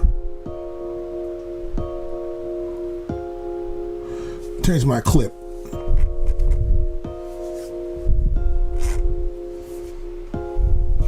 Oh yeah. Okay. Now I'm in tube. Matter of fact, let's go to tremolo first.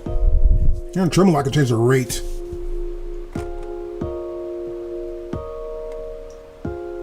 Now let's back up. Watch this.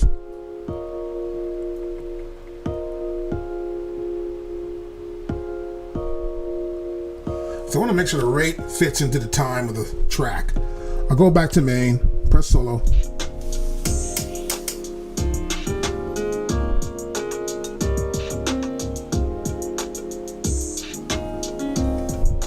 Back to solo, back to program edit. And this is how we can affect any sound, whether it's a bass sound or a synth sound, or even a keyboard sound. In this case, an electric piano sound that we have in there. There are actually 3 plugins we can have: bass, the electric, and then there's a synth. And you should try to get the sound you like. Just try to get the sound that you like and the feel for it. It's easy to do. As you can see, I'm doing it right here. It's not that hard. I can go to chorus, just tap this on chorus, and the Q-Link tells me where I'm at here. I know this bottom Q-Link here is 3 for the mix. The depth is here. A little more depth's good here too. I can also add from here. I can go to here, bell, here's a chorus. Oh, that's really bad now. But you can tell when it's good or bad. So pull this back down. Pull this chorus out. There you go. I'll go back to main.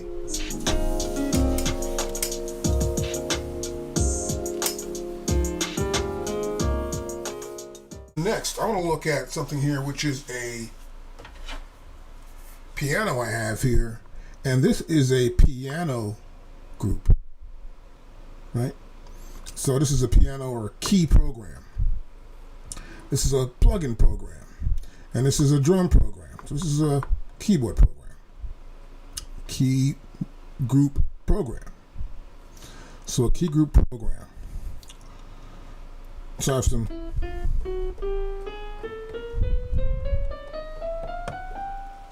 and these are all the keys right here. The first 16 are, this is actually in row E.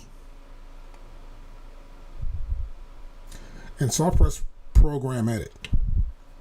Now we have master and the key group. So the master is everything. So I can change the entire key. If I want to tune this entire key group, I would do it here.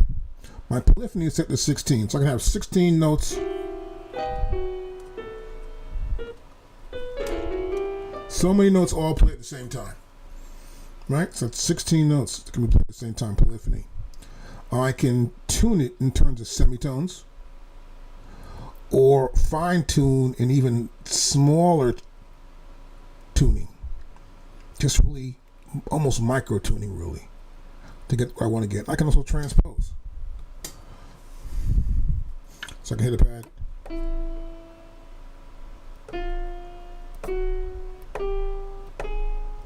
So I'm just moving one at a time. You see that? I move 5 semitones there. I come to here. Here's semis.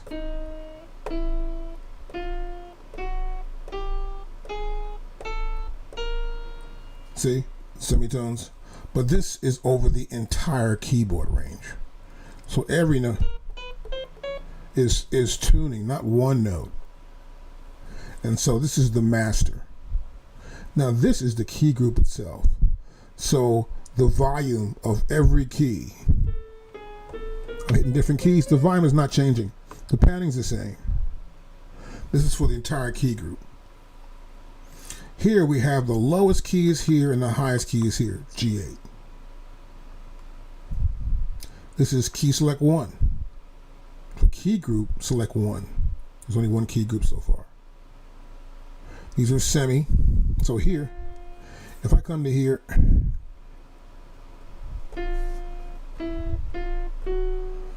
so see, I'm hitting different keys. It's the same no matter what, because the entire key group is going to be affected by it. Fine tune as well. The difference is this is for the master overall output of this key group. This in terms of just this one key group. So I could have different key groups, but this master remains the same for the key group. I'll just have them here, 1, 2, 3, 4, 5, whatever that would be. Now the polyphony is going to be right here in master. Key group polyphony here. The mute group. So if I play one key, it rings. See, it rings for a while. But if I play one, then the next one, it cuts it off. That could ring, but it won't ring over the second key I hit. So they're in the same key group or mute group. Here we have here, this is velocity. This is based on velocity, or I could do cycle or ran. Here it's note on. So I have to hit the note and hold it down. If I did this and go to one shot,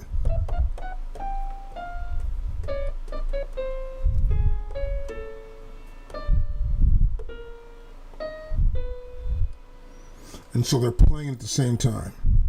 That's just one shot. And this is on note. And the difference you'll notice too is that these samples are short, because there are samples of just about every key, and the whole program's made that way. This is a classic key group I got years ago from AKAI when it was the MPC 2000, and it still works in this one here today. Any MPC I plug this into, it reads it, you can play it, it's really good. The feature we have here is samples, and this is samples inside of this key group program. You'll see, of course, the key group sign is there, and then it's a program which you know from here. Now, what happens here is I can have layers of samples like I did before in the drum program. So I can have a keyboard here, and I would put a sample here, a sample there, and a sample here, the same way we showed you in the drum program. Let's go back to the first sample here. And this first one here is just pedal noise. Right? Just pedal noise there. It's just pedal noise, that's all it is. And pad slice. And then here you see we can actually change the semitone, or we can change fine tuning, or I can reverse the sample too as well. But in this case, it's just pedal noise. So you can see here, it's so minute. There's a start here, and then the end is right next to it. So it's a different situation where it's just a little bit of noise. And then we see the start point and the end point so close together. Look at that. So I come here to the end point. I spin this out. You'll see, there it is. That's the pedal noise.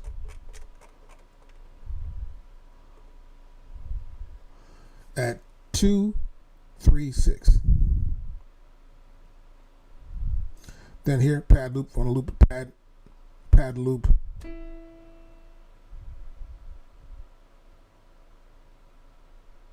It's a long sound. You might hear the whole thing, but it does play for a long time. But they are actually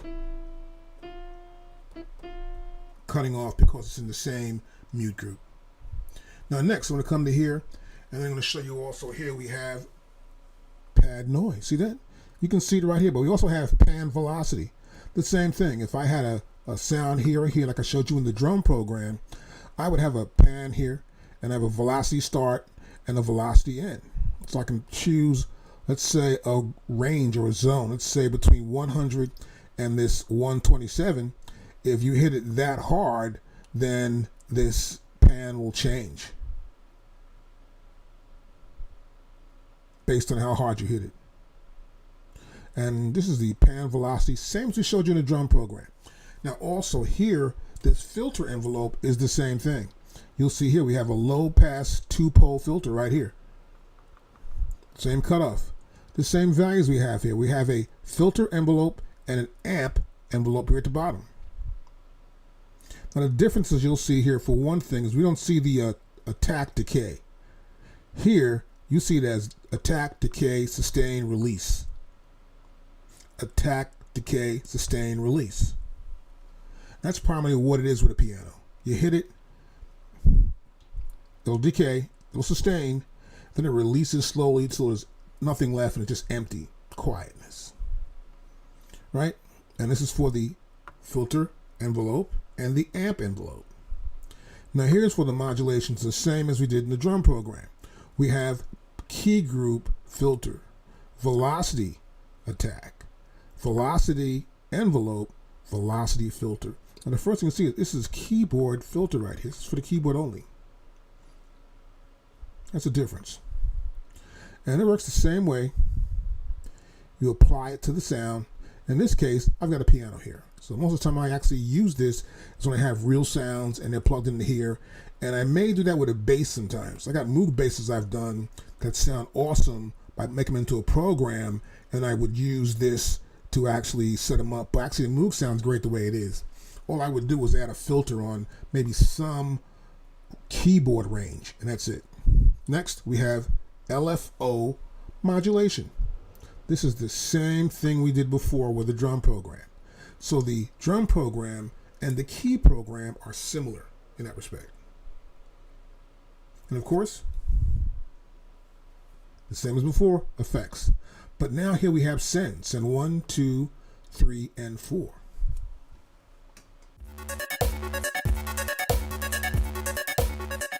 I have a brand new sequence here, and in this lesson we want to talk about drum synths, and they've been new since around the version of 2.8, and we're going to show you how that works.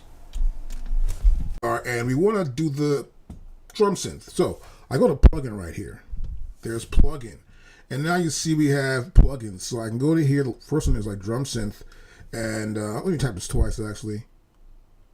And there you go. And now you can see right here we have a bunch of synths, right? So you can see we have the air collection, which is part of. You come to here, we have the bass, And we have drum synth clap, drum synth crash, hi-hat, kick, drum synth multi. So we have the drum synth multi as well. Then we have drum synth percussion, drum synth ride for the ride cymbal, the snare, the tom. Then we go to electric, which is the keyboard, and our standard tube synth. So I'm gonna load in right here. See the check mark right there. I want to load in the drum synth. So I'll press select and it's loaded in. Now once it is, you'll see this. Now we want to look at our program for the drum synth. I'm going to press program edit. And as we do here, you can see here, we have a drum synth and we've got a lot of actual different parameters to deal with. They got effects over here. We got the transient, distortion, EQ.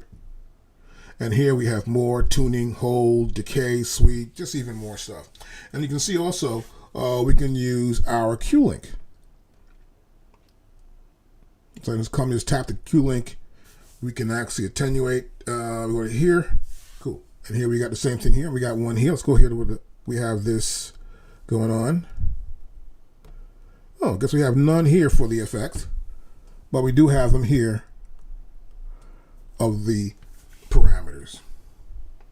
Now next, here we have the kick drum. And so you can see right here, once I tap that twice, we have different kicks.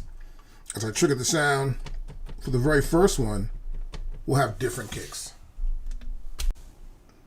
Now that I have my drum synth set up, I want to check out the drums. So we have 8 of them, and we're going to select program edit. And here's program edit. The first option is the kick drum. And you'll notice also that here, below this kick drum, you'll see the different actual drums we have. And we'll see a little arrow here going to the right. So if I select this one here, that's the kick drum. That's pad 1.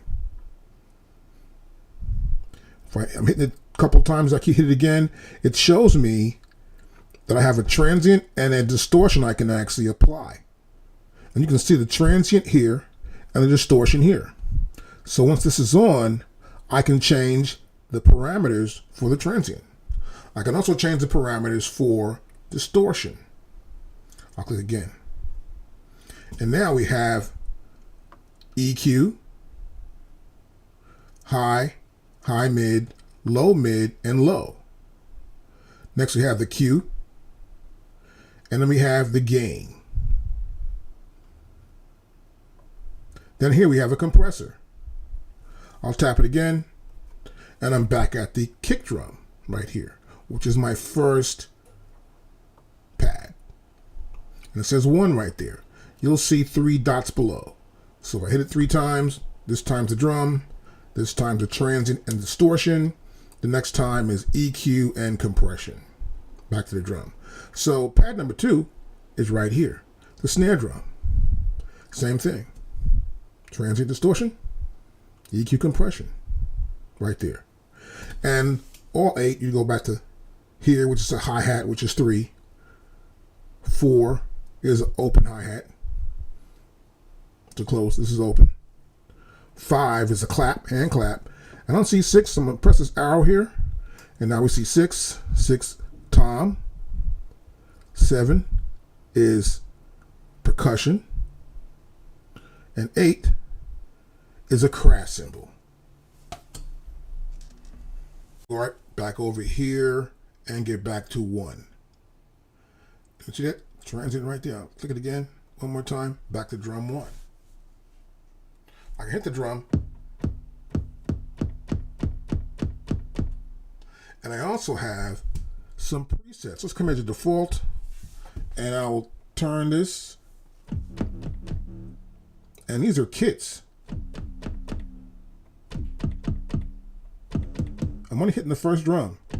And you see as I do, you'll see these parameters change for tuning, hold, decay, sweep, noise, click. They're all changing. Also, the effects are changing as well. These are different kits that come with our system.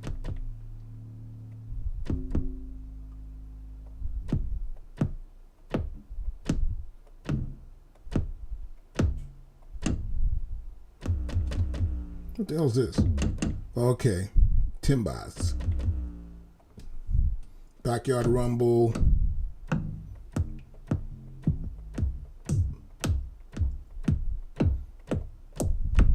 You got a myriad of kits here. A lot of stuff here we have as kits, and that's just the first drum I'm hitting, the first drum pad, pad 1.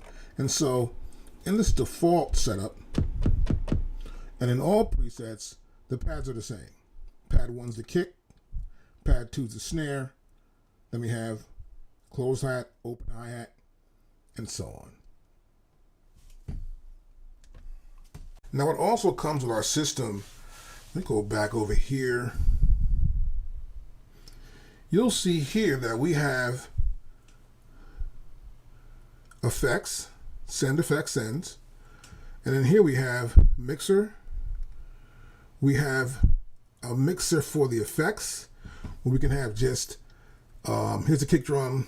We can put the transient, the distortion, EQ, or compressor, turn them on right here. This is a better looking overview for effects. And then we have sends, like a mixing board, just a linear view of how it would look on a mixing board, which I like it a lot, but the problem here, there is no actual VU meters. It just says this is the volume here. So if I come to that sound, I turn the audio up, you know, I'm in Q-Link right here, and I'm just going from left to right in Q-Link and panning. And then here, number 2 gives me the volume. But I don't see any VU meters, which I prefer to see as an engineer, but they'll probably update it one day. Ooh, this is kind of cool because you can actually come in here and get your levels, hit the pad, see what you like, what you don't like, of course. And then you can always come in here and do this. You can add distortion on the drum, some EQ and compression, and change it around a little bit, which is always good to do. Like a mixing board somewhat. And here's on the snare. And you can hear how the sound comes out. It's pretty good. And then also, we can add the delay to it as well. So let's come to here. I can use my Q-Link, a diffuser. How about some reverb?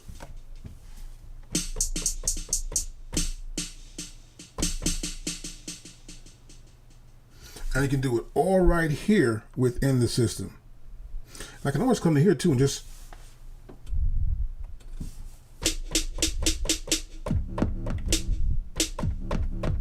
hit a pad and hear how some of these sounds, some of the different kits actually sound with effects. Snare, close hi-hat, open hi-hat, clap, tom, percussion click, and a crash. Typical 808 drum sounds. You can have up to 8 instances of an actual synth plugin. But I only have one of these plugins where I have a multi-drum synth. And I would get that sound, right? And now I have velocity setting where I can actually use the velocity to trigger or target a parameter in this case. So in this case, param 1 is here, and you'll notice here that if I tap here, we have 8 different parameters, and you'll tap back here. You'll see here that there are 1, 2, 3, 4, and then we got 4 more, so there are 8. So we're targeting those parameters. So in this case, I'm doing param 1. So I've got param 1 set tuning here, set up where tuning is pretty much high. So if I hit this pad, there are 2 different tunings. So I can just hold down repeat.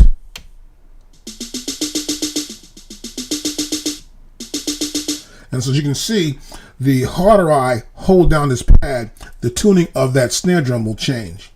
And that's how this velocity target works.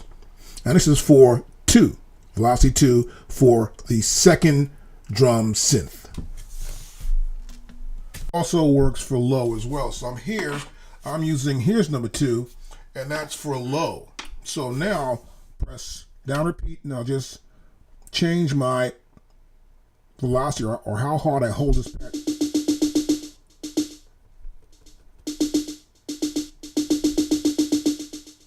And you can hear how that affects the actual sample. So you can use velocity and target with any one of the 8 parameters. A difference between using this multi-drum synth compared to using just one drum synth on particularly just one track, right? So for example, I'll come back to here. Once I'm in this program mode, program edit for the drum synth, I can click here, and now I can see the different selected tracks. So I go to here, and then this is just a single instance. And you'll notice here that we have this glide time that we have here for the sample too as well. The same thing here appears. We have the model and the different other models you have here. We have the default. So the default is set up for, I guess, the default drum sounds they have for each one of the separate kits in here. And you can come in here and tap this default as well, and then just hit the drum pad.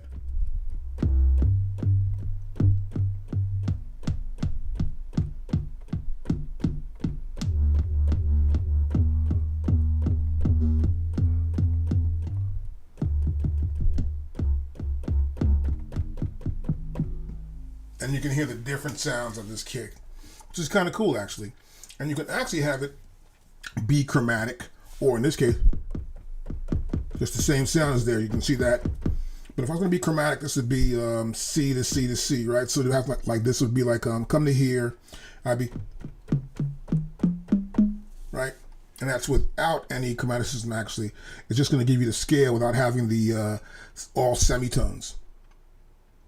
Using a drum synth, you can always just tap on a Q link anywhere here. For example, this Q link here, the top one is 80s, and we have also the glide time, and then the one shot, and we have the chromatic.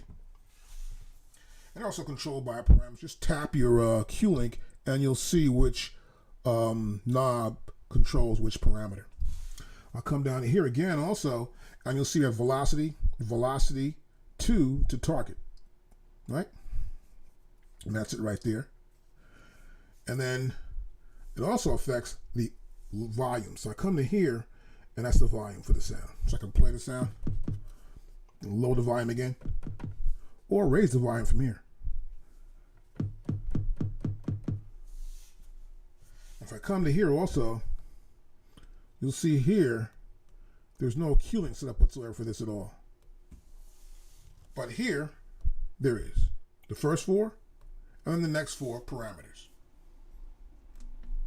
Sometimes you may want to actually change any one of the sounds if you use the drum synth multi. So for example, that's the kick drum, that's the first one. I can always change this by clicking right here, and I can get, you can see I can get snare, back to a kick, hitting the first pad. So the order doesn't make a difference. You can change that. In multi-drum synth, there's no problem. Normally I'll just keep them where they are, and I may actually use 2 808 sometimes. So I may put 808 here, and I may not use that sound and put it separate on a separate actual track. I may keep the snare. I'll take this sound, which is going to be sound number 7. So I go across here. That's sound number 7. And I might make this, let's get back to it here, right, tap right there. And I want to make this a kick too. And I'll change the tuning for one or the other. So I'll have a kick here. I may come over here, change my tuning. Let me go deeper actually.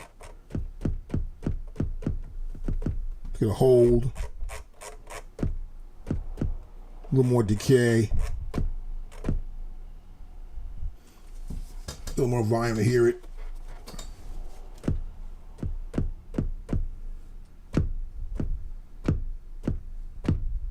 Let's have 2 different kick drums.